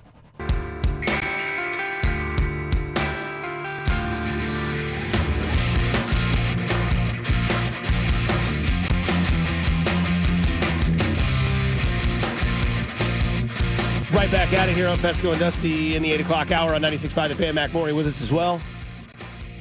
God, Emily's pissed. She doesn't like Oreos either. Who is this satanic person? You don't like Oreos? You don't like peanut butter and chocolate? You don't like cream pies? Everybody loves a cream pie. I mean, I'm stunned. I thought, Banana, oatmeal. You think you know Coconut, somebody. Yeah, seriously. Right? I mean, doesn't like Oreos or peanut butter and chocolate, but has 14 bags of sour cream in her fridge. that's right. We love you, obviously. But we're just very disappointed. Yeah, exactly. I'm Yeah. not mad. I'm disappointed. That's right. I'm not mad. I mean, you can have your likes and dislikes and all, but See, that always made me hurt more. Oh, for sure. oh yeah, I'm When not my mad. dad would I'm say just that. disappointed. In you. Oh, my dad would tell me that. It hurt worse. I'm not mad at you, Dusty. I'm just very disappointed. That's why they say that, because they know it hurts. You let 'em down. You let them down. Yeah, I'm disappointed in you. Not Yeah. mad. Not mad at all. I mean, when you say you don't like peanut butter and chocolate, it makes my mind go. Hey, well, yo, man. Yeah, exactly. I mean, that was the reaction, right? Like, duh. What? Oh boy. So yesterday we saw an article. MLB had the top 100 players. Mm-hmm. The Royals had 5. Yeah. Because you'd ask the question, how many do you think they have outside of Bobby Witt Jr.? Well, it said click to get to your team on ESPN, right? So you click it, it just took you to Bobby Witt at number 2. I'm like, that's it? We only get one? I thought they were going to break it down team by thought they team, would too, right? yeah. Like, come on, ESPN, help people out. Don't tell us to click on the team and then only have the first guy Sitting show here up, scrolling right? through the whole list. Scrolling, getting plantar fasciitis in my thumb. Like, what is going on? All right. It's carpal tunnel. Yeah, whatever it is. Yeah. But how many made the list? We thought Bobby Witt, and then we started to go through the list a little bit, and you're like, oh, okay, there's a lot more on that list. So There were 5. 5 of the top 100. That's 5%. That's 5 out of 100. 5% of baseball's top 100 players play for the Royals. Bobby Witt at 2. Cole Reagans, we saw yesterday. Very nice job out of him. Lugo at 83. What was Reagan's at, though? 48. There you go. Yeah, 48. Lugo, 83. Pasquantino at 94. And coming in at number 99, Salvador Perez. The Chili Man. I'm kidding. R.I.P. 99, Sal Perez. I'd hate to see who 100 was. But who was it, Mac? You went through that list. Do you remember who it was? Yeah. Was it Shohei 24 Ohtani? hours ago. Exactly. Was it Aaron Judge? Yeah, he was 100. Yes. Yeah. No, Aaron He was Judge so good. wears He was- 99. Oh. Yeah. He was in it twice. Right. No, that's good to see because that tells you where this team has been, right? And look at the names on the list, right? Obviously, Bobby Witt Jr., homegrown. Salvador Perez, homegrown. Great place to get breakfast. Vinny Pasquantino as well. Yep. And then the other 2 guys that are pitchers on your staff, you've got via trade and off season, right? Reagans is probably what we consider JJ's magic, right? He went and traded Aroldis Chapman for Cole Reagans, and they said, yo, you want this 2-time Tommy John surgery guy, left-hander? Yeah, go ahead. Thank you very much. Guess who's not in Texas anymore? Aroldis Chapman. He's in Boston. Guess who is the ace of the staff for hopefully many years? Yeah. Cole Reagans. And he's number 40 on the list. I would assume that number will get smaller. It'll dissipate, more and more. It'll get down into the 30s, I believe, because a lot of people compared him to a left-handed Jason DeGrom or Jake DeGrom last year. Lugo, 83. Interesting. That's probably I would guess he was probably outside the top 100 last year. This year I he would popped imagine in he with wasn't that. even the top 200 last. Like And we knew who pops he in. was. Yeah. And the undeniable Vinny Pasquantino, as Vern calls him, coming in at 94. And then your veteran and captain is according to the top 100, he's the worst one on the list, which is kind of shows you where this team is headed and what this team is trying to do. The Royals have a future. It is right there. With Bobby Witt Jr., Cole Reagans, and Vinny Pasquantino. Yeah, Kodai Senga coming in at number 100. He's number 100 on the list. Ohtani comes in at number 1. Bobby, as we said, 2. Betts number 3. Judge 4. Paul Skeen's already number 5 on that list. Best pitcher in baseball. I was watching his highlights last night again. I mean, that ball The just GQ ones or dances. the No, ones on- that too. Yes, I watched a lot. Anybody who doesn't think Livy Dunn is a 10 is not credible. Okay, I'm just going to tell you that right now. Is Drew Nixon in his car? That producer for the midday show, I won't even Drew say his Nixon. name. He doesn't think she's a 10, and he doesn't think Paulina Gretzky's a 10. How can you believe anything that? Oh, he's a Bengal fan too. Yeah, there He it said is. Pretty Livy Dunn, much. he said Livy Dunn's a 7. He's nuts. Is he a French judge in the Olympics? I mean, but what would you find fault in? Like if you're saying Livy Dunn is a 7, not even a that's 9. 70%. Like I would let her eat crackers in my bed. Of course, yeah. I mean, like there was I a would story. drink bathwater. There's a story going around the internet today. I saw it in the New York Post. A baby toddler ate her grandfather's ashes right? And the mother is all very upset because the baby ate the cremated body, kind of disgusting. That's gross. And I asked you guys, would you eat Livy Dunn's ashes? If like and everybody, of course, right? How do you not have like she's awesome at everything? She's basically why the NIL is here. She's phenomenal at her sport. She's a beautiful girl. She does so much great work by promoting brands and whatnot. Like how can you not say Livy Dunn is a 10? She's awesome. She should be what everybody wants to be. I think she's also perfect for him. It's great. Because he's so boring. Like, did you see his post-game interview yesterday? They're like, how'd the GQ shoot go? He's like, I thought it went all right. How'd I look? I didn't even know what GQ was until they called me. Well, you saw the story about how he almost did not get to date Livy Dunn? But I have to ask you, what's your favorite thing about Mr. Paul Skeens? His mustache and Livy Dunn. So she slid into his DMs on Instagram, and he never accepted her friend request and all that kind of stuff. And then so clearly that made him more attractive to her. Like, this guy won't respond to me. Who the hell is this kid? That's pitching for LSU. I'm on the LSU's gym. This guy's not responding. He goes, yeah, I don't even really check the Instagram. Like, maybe you should because, Livy Dunn's interested in saying hi. I do think also, going randomly off the script, but like as much as impact that Travis and Taylor had in the NFL, and again, I am not comparing these two couples, but like that is a power couple for a sport that needs it. It needs pizzazz. It needs a little bit more salt in the potatoes, right? Like you eat it, you're like, there's something missing. It needs that pop culture, right? Like yes, it does. Baseball is an older crowd. I will give you that credit. That was a young kid at a game who said he likes Paul Skeens' mustache and Livy Dunn. But I have to ask you, what's your favorite thing about Mr. Paul Skeens? His mustache and Livy Dunn. Right? Like he's got a really smart father, too, to tell him to be viral. But here's the thing, right? Like the Pirates, when that kid pulled that signed card, were like, hey, we'll give you sweet tickets. You can hang out with Livy Dunn. Like they're using that like the way that the Chiefs would. Like imagine how much money an auction would make. Sign Travis Kelce autographed, and you get to sit in the same suite as Taylor Swift for a game. It'd be the highest grossing auction item in the history of Kansas City auctions. Yeah, dude, it would be. Like anything that you think is gone for a big amount, this would blow it out of the water. And I know we didn't have this discussion about what we're getting ready to talk about, but like this is something that like sometimes it's just not the sport that sells it. Sometimes you can use a crutch or use something else to grow your sport. Well, look at what Taylor Swift did for the Kansas City Chiefs brand. 300% merchandise. I mean, it's just 300. That alone, having that relationship alone generated more money than anybody knows really what to do with right now. And the Livy Dunn thing does need to be utilized better by Major League Baseball. They've got to find a way to make her front and center and Paul Skeens front and center. But the other guy is, and you and I talked a little bit about this last night, Jazz Chisholm needs to lead into being the biggest heel in Major League Baseball right now. He's out here fighting with Dave Portnoy and all this kind of stuff. Like those kinds of things right now where we are in sports and in life and in baseball, all those things need to be embraced. Major League Baseball should be embracing Jazz Chisholm as the heel of Major League Baseball, and they should be embracing Livy Dunn and Paul Skeens kind of as the face of Major League Baseball. That's why I go back to, I think every sport should call Paul Levesque. Like the creator of content now in the WWE, aka a lot of people know him as Hunter Helmsley or Triple H. Like storylines are what make that sport. It's not necessarily like no one goes to WrestleMania and be like, I take that. Like no one watches CM Punk, who's a big guy there, used to be a big guy. You were more interested in his promos or his what he would call like a pipe bomb speech, where he would come out, he'd sit cross-legged, and he would just diss. That's what you were entertained by. Then he would go into the ring. You're like, all right, he's got some moves. He's entertaining in that facet as well. But like, this is where baseball can take this couple who was just on GQ or in the magazine GQ. He is, to me, the best pitcher in baseball. Will be for quite some time as long as he can stay healthy. He's historically on pace to be the greatest of all time. We read those stats earlier. If you missed them, he's got 25 starts now in Major League Baseball. He has over 175 strikeouts in 200 innings or whatever it was that I said. He's on pace to be one of the best players and one of the best pitchers in the history of Major League Baseball. He is dominating that competition out there.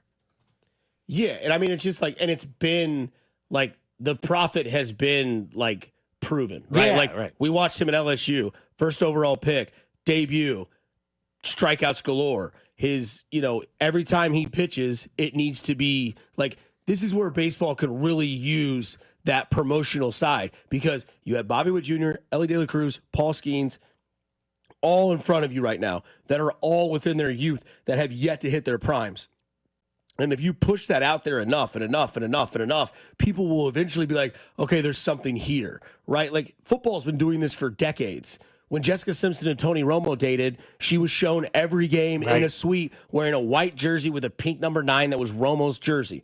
That was what they showed. It worked. People knew who she was. People knew who Tony Romo was. He was the most popular player in the league at the time because he was the Dallas Cowboys quarterback. That's not a hot take. That's not a wrong take. Everybody knew who Tony Romo was because that back then, Dallas was still kind of like getting a lot of people to Dallas was relevant. Right. And so, like, this is where baseball could really lean into this. And, you know, you have a top 5 player in the sport dating one of the most popular top 5, maybe Instagram follows, maybe one of the top 5 most, you know, influential people that are not even a professional like life yet. She's still at LSU, and a gymnast, right? Like Simone Biles and Livy Dunn. Like, you talk about them and almost not skill set. I'm not saying skill set, but like when you think of gymnasts, you're gonna be like, oh yeah, Simone Biles, Livy Dunn, right? Like, and that's you where may that think goes. of Livy Dunn before you think of Simone Biles too. And You know, that's- you just yeah. may, depending on who you're talking to and what generation. Right. And not you know, only it that, is. but like, you know, and this is, you know, the power of females is that like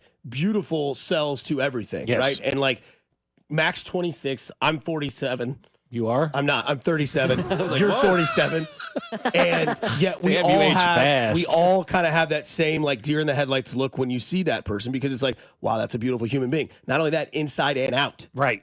She I mean, like this is a golden Lean into opportunity it. for Major League Baseball. You need to take advantage of this opportunity. Now, the thing that's different about the NFL, right? We're not all captivated on one day, watching the same channel, getting the same highlights, all that kind of stuff. How does baseball maximize that when you're watching the game on, you know, FanDuel Sports Kansas City because you're a Royals fan, Max watching FanDuel Tennessee because he's a fan of the Nashville team that's moving up from Tampa or whatever, and somebody else is watching, you know, Sacramento FanDuel TV because they're a Sacramento A's fan. How do you get that all encompassing to Livy Dunn and Paul Skeens like GQ. you could with Tony Romo and all of that, right? Yeah. But you're asking people to go to GQ. Like Tony Romo and Jessica Simpson were brought to us because we're watching football on Sunday. Travis and Taylor are brought to us because we're all watching the same thing at the same time. How does baseball do that? And that's, to me, the $1 million question. You know, would baseball be beneficial to have that home run channel every night except just Mondays and Fridays? If you even knew that existed, you know, how does baseball get out there the same way that the NFL did to start making their guys those household names? And I don't have an answer for that. I don't know if Major League Baseball has an answer for that. Maybe it's doing something like MLS, and when all these TV deals expire, everybody for every game is on Apple TV or Amazon or wherever the case may be, where everybody's going to one place to watch all this kind of stuff, so you can incorporate the best of everything. And then Apple TV every night can have a central studio desk where we go, all right, hey, Paul Skeens just struck out his 10th guy. We'll show you the highlight, and everybody that's watching baseball on Apple TV that night, because that's where every game is, gets the opportunity to be exposed to that. Maybe that's what baseball I think the needs other to thing do. is if you could take that culture and mix it into where that culture sells. Like, what if she were to host Saturday Night Live and Paul Skeens goes on there has like a funny bit, right?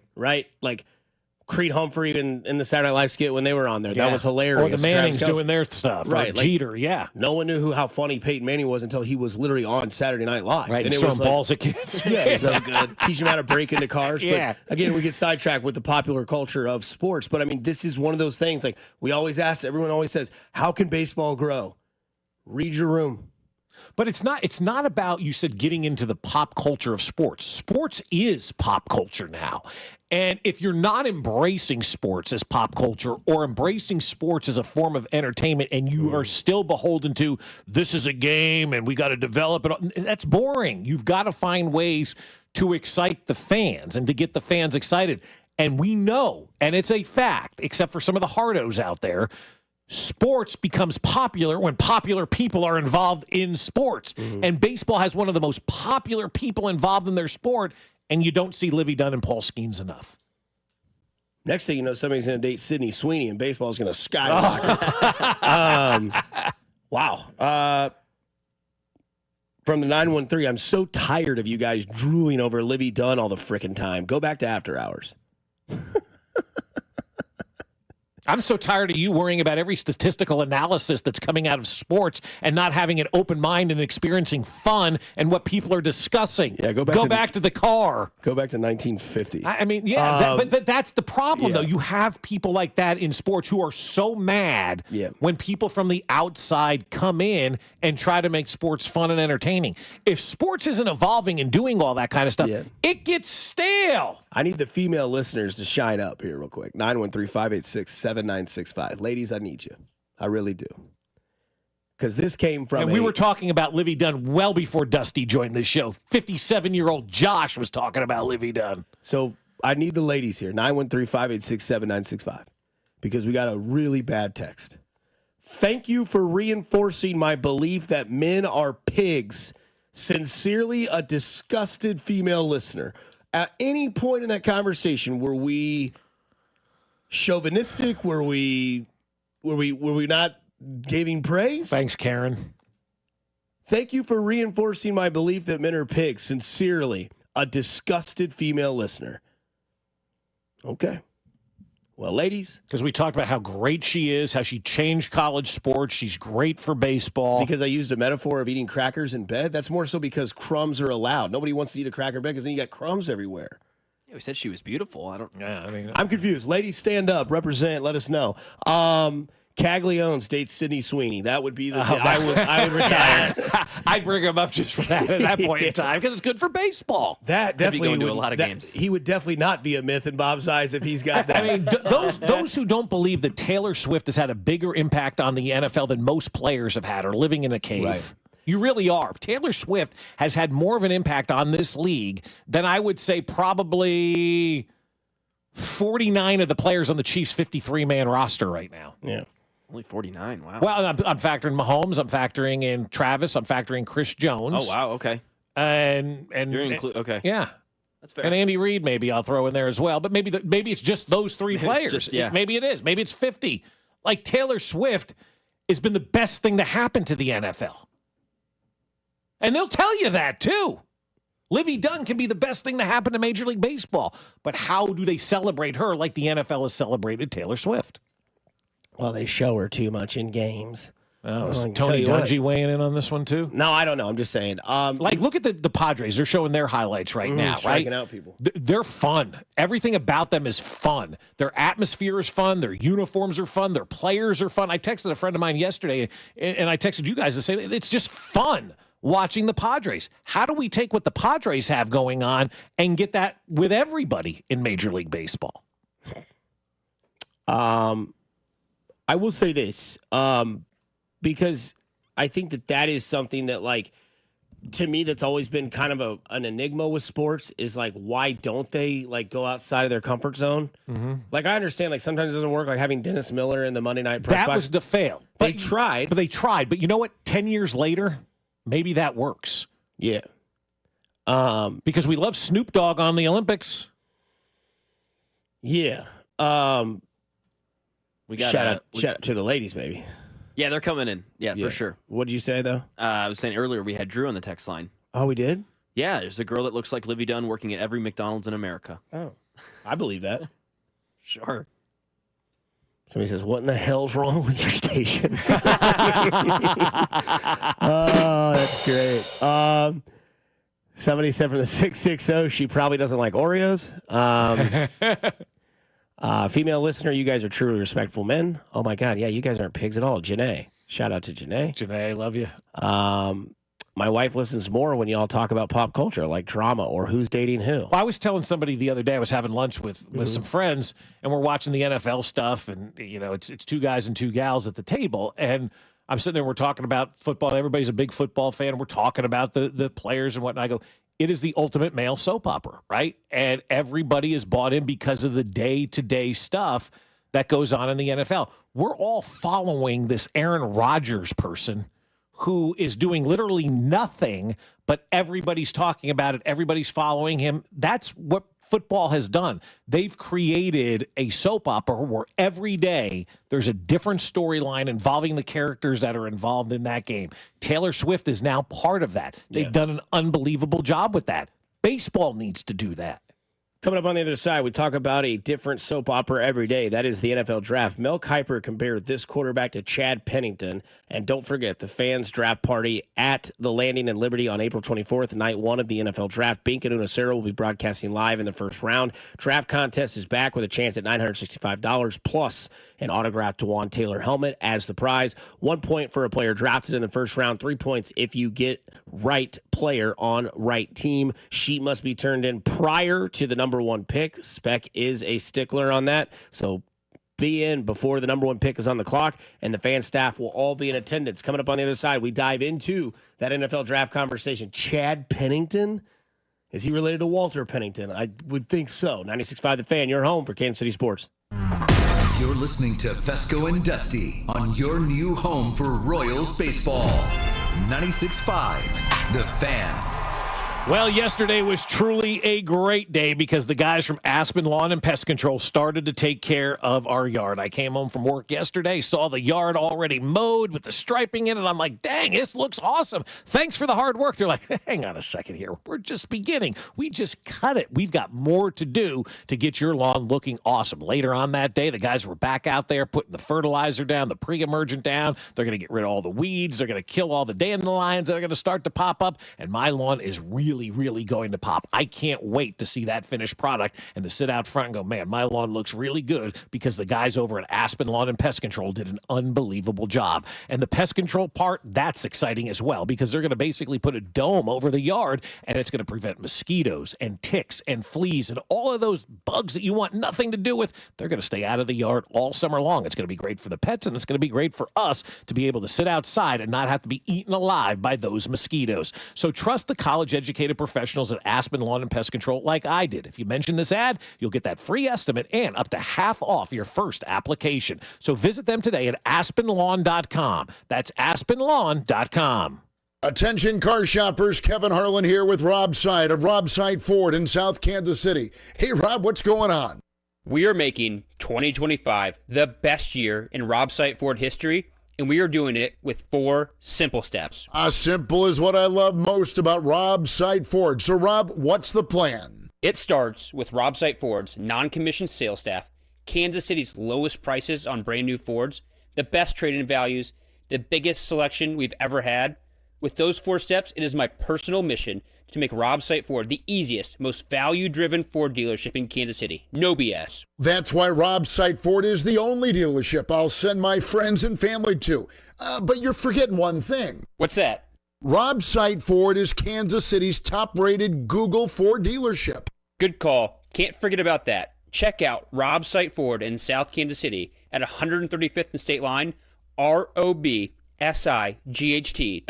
Hi, Mia here at the winnings desk of the Missouri Lottery. With 56 million winning tickets last year, anyone can win big. So set your destination to winning, like gas stations, grocery stores, or anywhere you can buy a ticket. The Missouri Lottery. Winners welcome and play responsibly. At Diamonds Direct, we believe luxury is an experience and not a price tag. Luxury is expert guidance. It's the selection of 10 jewelry stores under one roof. It's saving time on endless comparison shopping, and you'll only find this experience at Diamonds Direct.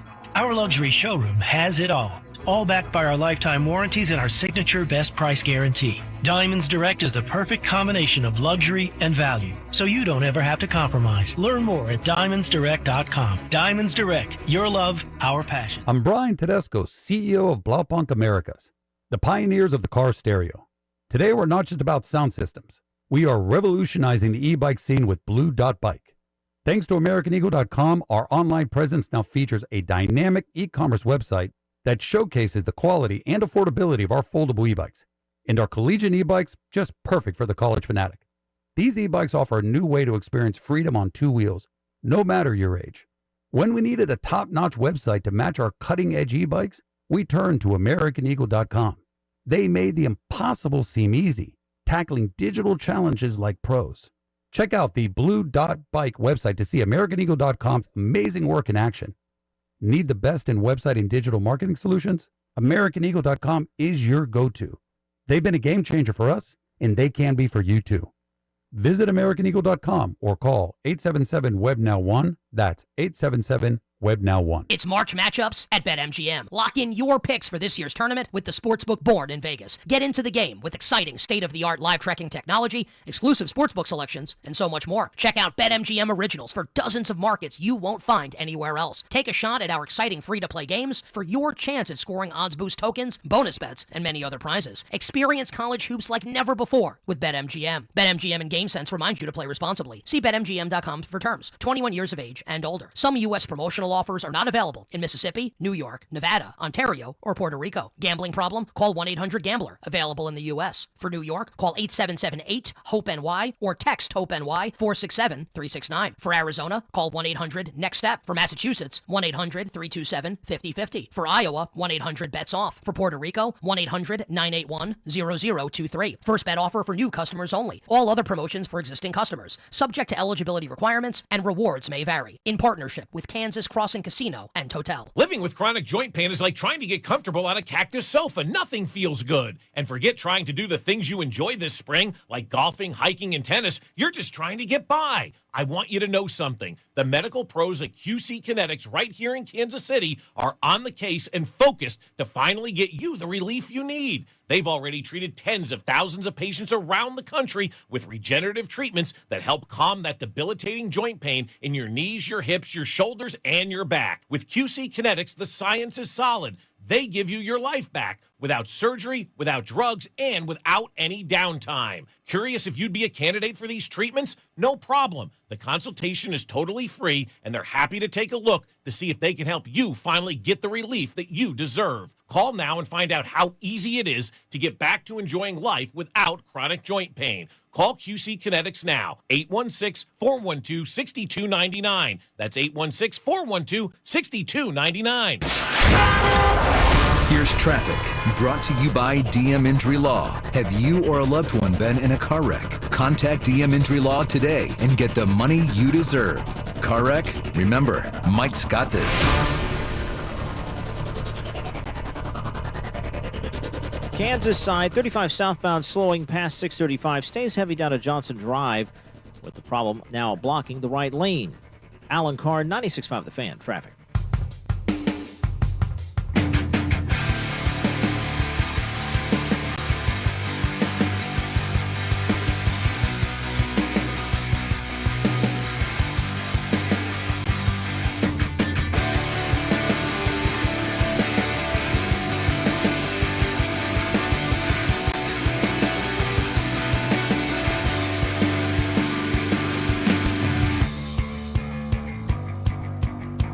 Diving right back into it here on 96.5 The Fan. Damn glad to have you here on a Thursday, gloomy Thursday morning. Coming up after this. It's getting gloomier as the day has gone on, I think, right? Yeah. No doubt about it. 913-586-7965. Everybody just relax, breathe, have a fun week. That's one more day till Friday, you know?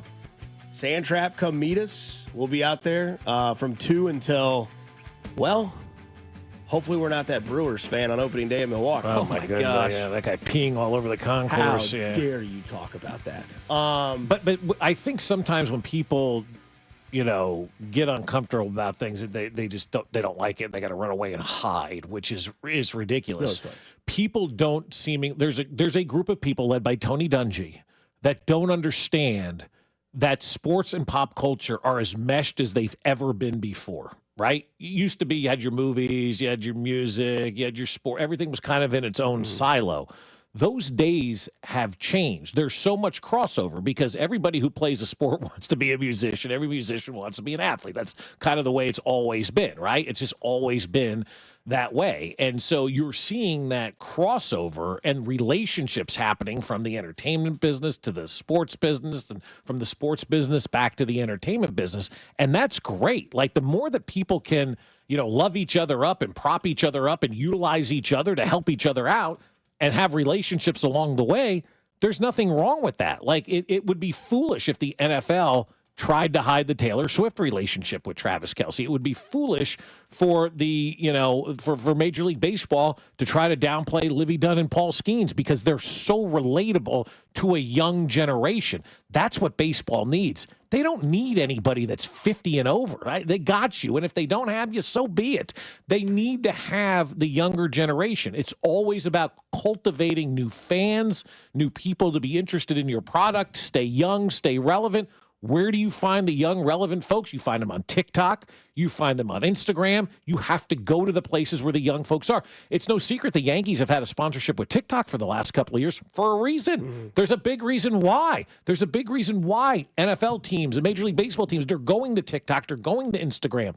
That's where the young people are hanging out. And when they're hanging out on TikTok, when they're hanging out on Instagram, they're seeing videos from influencers. They're seeing the Livy Dunn stuff. They're seeing the Taylor Swift stuff. They're seeing Travis Kelce. They're seeing all this stuff. And that's a good thing because it's growing the brand. It's creating more fans, and it's better for everybody. The folks who don't seemingly understand that there is a blend. I mean, Joe DiMaggio was dating Marilyn freaking Monroe back in the day, guys. This isn't something new. So was Frank. So was JFK. Yeah, but what I'm saying is, I get it. Yeah. This isn't something new. This isn't like all of a sudden everybody woke up this morning and said, "Okay, we need celebrity relationships."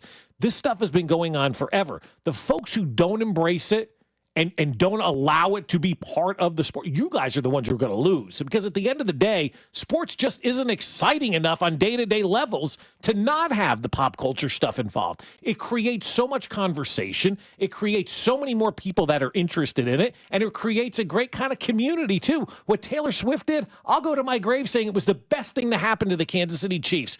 Taylor Swift coming in here created father-daughter bonds, created people to be interested in this team that never were interested in this team. I don't know why people are so resistant on things that are cool coming into sports and having an impact on that. It also created star bonds. Mel Kiper said this about Shedeur Sanders and who he has comped him to. So all these quarterbacks have been pushed. Chad Pennington would probably be my comp for Shedeur. I love Chad coming out. I had him in the top 5 on the big board.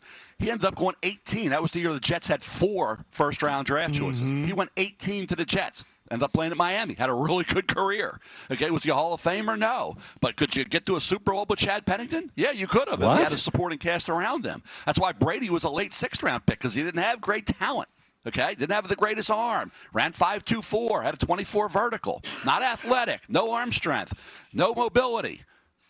Greatest of all time. That's why I don't buy into this Shedeur, minimizing what Shedeur can be in the NFL to me. So that's Mel Kiper. Chad Pennington. Chad Pennington was not great, man. Like, he was not. Again, to put those two in the classification, like, Chad Pennington had a noodle arm, but it was accurate. Chad Pennington's best year, he threw for 17 touchdowns and 16 interceptions. It wasn't like the Jets had a terrible team when he was there. I mean, I still almost wanted a Lavernius Coles jersey. Like, I loved that guy. Had 97 speed on Madden. Was always a late draft pick at wide receiver. Could just run down the field and catch. But, like, we're going to keep seeing people, especially, like, I've just never been a Kiper fan. And that's just me personally. I think his takes are not great. And every time he gets called out on a draft night, he backtracks. Says, well, we didn't know they were going to have a discussion with this team. It's like, you don't know anything. No, nobody knows anything. It's a prediction game. You get leads where, like, maybe, like, how people tell us, like, pretty sure I saw so-and-so at, enter restaurant name of the plaza. Okay. Did you or did you not? So-and-so bought a house in wherever. Okay, maybe they did. You're kind of a credible source. But it's not signed, sealed, delivered. They're yours. Like, why don't we just let the draft happen and see what Shedeur Sanders can be? Because this is where I get confused with, like, people that do this. Like, if you give him the comp of Chad Pennington and he exceeds that, then what's the next comp? When's the next, like, what's the next? Mahomes? I mean, I wouldn't want to be compared to Chad Pennington in any, like, I don't know that that's a good comp. I mean, like, oh, he's a Chad Pennington. That's not exactly saying a first-round draft pick, right? You know, I'm not in on that. I don't like that comparison at all. But Mel Kiper came in when he really stole the gig from my friend Howard Balzer back in the day. Howard was the first guy doing this draft stuff. Kiper came in, kind of snaked his way in. And good for him. He became the first. Who the hell's Mel Kiper? Right, but he became kind of the first guy, and he's rode it ever since. Good for him, and congratulations to him for that. So yeah, the comps always bother me, but that's what we do in sports. We comp people all the time. That's the next Bo Jackson. That's the next this guy. That's the next that guy. Kind of why George I like Brett. that comp. because it's not Bo Jackson or Michael Jordan or Tiger Woods. It's something Chad normal. Pennington. Yeah, it's normal. Like, this is actually realistic. This is Ryan Tannehill. So, you know what I mean? But as a fan, does that excite you, right? Like, No, but right. Mel Kiper's not exciting fans. Yeah. He's saying, this is what I see. I don't like, it's just, we see a small white receiver. We're like, oh, that's Wes Welker. It's like, actually, we could comp him to Dexter. We could comp him to anyone. We comp him to a lot of guys. Antonio Brown, you know what I mean? What's Cooper Flagg's comp? Bill Russell? No. Dr. J? Dr. J is not bad. I like Dr. J. I like Grant Hill. Ew.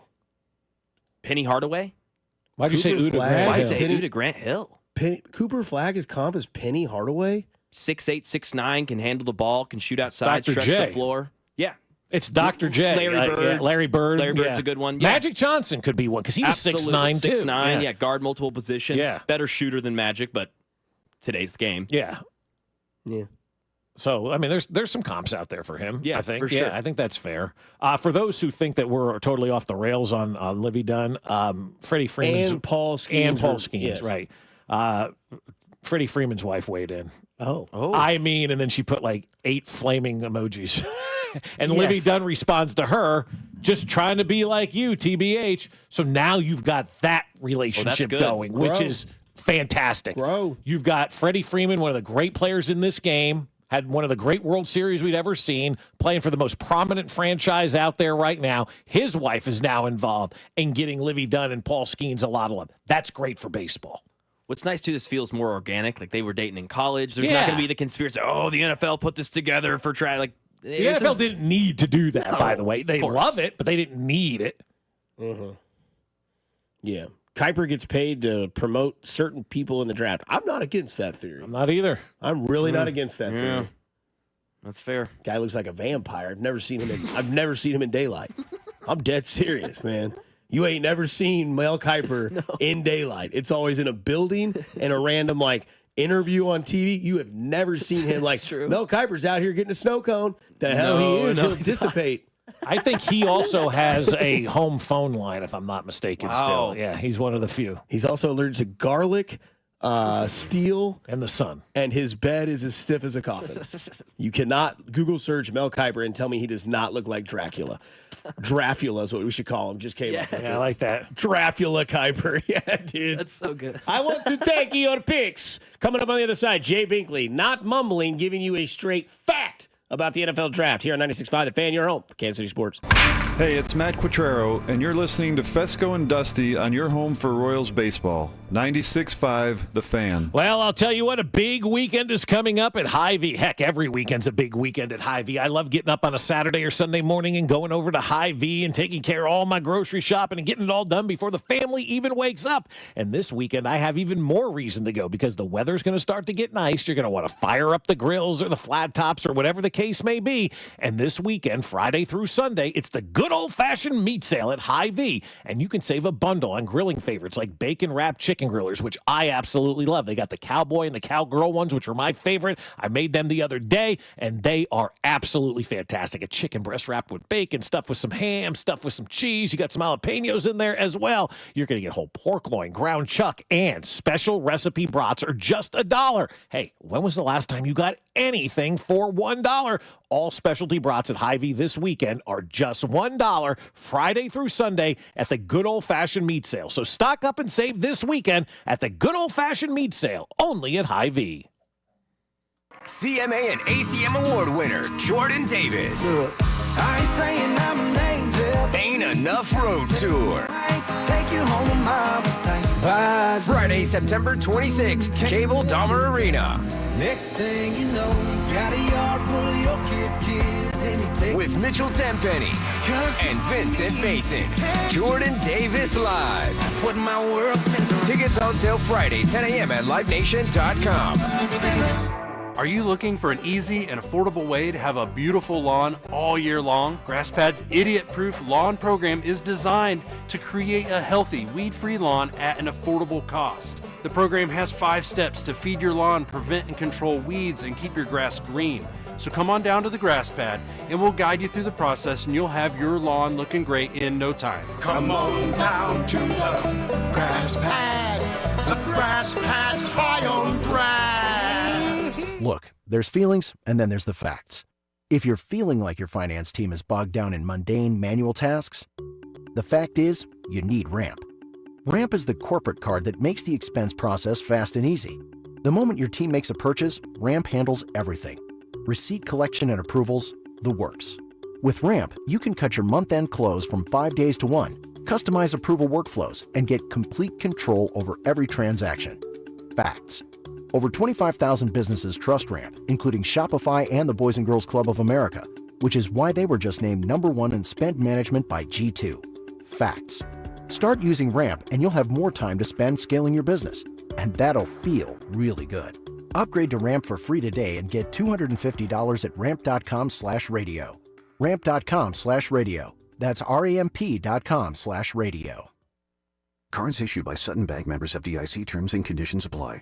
Here is your Game of the Week, presented by Hyundai. We have made it to the final month of the regular season in professional basketball. Playoff seeding is changing day to day. But one thing that isn't changing is the first seed in the West. Oklahoma City has maintained a hefty lead in the conference throughout the season, but will face off against their rivals to the south in Houston. In what could be a future playoff matchup, the teams will look to cement their prowess as the teams head into the postseason. Don't let that urge to sing along to that catchy tune distract you from that truck drifting toward your lane or that lane-splitting biker creeping up beside you. Fortunately, every Hyundai offers advanced safety features that can alert you to potential dangers around you. And Hyundai has over 120 IIHS top safety awards since 2006. Because Hyundai is always working to ensure the road doesn't get you, Hyundai vehicles have won over 120 IIHS top safety awards from 2006 to 2024. We put your safety first and everything else second. Learn more at HyundaiUSA.com. The technicians you can trust with your house keys. Anthony Plumbing, Heating, Cooling, and Electric.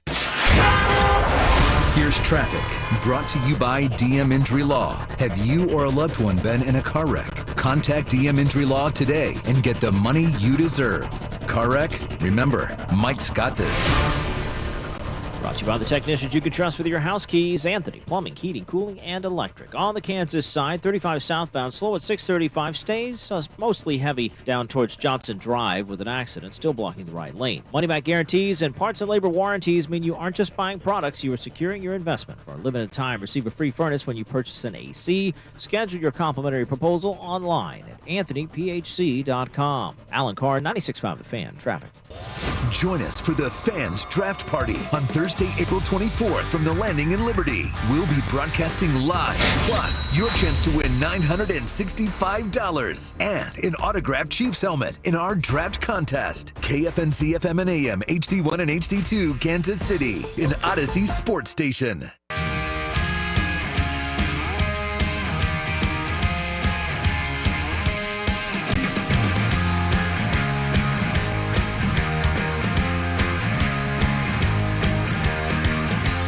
9 o'clock hour here on Fescoe Dusty with Mac as well. Coming up next, Cody Golden Drew, 10-2. Carrington Harrison, 2-6. Full schedule today. Do you like the 3:10 start on Saturday for the Royals? No? What's wrong? I like a 3:10 start anytime, really. Not even in the NFL? I prefer a noon game. 3:10 is probably number 2. But I mean, 3:10, it's like right in the middle of the day. Like give me a 1 o'clock game. I know I got my afternoon where I'm going to do that. 3:10 it goes into 6 o'clock. It's like, do I eat here? Do I go? What do we do? The whole. I'll tell you why it's awesome. Royals Orioles 3:10, 5:39 game 1 of the Final Four, 7:45 game 2 of the Final Four. Yes, sir. So Saturday's game 1 will start at 5:39. Game 2 will start at what, 8:15, 8:30? Fine, it's Saturday. I have no problems with that whatsoever. It's going to be chilly outside and rainy and wet. I have no plans to go anywhere. Hopefully this is the last weekend where you're bummed on a Saturday due to weather. Who's the first game? I didn't. It's probably not going to be the Duke game. I assume Duke's prime time with Houston. I assume first game is Florida-Auburn. Florida-Auburn. I kind of think the opposite. Oh, no. Look it up. I guarantee you Florida-Auburn is the opposite. When you put the premier game, the premier team, the premier player in prime time. Yeah, they did. They put Duke at 7:49. Yeah. I think Florida-Auburn's the better game, but you're right. That's Nobody knows anybody on either one of those teams. Everybody knows Duke. Everybody knows Cooper Flag. Houston's got the Jim Nance angle in it. Like, there's so much more from a pop culture side of things than there is. Like, okay, you may be right. Auburn, Florida is a great matchup or whatever. I could give two rips about that. I want to see Cooper Flag. No, I want to see Duke. Yeah, right. So that's 100%. why. But that's again, that's what sports is about today. It's not about, oh, this is a great X's and O's matchup, man. This is going to be an unbelievable coaches duel. Cooper Flag's draining threes. Duke's getting beat. Jim Nance is out on the court with no shirt on. Like, let's go. Like, that's people want to see that. That's where the stars are going to be. 5:09 is that first game. Yeah, 5:09 and 7:49. Oh. So 5:15. It may get started then. No, they usually start that first game on time. It's just the 27 minutes of delays and reviews and challenges. Free throws, fouls, all that crap at the end, you know? Yeah. Binkley said this about where he thinks this certain individual could get drafted, and I don't necessarily hate it. I'd go Travis Hunter. I mean, it's like a generational unicorn drafting. If they go that way, but I'll tell you this much right now. There's a much better chance that in the end, when you look at their careers, who's got a better career, Abdul Carter or Travis Hunter? It's going to be Travis Hunter, and they'll regret not taking him. Agree or disagree? I disagree with that. And I don't like to disagree with Binkley when it comes to college football players. You know, he mocked Patrick Mahomes to the Chiefs back in the day. That. Yeah, he did. And so I don't normally disagree with anything Binkley says, quite frankly, when it comes to the draft, because he does his homework and all that kind of stuff. I just personally think Abdul Carter is the best player in the draft right now. And if I was a Browns fan, which I would never admit, but if you were a Browns fan, you'd be like, man, him and Myles Garrett as bookends, we're not that great on offense right now, but man, let's go out there and be the baddest ass defense we can be. And I think Abdul Carter is going to be a great player, but also, man, Myles Garrett, if he gets double-teamed early on in the season, Abdul Carter can eat. When he gets better, then you got Myles Garrett and him both going one-on-one. Like, that creates a lot of problems on defense if you're the Browns. Can you play it once again for me? Yeah, for sure. He calls him a unicorn. I'd go Travis Hunter. I mean, it's like a generational unicorn drafting. If they go that way, but I'll tell you this much right now. There's a much better chance that in the end, when you look at their careers, who's got a better career, Abdul Carter or Travis Hunter? It's going to be Travis Hunter, and they'll regret not taking him. No, it's not true. The floor of Abdul Carter is miles higher than the floor of Travis Hunter. The floor of Travis Hunter is zero. Bust. Yeah, Huge bust. Historical bust. Right. Guy played both ways. Great college player, unicorn anomaly, and then he's nothing in the NFL. Right? He's 5'9" and $170, soaking wet. And quite honestly, Mac, not to jump in on you, that's more likely than him being a star. To me, I think so too. But that star is still there. But Abdul Carter, if he doesn't work out, he's still 5 sacks a game. He helps in the run. He's coming off the bench, and he's a body. He's a player. This guy's an NFL player at the worst. Right. Yeah, he's a guy that who's going to be out there for 17 games a year. I just think he's the best player in the draft. And again, that's my neophyte opinion. I'm not as dialed in as Binkley or even as Mini Bink is to all of that. But from my standpoint, just watching these guys and watching their highlight, like Abdul Carter just looks the part, man. Like he's ready to go. You can insert him into the lineup today. And he affects a game, I think, more than what Travis Hunter can affect a game. Just positionally, right? Yeah. Because the first pick in Mahomes' draft wasn't a quarterback. It's Myles Garrett. Yep. And he turned that defense, with the help of Jim Schwartz, they turned that defense the number one defense it was 2 years ago. And they were a playoff team. The Browns, right? They were. Their quarterback was Baker Mayfield. Never should have gotten rid of Baker and Mayfield. Joe Flacco. They took Joe Flacco with the help of that defense, anchored by Myles Garrett. If Abdul Carter is Jadeveon Clowney, is he a bust? Okay, because I know we hate player comps. No, but I'm going bust or bank on a overall career or bounce around from team to team every year. Career. Because Clowney's still in the NFL. No, I know. Clowney's had a really good career. He's just on a different team every year, right? So at least that's my perception. And you kind of go through his number. He's been on a lot of teams, right? Because I'll be fair, I didn't hear a lot about Myles Garrett coming out just because the draft was so involved around like Christian McCaffrey and even Leonard Fournette was a big name in that draft. Deshaun Watson. Watson was the big name. Mahomes was a name that, Binkley. Trubisky. Number 2 overall pick to the Chicago Bears, baby. Thank you, Chicago. But again, like in this draft, I get when Clowney came out, it was the hit on New Year's Day, right, against Michigan. Yeah. And it's still you can see it perfectly. Palms the ball by his own hand and picks it, whatever. there was a lot of buzz around Clown. I think he was the first overall pick in that draft of the Houston Texans, was he not? I think he was, I think yes. so, yeah. And that's where I see like the Abdul Carter talk, because obviously we've seen the workouts and he just is a monster amongst men. And I just think that when you draft a guy like that with that system in Cleveland, he makes it much more of a win than I think Travis Hunter could. I do because too. I get it. Travis Hunter, again, played at Colorado in the Big 12. Wasn't like he was playing in the SEC. Yes, he was the Heisman Trophy winner because of what he produced on the field. That's what college does for us. And I would say the last bust of a Heisman maybe was Manziel. I guess that is probably the last bust of a Heisman. Now, that wasn't just talent. That was because he was a head case and had a lot of fun off the field. But Heisman Trophy winners do produce in the NFL. There have been enough case studies for that. And when you Derrick look, Henry. right, and Baker Mayfield, who's kind of had a he's had a good career. Yep. He's Devontae turned around in Smith. Tampa, Yep. right. Super Bowl champion, Devontae Smith. And Damn it. It is what it is. But, like, when you look at Travis Hunter, I mean, I just think that there's more proof given in Abdul Carter than there is with Travis Hunter, because with Travis Hunter, it's like, is he going to play both ways? Is he going to be a receiver? Is he going to be a corner? Is he going to do it all? Is he going to make it in the NFL? Because we talk about the Reggie Bush stuff. I remember when Reggie Bush stepped on the field, and I was like, this guy was a god at USC. Like, when you watched USC, you watched for number 5, and magic was made. You think he'll be a Raider with Pete Carroll there now? Makes sense. I'd go get him. I think with Travis Hunter and Abdul Carter, Travis Hunter is more reliant on others to be a success in this league than Abdul Carter would be. Abdul Carter can create his own success as being a defensive lineman. Travis Hunter, as a wide receiver, has to have an offensive line that blocks for a quarterback that can throw him the football. Mm-hmm. Or if he's playing defensive back, you got to have a defensive line that can get to the quarterback so you're not on an island and exposed the entire time. So I think Abdul Carter is more in control of his successes and failures in the NFL than Travis Hunter would be. I will say if Travis Hunter goes to Cleveland, the expectation would for him to play both sides of the ball. That'd be awesome. I think if he went somewhere like New England, I think Vrabel would probably get a hold of him and say, hey, why don't you play defensive back? Yes. We don't want you to play receiver. You're going to get beat up too much on that position. Your career will be longer, and corners are starting to get paid more and more every year.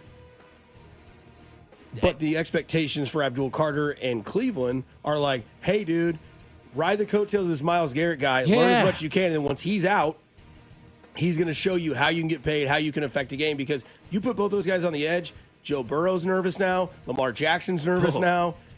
I don't know who's in Pittsburgh, but like Aaron Rodgers, good luck. You're done. I mean, cooked. Toast. And I just think the hype around Abdul Carter is now bigger than it is around Travis Hunter, because the question of the enigma of what he is going to be. Is he going to play both sides? Is he going to be a receiver? Is he going to be a corner? What team needs what position more? You go to New England, you're probably playing just defense.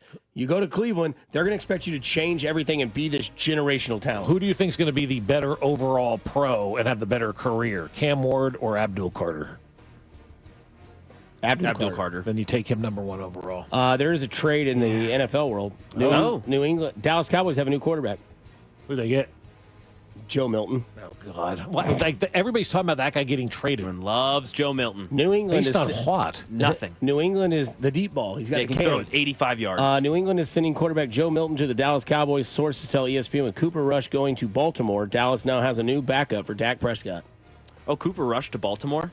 Yeah, he's there. That's a good. Baltimore has needed a backup. That's good. He's been there for a hot minute. Yeah. From the 913, real quick before we get out of here, Dusty. Travis 913 says Travis Hunter's 6 foot, not 5'9". Now you and I walked past him a couple of times. 5'9" was hyperbolic. He didn't look 6 feet to me. I mean, he was shorter than I am, and I'm like 5'11". I was gonna say I'm like 5'9". He seemed more my height than your height. He's small. Yeah. I mean, I look. I think he should play corner. I like your Vrabel Patriots thing a lot because Vrabel was hardly used on offense, but when he was, it was touchdowns. He's like, we'll use you in the red zone, but you're going to kill it with Christian Gonzalez. Or you'll just run like a jet sweep twice a game. Yeah. We'll go for 40 yards. I don't know what his 40 time is. I assume it's respectful. I'm sure it's great. I'm sure it's like 4-4. Easy, yeah. Who's going to be the number 2 pick? Who do you think it's going to be? Abdul Carter. You think they're going to go Abdul. So Why what do you think wouldn't that the Giants do at number 3? Because Cleveland's stupid. What do you do at number 3 if you're the Giants then? Do you take Travis Hunter if you're the Giants? I mean, if he goes to the Giants, I still think he plays defense. I don't think he plays offense. I think you have Malik Neighbors as your number 1 guy. You can go find another receiver in that draft, and I think you let him play defensive back. Yeah. Are the Giants a good fit for Travis Hunter? I don't know. Is New York a good fit? Like the city for New York? I don't know enough about Travis Hunter, the person. Yeah, I don't to know whether that's going to be a fit or not. Now, the good thing is you never have to go into New York. You're in Jersey the entire time. So Travis Hunter is kind of an introvert. He's Yeah. not really, loud, obnoxious. Like I know on the field he'll have his, plays where he'll, do his things Scream and and whatever. stuff. But like that, watching him on live streams, like defending his girlfriend and doing that kind of stuff, Yeah. it was very quiet, very Mhm. I don't know what's going on. Like it is what it. Like he's not Shador. Like Shador's this way. Travis Hunter's that way. I think you got to be who you are. You can't be fake. You can't be somebody you're not in any situation. And if Travis Hunter tries to go out there and be somebody he's not gonna. It's not gonna work. If you are the Chiefs with this team and this roster, you take Abdul Carter, you take Travis Hunter. I take Abdul Carter. Yeah, I think so too. Wouldn't even think about it. Wouldn't even think about it. Yeah. I mean, and again, I love the player, but I also like the fit here in Kansas City too. because imagine Abdul Carter on the other side of Chris Jones. Hello. Yeah, with McDuffie. Yeah, on the other side of McDuffie. Then yeah. again, think of Travis Hunter with Andy Reid's genius of mindset in the offense. That'd be amazing. Yeah, but I think they have enough offensively. Like defensively, Chris Jones is going to be age out here pretty quick, right? You mentioned on the other side of Chris Jones. I'm thinking more about the future, Abdul Carter and also George Karlaftis on the field at the same time. Be sick. Chiefs will pick at 31. Coming up on the other side, there is a guy that is not so happy and might be on his way out in Cincinnati. He still is under contract, but he may not be there at the start of the season. We'll explain who that is because he's a friend of the show. On the other side, here on 96.5 The Fan, your home for Kansas City Sports. You're listening to Fescoe and Dusty. Make sure to follow us on Instagram at TheFan965 for behind-the-scenes content from the show. Kansas City's FM sports station, 96.5 The Fan.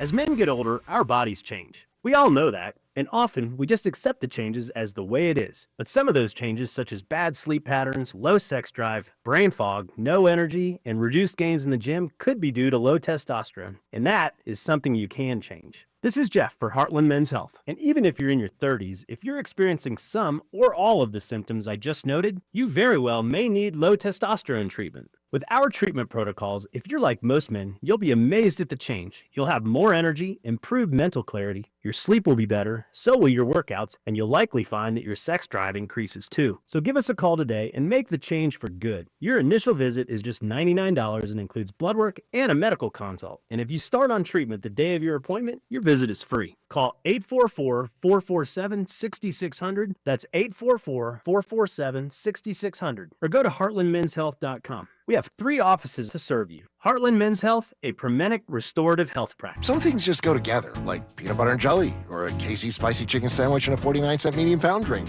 or a Casey's breakfast sandwich and a 49-cent fountain drink, or even Casey's limited time Italian deli sliders and a 49-cent fountain drink. You get the idea. It's not crazy. It's Casey's. See store for details. Gain Super Flings are here to take your laundry to the next level. Talking about Gain Super Flings.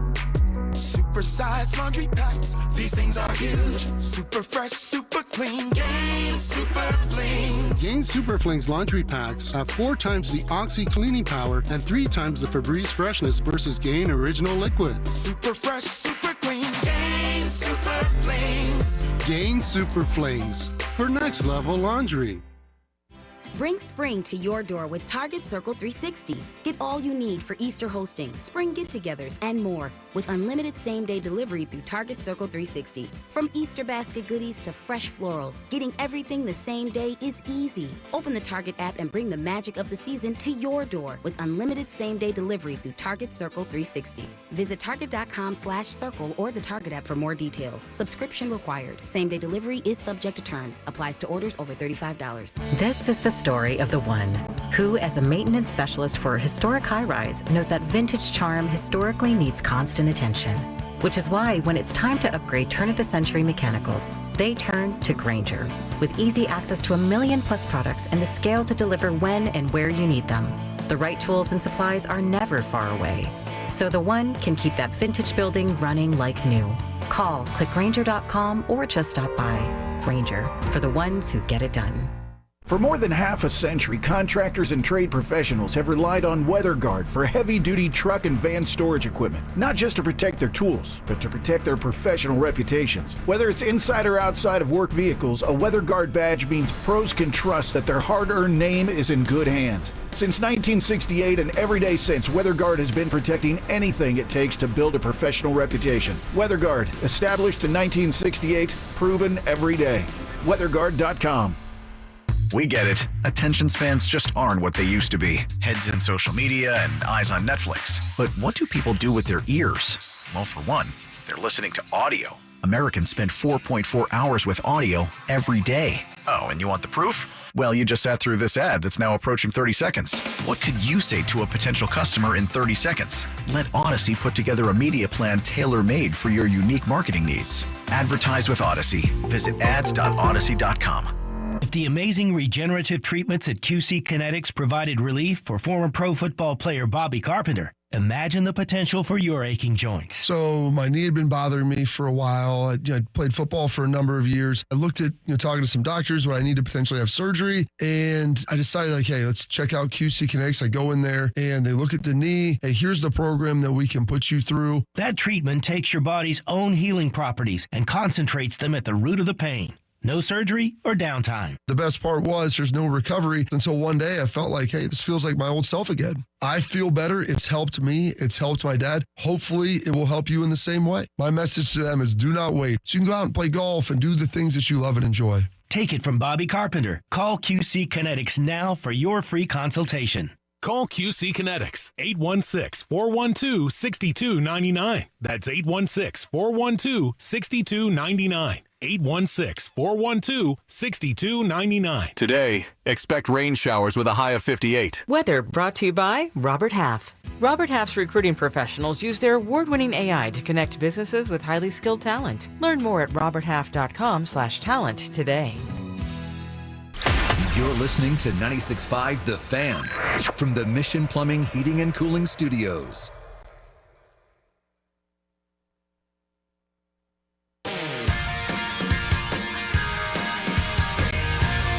All right, you want some Royal trivia from 96.5 The Fan's Twitter handle?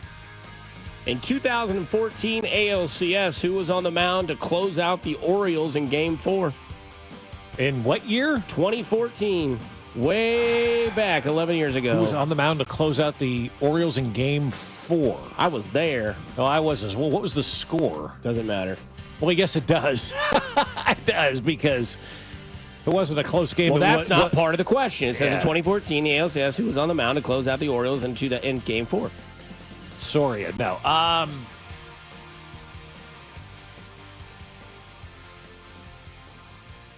Herrera. Greg Holland. Yeah, I overthought it.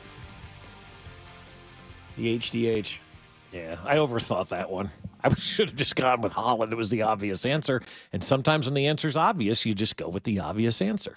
That was that game was amazing. I was on the third base side, upper deck, standing next to my dad. And that's the game that Gordon ran back to the fence, made the play, smashed into the fence, fell down. They ended up sweeping the Orioles that year. Obviously, they swept, got to the World Series. Mm-hmm. And I remember Holland came out, and everybody was like, my dad was still nervous. I'm like, what are you nervous about? This is like the greatest bullpen of all time. Well, let me tell you about the 70s Reds. I was like, thanks, Dad. But no, Greg Holland on the mound. Holland, you're on the mound. I wish we still had that drop. It was the best ever. The pink snort? Yeah. Yeah. And then they had the shirts that were, these O's ain't royal. And then the MLB's like, no fun, get it out of here. I don't understand wwhy they had to get rid of that shirt. Because it was to a rap song that instead of O's, it was so what? But that was a day game too, and that was the one where Moose went into the box there, the dugout suite, made that play, which became a bobblehead. I think that was the only day game of the entire postseason run that year. And yes, I do remember that. Because you don't get the gift of a day game a lot, So yeah, that was fun. But big weekend series with these guys coming up now. Big weekend series. So you guys are pretty good friends. He gave you a gift on Radio Row, Trey Hendrickson. Yeah. He ain't gonna be in Cincinnati much longer. Well, I mean, whenever we have something to resolve in my family, my wife and I, we discuss it, and we get to the point where we know we're reaching a decision. And I've been open and transparent about however it looks for me in Cincinnati or not. I want the Bengals to benefit from that. And through this process, communication, when I say it's been poor, it's been like here and there, and respect to Jamar and T. I don't want to take anything away from all the great things they've accomplished in their careers. They deserve everything that they've gotten. And no doubt in my mind, they're going to excel in the National Football League. I have a tremendous respect for both of them. But when it comes to my situation, it would have been nice to know, in some ways, like, hey, we're going to put you in the queue. Okay, it would have been nice to know, but what would you have done? Like, if you knew you were going to be third on the list, which clearly he is, right? What would you have done? Would you have demanded a trade? I mean, I don't understand what he means by that. It would have been nice to know. No, I mean, it is what it is. And the owner, she did come out and say yesterday, well, he does have a contract, one of those things, which is cue for we're not going to renegotiate with you. Maybe he becomes a draft day trade. I root for him. It's like what Ben Maller told us. He's rooting for Bruce Pearl because he had a couple interviews with Bruce Pearl. I'm rooting for Trey Hendrickson because he came down and was great to us and gave us some deodorant. Yeah. And again, 17.5 sacks 2 years ago. And he deserves them. I mean, year. he's a good football player, man. But like you mentioned, Chris Jones aging out. Trey Hendrickson obviously played 4 years in New Orleans. He's now he'll get ready to play, his fourth year in Cincinnati this year. He is an unrestricted free agent next year. So again, Cincinnati said to themselves, we want to move forward with these two guys. We're going to pay these two guys. They're the younger guys. That's what our quarterback wants. And I know our quarterback, advocated for you to be signed as well. But like, you were in no other situation with Jamar Chase. The dude won the Triple Crown. Right. He's the second best receiver in football.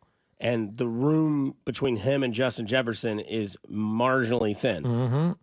And Trey Hendrickson, whereas he's not the best defensive end in football, he's maybe not even top 5. And he's there's older. So many now. Yeah, right. Yeah. But I mean, again, like, what do you cherish more with your franchise? Do you want to go forward with this offense and Joe Burrow as your quarterback, or do you want to give you can't pay everybody? No, it's a you business. can't. And then that's why what the Chiefs have done has still been so remarkable. Like, they've been able to figure this thing out and stay on top. A lot of teams can't do that. Like, when you do the say it out loud test, right, it makes sense to pay the young wide receivers because they're young. It doesn't make sense to pay a 31-year-old. However, you have nobody on your defense other than Trey Hendrickson at this point in time, right? Like, their defense has been depleted. They fired their defensive coordinator. They were no good last year.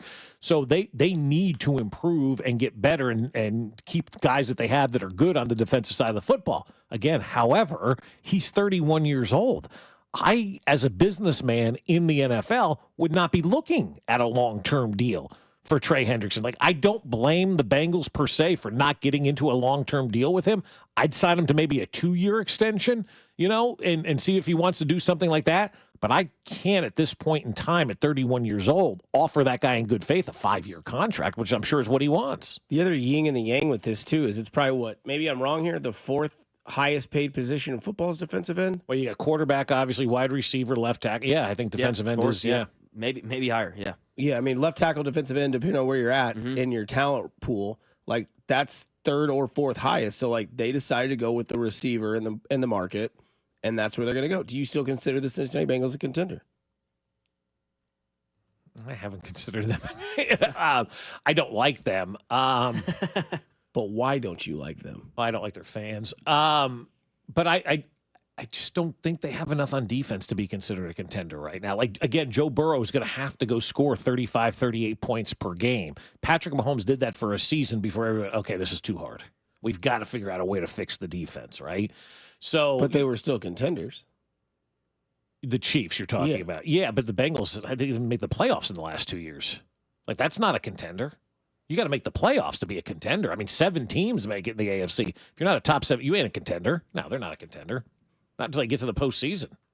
I'd say they're a contender. If you got a top 6 or 7 quarterback in this what have league, they done with it, though? I mean, they're 5-2 in the playoffs. When I know, they make it. But when they make it, that's one run, really, when you think about it. One of those years is an outlier because he was hurt.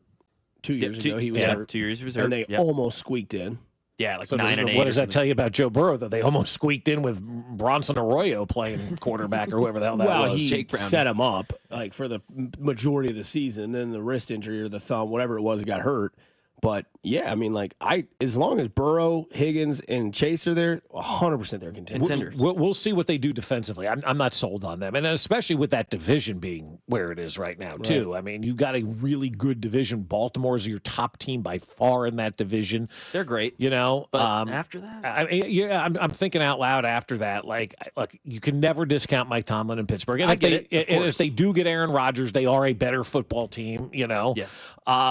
Cleveland. if they get Kirk Cousins and they solidify the quarterback position, and they have Garrett and Abdul-Carter, Carter. I mean, like it's not going to be an easy division in which to win. So, I mean, I think a lot of the reason that we think Cincinnati is a contender is because of what they did 27 years ago against Tyreek Hill and the Chiefs. You know, like they're living on that, I think, a lot more than what the reality is. And the reality is the last couple of years, their defense has been downright awful. Now they did make a change. They fired their defensive coordinator, but they really haven't brought in anybody. And now you got your best defensive player that's pissed off at the franchise.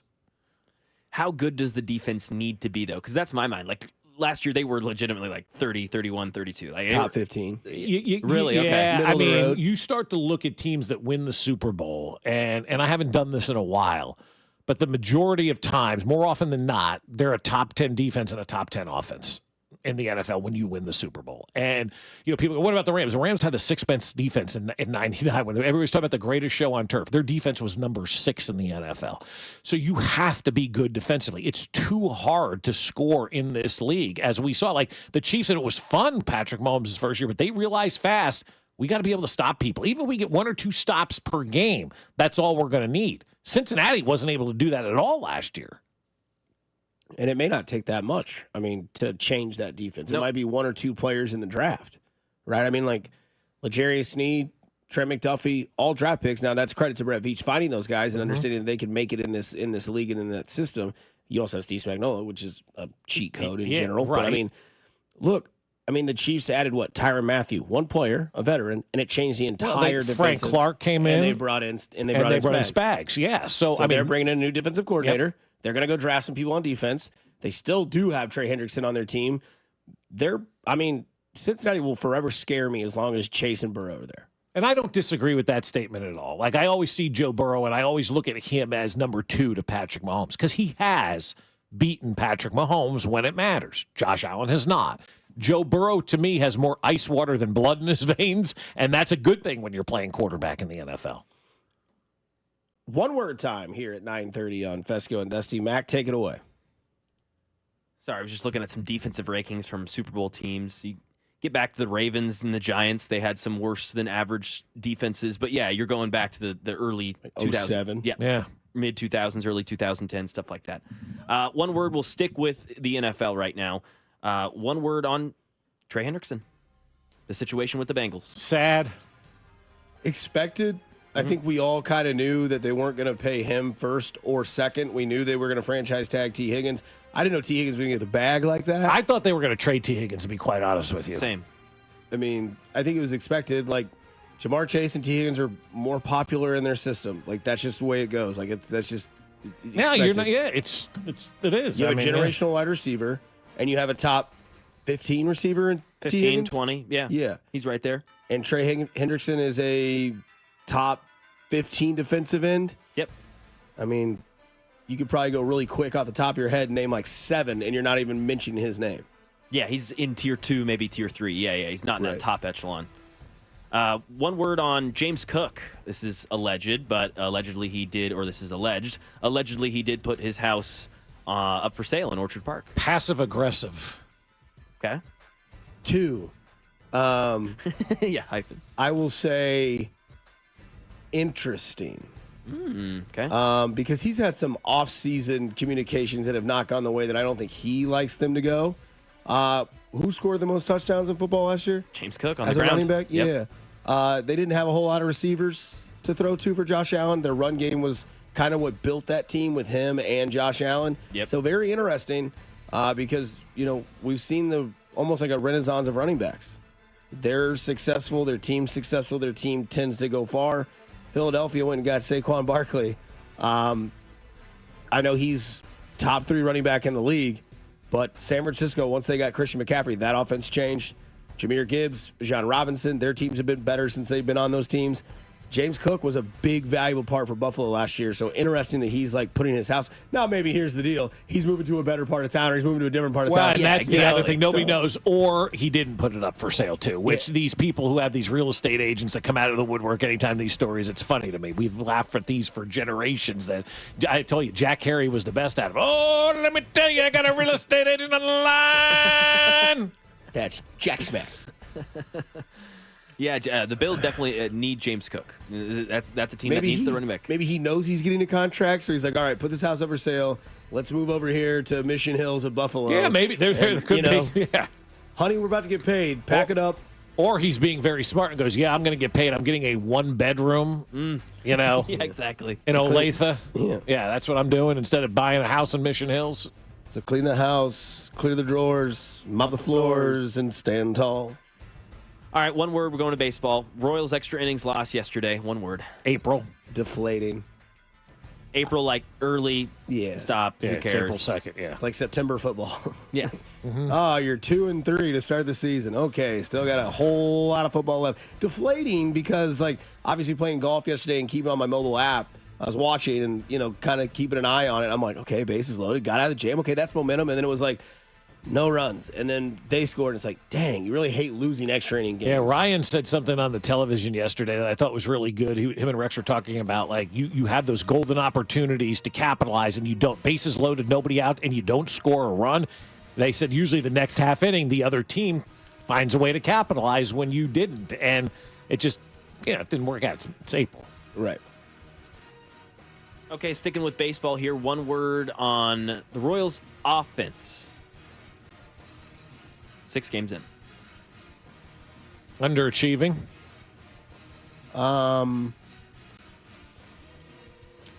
It's minute.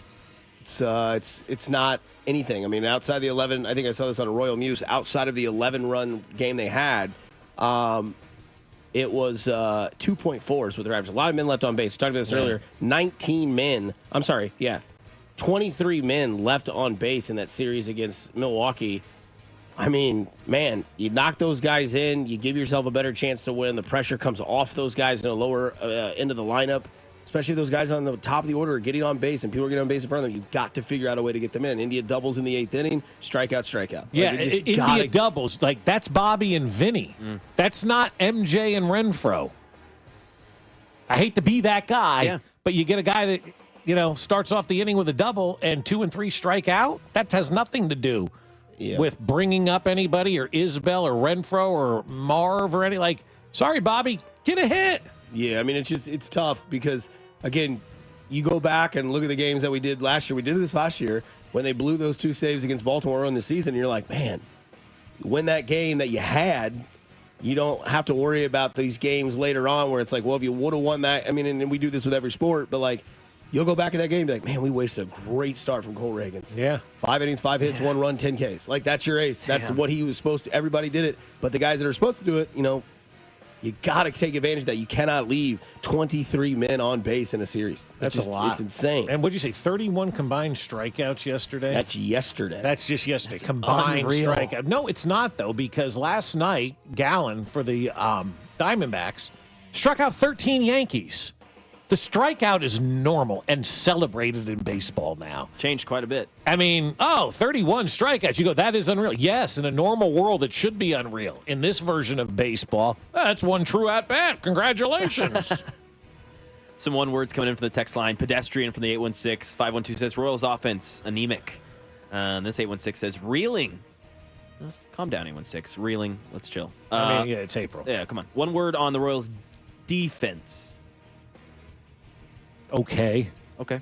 Needs to be better. They had 2 errors yesterday, I think, in the game, right? Bobby, I think, was 1. Yeah. Needs to be better. I will say this. It's another 2-word answer, but saving grace. We hear Vern all the time. He's the most knowledgeable person on this team, in my opinion. Pitching, defense, speed. One of your 3 core values of this team to be successful. You've got to clean it up. You've got to have some sort of... you have a noodle arm in right field. You're platooning center field and left field, it would appear. One day it's India, one day it's Garcia, one day it's Isbell. Those guys are going there. So it needs to be polished. One word. Oh, well, actually, before we get to that, more concern about the Royals offense, the Royals defense right now. Defense. Easy. That was easy. Yeah. I would say offense. Because okay. You got to have those guys hit at the top. And it makes it easier for those guys to fail at the bottom. Yeah, no, it's a good point. The guys, and we're 6 games in. But wouldn't you say you're less concerned about those guys at the top? Yeah, I think they'll figure it out. That's defensively should be on lock. that should be better. But yes. I'm not worried about the defense because the defense will pan out in the statistical graphs at the end of the season. Once Cags get called up. And you'll have that arm in right field. You'll have Caglione out there hosing people down. Carlos freaking Santana won't be able to tag and score on a can of corn to right field, shallow. So, yeah, I think once you get Caglione up here, we're going to have a different – by the way, you can watch him tomorrow night. Yep, First I think it's game free. of the AA season. Yes. M lowercase ILB action. Let's go. No doubt. Easy. And then real quick, Adam Silver was talking about NBA expansion. It seems imminent. Just depends on where teams move, when teams move, Dallas to Seattle, Vegas, all these things. One word on NBA expansion. Inevitable. KC. I think everybody wants. Find me an owner. Patrick Mahomes. He's not owning the team. It's billions. Did you see the most recent sale? Sales, $6 billion. $6 billion. Yeah, that Patrick Mahomes on that. Which is the number Adam Silver wanted for this expansion. He was like, if we can get 6 for the Celtics, that way these next 2 teams will get 6. There was somebody locally that was involved in that Celtics thing. Didn't get it, obviously, but there was somebody locally involved. They were not going to move the Celtics to Kansas City, but there was somebody locally that was involved, and I think he was willing to go like between $2 and $3 billion. Jeez. 6, okay, see you later. I'm out. So yeah, I mean that's the thing. I mean the entry fee into this is going to be exorbitant, and Las Vegas and Seattle are getting a team. The stunner for me is that everybody's in Las Vegas before the NBA. 10 years ago, we would have all bet our lives that the NBA would be the first team, the first league to end up in Las Vegas. And it went hockey, then it went football. Oh, hell, even baseball's going to Las Vegas. Like the NBA, maybe they missed the boat on it. Maybe they're just going, you know what? We don't want Las Vegas anymore now. Maybe they'll go somewhere else. Seattle is the perfect spot for them. And I don't know, Portland. Somebody in the text line says you could have an NBA team if Mahomes, Witt, and Kelsey all got together to own it. Not even the 3 of them couldn't do probably it. not. Like I don't even know that Taylor and Livy Dunn's money together could do it. Oh, Taylor would help out. $6 billion we're talking about. Yeah, How much is she worth? I think she's worth $1 billion. Like LeBron's worth $1 billion, right? I think T Swift's worth $1 billion. So 1.6 billion. So she needs to be 6 times wealthier. Oh gosh. Yeah, it's just crazy. to afford the NBA team. But if Seattle gets a team, Vegas gets a team, Dallas is going to move to Vegas, so that still leaves, Then they'll probably backfill in Dallas. They're not going to leave the Dallas market untapped. It's too big a market. Come on, Bob. You just happen to be that's owned 31 by teams. That's odd number. Need one more team. You'll move Dallas to Las Vegas. I love that rumor. You refill with Dallas, and then you add Seattle. Seattle's getting But that's 31 teams. No, it's not. You added Vegas and you're Seattle. Right. Damn it, you're right. Shoot. Yeah. What a team, man. Bob strikes again. Yeah, he's right. I bet there'd be a good NBA opportunity at 119. I'm just kidding. The baseball take over there. It could. We'll wrap this show up on the other side and get you set up for the rest of the day on 96.5 The Fan. You're home for Kansas City Sports. Hey, it's Michael Waka, and you're listening to Fescoe and Dusty on your home for Royals baseball. 96.5 The Fan. And Doug. Quickly, Moo. We don't have much time. This Liberty ad is already almost over. We only have a few precious seconds to remind people to customize their car insurance and save hundreds with Liberty Mutual. Okay. Well, I guess we had more time than I thought. Only pay for what you need at libertymutual.com. Liberty, liberty, liberty, liberty. Savings vary. Underwritten by Liberty Mutual Insurance Company and affiliates. Excludes Massachusetts. Hey there, I'm Jack. And I'm Stag. We're just 2 deer that want to make sure you know it's deer season at your authorized John Deere dealer. The deer season that saves bucks. You know, like us. Yeah, you can get $3,000 off select John Deere machines. No early wake-up calls or tree stands required. Just a trip to your authorized dealer before June 2nd. If you ask us, it's the only deer season worth celebrating. Visit johndeere.com/deer season to find an authorized dealer and for complete finance details. This is the story of the one who, as a maintenance specialist for a historic high-rise, knows that vintage charm historically needs constant attention. Which is why when it's time to upgrade turn-of-the-century mechanicals, they turn to Grainger. With easy access to 1 million+ products and the scale to deliver when and where you need them. The right tools and supplies are never far away. So the one can keep that vintage building running like new. Call, click Grainger.com, or just stop by. Grainger, for the ones who get it done. Some days, my active psoriatic arthritis makes it hard to get in the game. Now, the ball is in my court, thanks to treating my skin and joints with Skyrizi, Risankizumab Riza, a prescription-only 150 milligram injection for adults. Nothing is everything. Skyrizi helps with less joint pain, stiffness, swelling, and fatigue. For those who also have plaque psoriasis, 90% clearer skin is possible with just 4 doses a year after 2 starter doses. Don't use if allergic to Skyrizi. Serious allergic reactions and an increased risk of infections or a lower ability to fight them may occur. Before treatment, your doctor should check for infection and tuberculosis. Tell your doctor if you have an infection or symptoms such as fever, sweats, chills, muscle aches, or cough, or if you plan to or recently received a vaccine. With Skyrizi, there's nothing like clearer skin and better movement, and that means everything. Ask your doctor today about Skyrizi and visit Skyrizi.com or call 1-866-SKYRIZI to learn more. This is the story of the one who, as a maintenance specialist for a historic high-rise, knows that vintage charm historically needs constant attention. Which is why, when it's time to upgrade turn-of-the-century mechanicals, they turn to Grainger. With easy access to 1 million-plus products and the scale to deliver when and where you need them, the right tools and supplies are never far away. So the one can keep that vintage building running like new. Call, click Grainger.com, or just stop by. Grainger, for the ones who get it done. For more than half a century, contractors and trade professionals have relied on WeatherGuard for heavy-duty truck and van storage equipment, not just to protect their tools, but to protect their professional reputations. Whether it's inside or outside of work vehicles, a WeatherGuard badge means pros can trust that their hard-earned name is in good hands. Since 1968 and every day since, WeatherGuard has been protecting anything it takes to build a professional reputation. WeatherGuard, established in 1968, proven every day. WeatherGuard.com. Hy-Vee makes my life easier every time I visit. From pre-made meals to everything I need to grill at home, I can find it Hy-Vee. Hy-Vee is your graduation headquarters for any size celebration. They have party trays, personalized cakes, floral arrangements, and so much more. Don't miss the graduation open house on Saturday, April 5th from 11 a.m. to 2 p.m., where you can sample all of the amazing graduation party options or just get a little inspiration. Let Hy-Vee handle everything this graduation season, even full-service catering, only at Hy-Vee. It's that time of year. Fire up the grill and get your backyard groove on. It's Hy-Vee's good old-fashioned meat sale. We're rolling back prices on springtime favorites like bacon-wrapped chicken grillers for $3.99, specialty brats $1 each, whole boneless pork loin $1.99 a pound, and 85% ground chuck just $4.99 a pound. These crazy low prices will get you in the groove. Hustle in for big savings this Friday through Sunday only at Hy-Vee.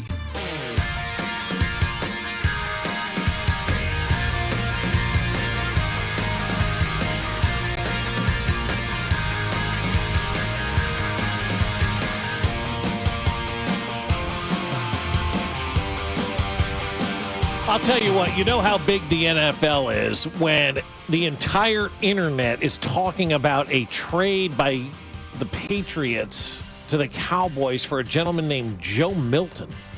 Never heard of him. I mean, it's crazy. It's everywhere. I mean, it is absolutely nuts. It is insane. It is wild. That tells you, like, this is like a minor league trade for cash considerations in baseball, right? And in the NFL, I mean, not only are people talking about the trade, now you've got people, and I hate using this term, breaking down this trade from Ian Rappaport. When the Patriots signed Josh Dobbs as their backup, it was clear Joe Milton was, who the hell cares? Like, in all honesty, like, why are you even bothering with this trade? But my God, everybody's all over it. Go Vols. No. It's called slow time in the NBA. This is a guy who played 6 years in college and wasn't good. Yeah, cannon. Milton played 6 years in college. COVID year, baby. Yep, COVID year. Yeah. Red shirt COVID. Add that my plus God. 4. He can Good throw for it 100 him. yards. That's why everyone loves him. Yeah. So he's Jamarcus Russell. Yeah. Literally. Or what was the guy at Ohio State? No wonder he's a Dallas Cowboy. 12 gauge was his nickname. From the 660, dude, Joe Milton has looked excellent. He played one game in like week 18 versus second stringers. And he looked excellent. He looked great. Yeah, it was there's awesome, no man. lie in that text. Yes, you're right. He did look great. But that right there, that's why Jerry Jones is a total failure at being a football person. I don't Because talk to agents. he's an idiot for that. Did you see that I mean, audio? and you're talking about one of the premier agents in all of the NFL, representing arguably the best defensive end in the NFL right now. And Jerry Jones, I'm not going to talk to the. I'm going to go around the agent. And the player's like, no, you're not. You're going to talk to the agent. That's how it works. I give him my 3%. You deal with him. And so I look at what's going on with this Joe Milton thing and Jerry Jones signing him, and then the text line. Yeah, Jerry Jones is basically a listener to and texting in. That's all Jerry Jones is. He's one of us. He is no better at his job than any of us could be. He watched a game on a Thursday night or a Sunday afternoon, saw this kid make a couple of good passes and say, that's our future. Alex Gold's got a real big dinger. The last time we won a Super Bowl, I could still get hard without taking a pill. Nowadays, my dinger just looks like a wet biscuit. I can't believe he said I don't talk to agents. Men's wieners. Yeah, that's just welcome to the show. Yeah, Jerry Jones, man, that guy, man. I watched that or that little quick sideshow he put on yesterday. It was just fantastic. He's like, well, I don't talk to their agents. I talk to the guy. I'm like, what have you? The guy's like, what? And Mike Parsons like, I had a call from Jerry Jones in 2 years. I don't know if he has my number. Yeah, what is it? Jerry Jones has said Micah Parsons is one of the few people that has his cell phone number or something like that too. Like, okay, great. Yeah, cool. Is that a flex? Yeah, see, how exclusive. Yeah. I mean, Jerry, I'd be honest with you. You don't talk to agents. Maybe you should, because the last 30 years haven't worked out from a football six. You're still a great sideshow. You're still Ringling Brothers and Barnum and Bailey NFL down there. You put up the big top. You have the bearded woman. You got the person juggling fire. And by God, we are in. And you've done a great job with marketing. But the results aren't there. And eventually, it's going to dissipate, and you're going to have to find a way to get better players so people start filling the stands. But most Cowboy fans have amnesia and think they were good yesterday when it's been 3 decades since the last time the Dallas Cowboys were a relevant on-the-field team in the NFL. They're relevant off the field because they're a sideshow. Is there any smoke to they got a young, unproven QB, they may draft Shador, trade Dak now, and have 2 unproven young guys in the room and start new? It's Jerry Jones. That sounds exactly like what they would do. There you go. But where are you going to trade Dak to now if you're going to trade Kirk Cousins to Cleveland? Where does Dak go? Well, who would you rather have if you're Cleveland, Dak or Kirk? Cousins. What? Oh, Come yeah. on. I think Dak Prescott sucks. You'll never sell me on that guy. I think him, Tony, they're all products of being a Dallas Cowboy quarterback. I am not a fan of Dak Prescott at all. I'll take Kirk Cousins. I know that Kirk Cousins can be the adult in the room, can be the veteran in the room, can help a young team. I'm just not in on Dak Prescott. He's not my guy. Let me bring this up because we're doing Who Would You Rather, since we'd have fun at the end of the show. Okay. Would you rather have Ellie De La Cruz or Paul Skeens? Well, I have Bobby Wood Jr. That was my thought. Yeah, but I'm just saying, as a franchise, you don't have anybody. Okay, gotcha. Yeah, Interesting. It's just a tough question because Ellie De La Cruz. Did you see the catch he made yesterday? Yes. By the way, did you see the 17 home runs he hit in 4 at bats 2 days ago? What kind of bat was he using? Torpedo bat, right? Baby. The Yankees used torpedo bats last night and struck out 13 Melendez times. and Renfroe need to expedite that bat to their locker. Yeah, but can we stop talking about like that's the big difference maker this year is the torpedo bat? The Yankees faced the Brewers and teed off. Then they faced good pitching and they couldn't hit it. So it's the bigger story out of 2 undefeated teams in baseball. I mean, the last time there were 2 undefeated baseball teams this long into the season were the Royals. They were 9-0 in 2003. Oh my God, that's right. Yeah. And then now it's the Padres and the Dodgers. They're 7-0 and 8-0. When do they meet up? Not until June. Are you kidding me? Not until June. Both of those teams are going to be undefeated in the first 3 months of the season, basically. Happy Father's Day. I mean, that's the first time they face off is June. I looked up earlier. June is when so you'll get Father's Day, U.S. Open, Dodgers, Padres. And the Dodgers will win 9-1. Oh, my God, June, huh? How big of a lead do you think the Dodgers will have by the time those 2 teams meet up? I don't know. The Padres are just so fun.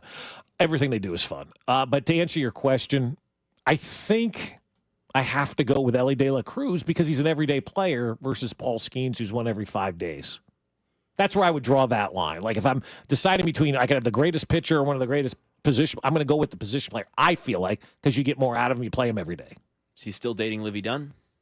Give me Skeens. Okay, bring Paul Skeens. Yeah, De La Cruz is something else. Like if I didn't have a fandom for, like obviously like Bobby Witt, Cincinnati and De La Cruz would be the team that I would piggyback on. Like if I didn't have a local baseball team, all in on Cincinnati. Are they your National League team this year? They got a great manager. Yeah, I you mean, know, they Francona, great hire. Did you see what Francona's? I watched this the other night because they were on TV. They were the MLB showcase game, Singers Night that he shoved. So De La Cruz's first home run, they have a money gun that's like it's just pure gold and shoots out fake $1 million bills. That is all culture from Terry Francona because I guess Francona's a huge gambler. And better get out of baseball, Terry. And he said he said if they were talking about on the broadcast if he could have a slot machine in the dugout, he'd have it. And he said it's okay to like embrace your guys' lifestyle. It's okay to have fun and do what makes you guys happy and makes you guys celebrate, which is now the trend in baseball. Is everybody has their little, like the Royals did that gladiator mask that sucked for a while. They got to get something else. But yeah, like the what was the guy that had the beer bong in the one Baltimore. Baltimore had it. Yeah. The hose guy, what everybody down. The funnel. And then De La Cruz hits a home run. Some guy pulls out a gold money gun, starts shooting $1 million bills, and they did a cover story on it. The That's guy's like, outstanding. He was like, here's what the bill looks like. It's $1 million. Francona has told these guys that if this is what you guys embrace and have fun with, then do it. He goes, you'll find on an off day, Terry Francona's at a casino at a poker table. Good for him. I think what's interesting about all of that to me is you're allowing your players to be themselves and to have that personality. And that's very attractive because that's kind of how I fell in love with the Baltimore Orioles a few years ago when I was just kind of watching a young team play, but they had these great home run celebrations. And I remember going to a game a year Matheny was fired, and I went to a Baltimore game. We were on our summer trip to D.C. We went up to Camden Yards and watched a game, and I'm watching in the dugout, and like these guys are doing all these celebrations. They're having all this fun. And I remember coming back to them, the Royals need to have fun. They need to embrace the fun side of things. And somebody had told me, they go, that kind of was Matheny's downfall. When you started talking about that kind of stuff on the radio, people started listening. They're like, yeah, he's right. They're not having fun playing the game. If you're not having fun playing why are we doing it? Last one that popped in my head, Aiden Hutchinson, Abdul Carter. Aiden Hutchinson. Yeah, Hutchinson. All right. Rest of the day is yours, Kansas City. Go do something with it. But if you can, do something nice for somebody. You never know. It could change their day, their week, their month, their year. It's cool to care. Stay safe. Stay kind. Coming up next, it's Cody Golden Drew. All three of us are off to Casey's because it's 40-cent pizza by the slice on their 40th birthday. Take care, Kansas City. Fescoe and Dusty.